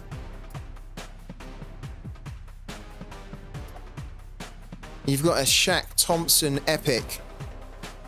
Yeah, to be honest with you, the packs and everything that you can get, the discounted packs are really good value.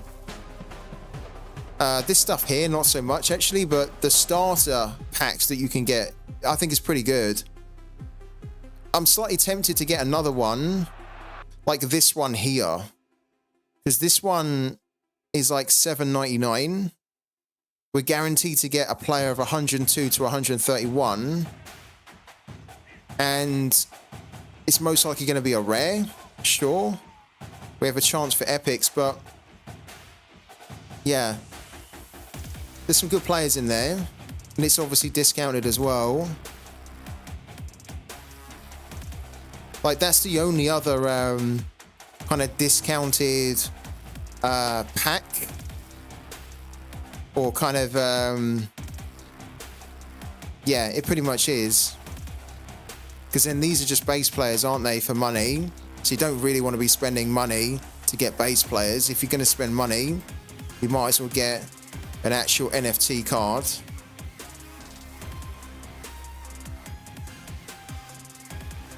For 7, look, the funny thing is, right, look, this is actually kind of interesting. So if I went into this player pack here, right, and let's say that, sorry, the combined 40 yards, let's say that I was willing to buy this for $7.99, you know what, that's actually not very good, because if I'm willing to spend $7.99, then what I should be doing in this here for $7.99, you only get one like card, right? You get one rare card. But what I should be doing if I'm willing to spend $7.99 is I should be spending it in the combine event. So look, this is $7.99, and then what that will give me will be one player anyway, and then all of these gems and stuff,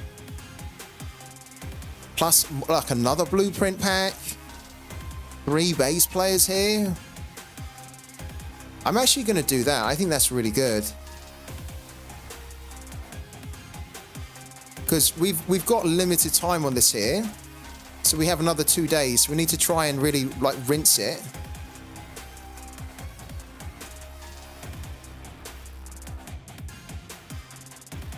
The annoying thing is that if we'd have been playing this game sooner, then we could have ultimately unlocked an epic.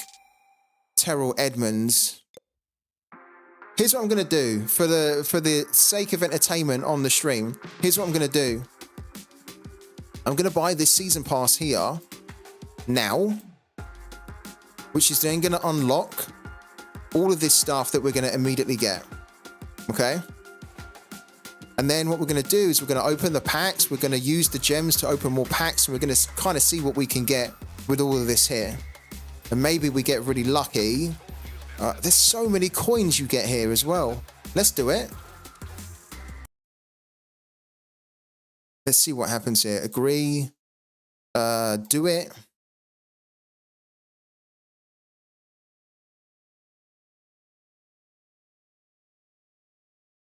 Done. Okay. So we've just paid for the season pass here, or the power pass, right?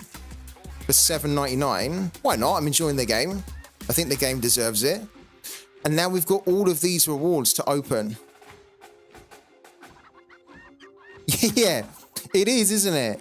It is very telling that I'm prepared to spend money in this game.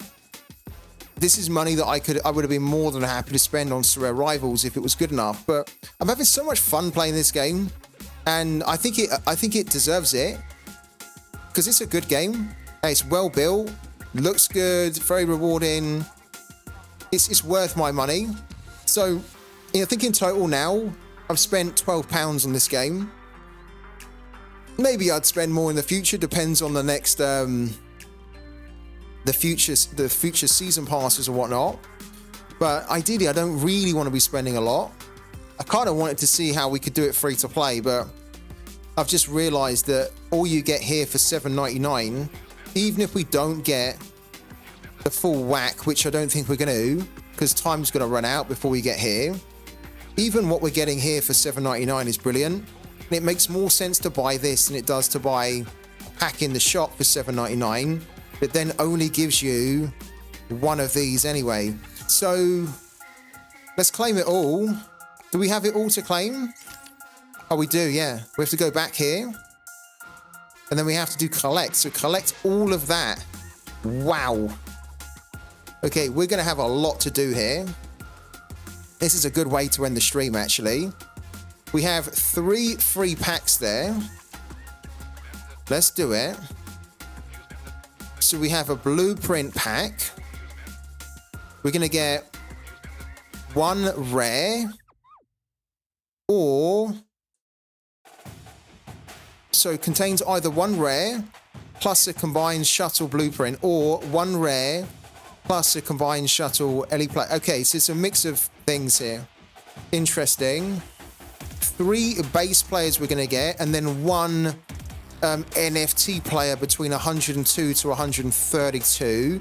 Plus, we've got so many coins now. We have 28,090 coins, which allows us to buy 2 of the base player packs, and we've got 1,342, which we can spend on even more packs. So this is gonna be a big bonanza here.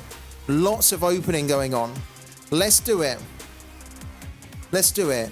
Do we start with the coins first? Let's end with this one. So we'll open these ones last, right? Let's start opening or buying the 10,000 coin 5 base players here. So we can afford to get 2 of them. So this is the first one. So we get an 80 LB. That's going to be fodder. Close that. That's fodder. That's good. An 86 wide receiver and an 83 DE. Now, there's only 1 player here, which is Cortland Sutton, that's actually adding to our team, but that's fine. The rest we can use for parts, basically. We can scrap them. Then we're going to open this one again. We're going to get another 5 players in here. Okay. Fodder. Fodder. Fodder. Fodder. Fodder. Complete fodder. So that wasn't so great. But we can scrap them for parts, which we're going to need to do. We can quick sell them. We're just shy of having enough to be able to get another one. But we've got a load of gems here. We have 1,342, which is enough for us to get 2 packs, right?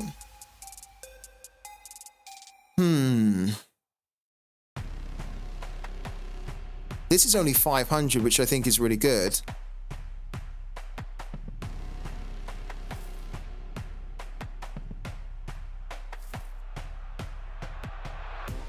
What was the one that had the highest starting? Was it this one? 73 to 85, 70 to 88.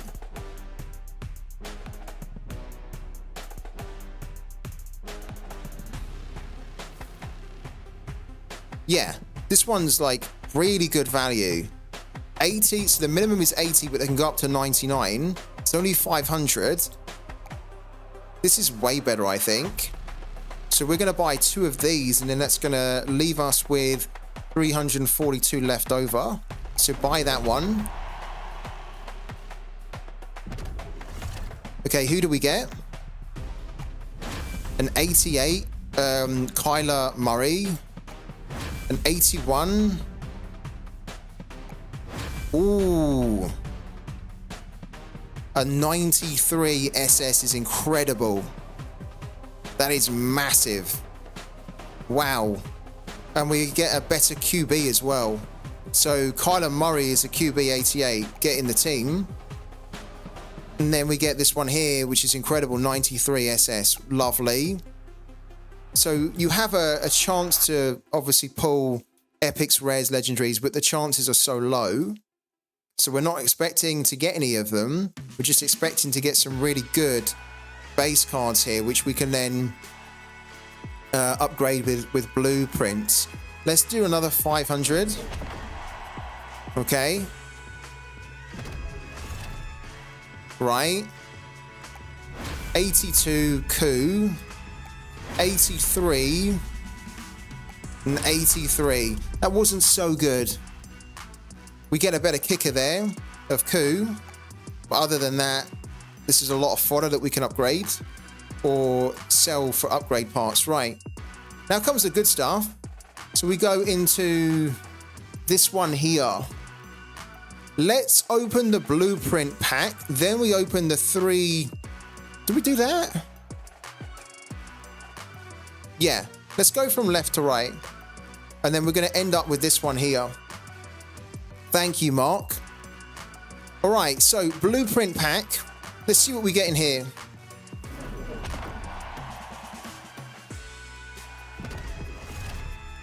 Okay, first reward. Ah, how rubbish is that? We get a 69 FS, which is not great. So we'll have to probably, what's this here? Oh, damn. Damn, that's good. We get an epic blueprint of Carson Wentz, though. Power of 116, and is a QB as well. Wow.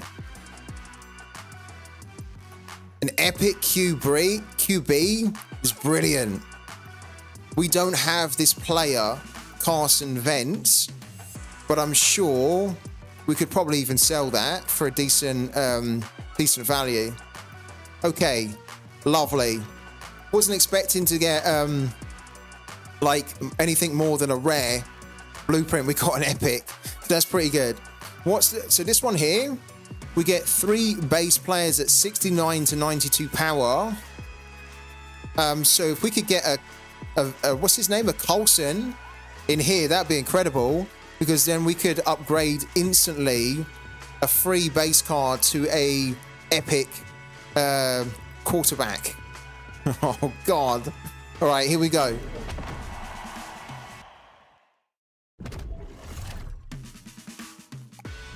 Darnell Washington we see again.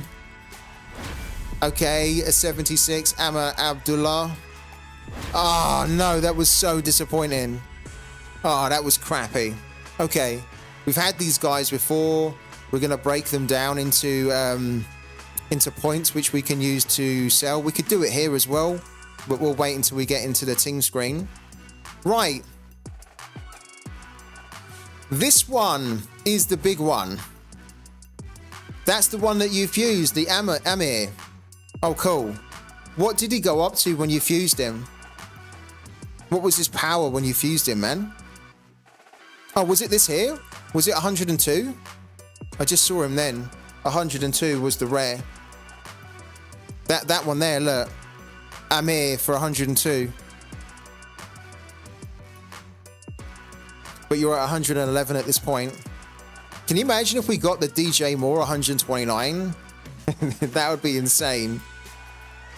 We have a 3% chance for a legendary. We have a 17% chance for an epic, but 80% chance for a rare. So these are good chances to get NFTs here that are really high.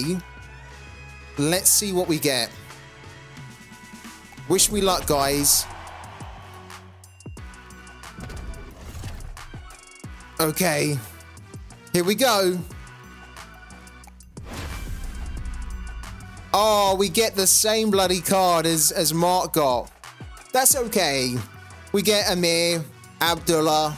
102 power as the RB. We got the same one. That's okay though. He will add to the team. So we collect him. Our team is going to look very different. Yeah. It's telling us we have a better lineup. We've also got achievements as well. We have a ton of achievements to collect here.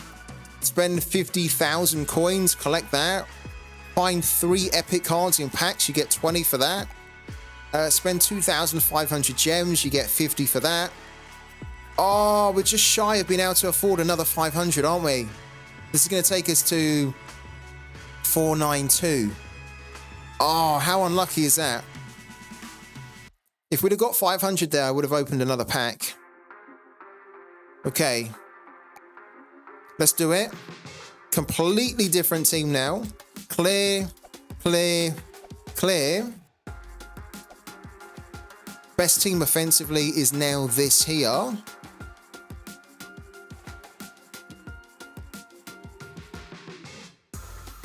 Best team defensively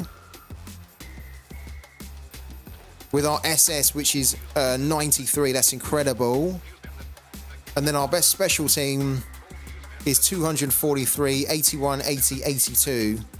And what we've also got as well, look, we can start to upgrade our epics and our other guys here, right? Why don't we upgrade the epic Turner 2? Wow. We might be able to upgrade him a lot. He has 15 levels here. Wow. So we're going to add another upgrade on him. So he's going to be 115. And then we have 33 of these. Let's upgrade him.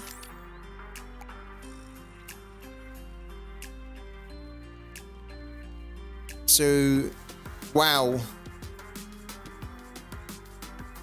He's getting expensive now. Let's take him up again.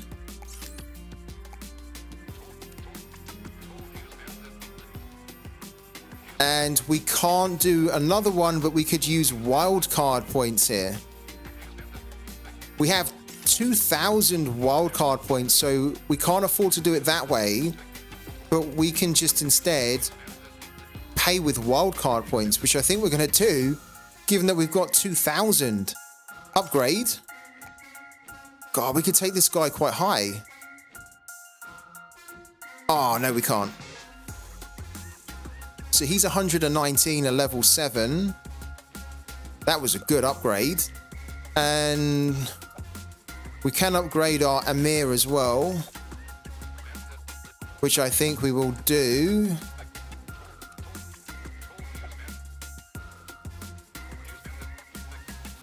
Hold on. What's the blueprint that we've got? We don't have that guy, do we? So yeah, so we've got this Carson Vents QB and this guy as well, who's really good.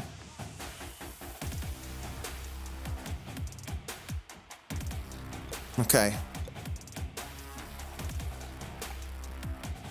Actually, let's just double check that we don't have him.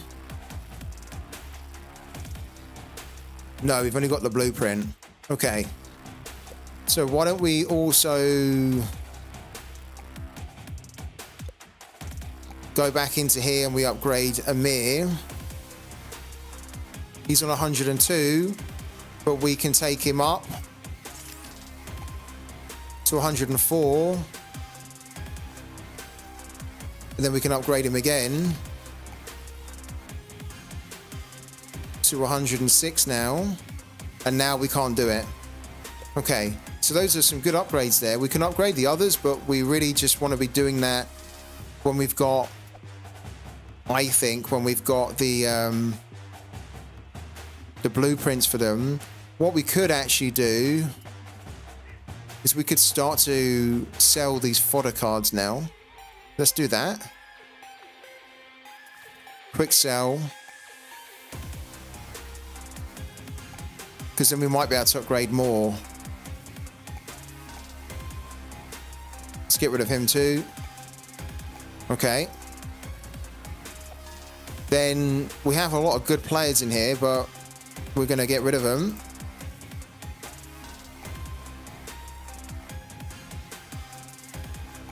Quick sell. Quick sell all of these guys in here. There's Peppers who's gone.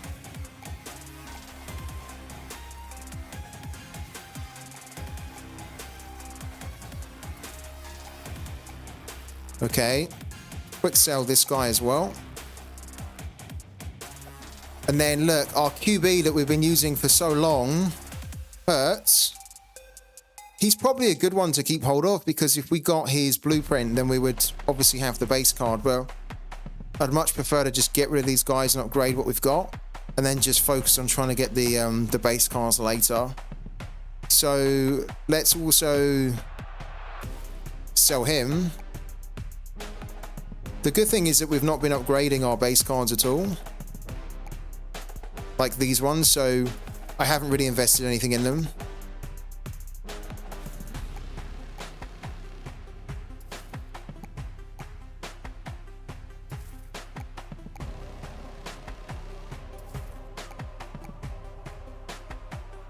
Okay, these guys are real fodder at the bottom. 66 and 65. And let's get rid of the 65 as well. Okay, so we're kind of like, we've cleared the bench basically. Cool.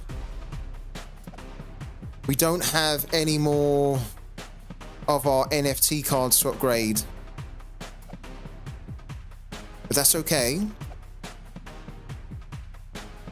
And we can upgrade loads of others here, but we're going to do it when we know we're going to keep them. So basically, when we get a blueprint, we're going to keep those guys, and we can then start to upgrade their base card. But it could be that I pull like a pack for a wide receiver that's like a 93, and then it means that we'll probably get rid of like Brown. So that's why I'm not going to upgrade Brown. 1,892 power is pretty good though.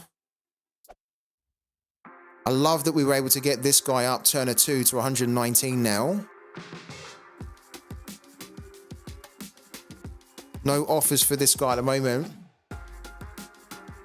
Getting closer and closer to 1,900, which would be the Season 2 championship. It would, wouldn't it? Yeah.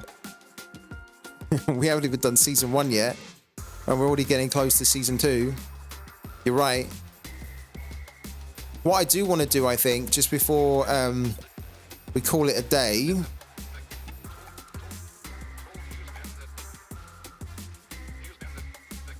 yeah, look, Season 2, 1,900. What I think I do want to do is I wouldn't mind seeing how much our QB Epic would be worth. Carson Wentz. Let's go and check that out.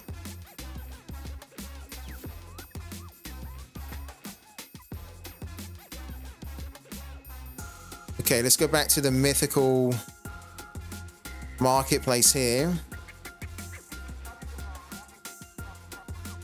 We go into inventory. We have to log in. There we go.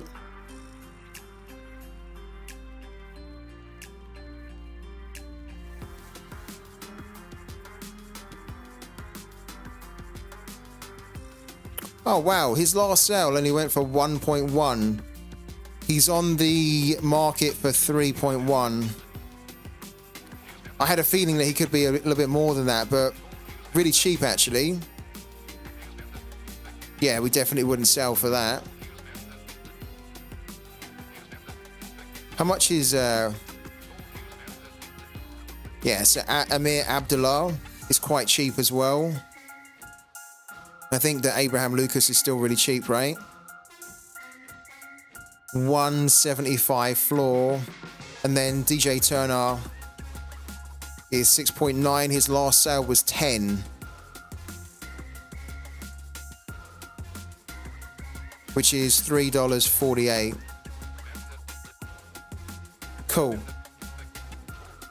Yeah, it's really not as much, is it? I thought that Carson might be, because he's a QB as well, and he's an epic QB, I thought that he might go for a lot more. Maybe even closer to what Turner's worth, but yeah, surprised by that. Maybe he's not good in real life. I don't know. If we've got any NFL experts in here, then let me know. But yeah, I'm guessing he's probably not super expensive because he's maybe not rated as highly in real life. But hey, that's cool. If we get Carson Wentz, then we're going to turn a QB into an epic, and then we'll then have an epic QB. Cool. All right, guys, that's it for today. You can see Rivals is telling us to claim a ticket to play it. Who cares? We'll claim the ticket, but we won't play you. We just spent the last 5 hours playing a far better Rivals game. My pals follow NFL, and I hear a lot about Wentz being an Anthony type of player. Oh, might be why then. Might be why. If anybody, by the way, if anybody does actually get a Carson Wentz base card, then let me know, because then maybe I can trade the Wentz to you. Maybe you have a blueprint that I need more. So yeah, I'm hoping that as we keep playing this game and covering it, and you guys keep telling me what base cards you've got, what blueprints you need, we can start to do a little bit more trading amongst the community, so that you guys then get the NFTs that you need, or you can convert them into the NFTs that you need. Well, that's it for today. Thank you so much to everyone that's been on the stream. I hope you enjoyed it, and we will be back again tomorrow with some more Sorare, Pooky, and possibly, if you guys really fancy it, we could maybe even do some more NFL Rivals on the stream as well. So let me know whether you want to see that over on Twitter and Discord. And in the meantime, enjoy your evening. Thank you for today, and I'll catch you tomorrow.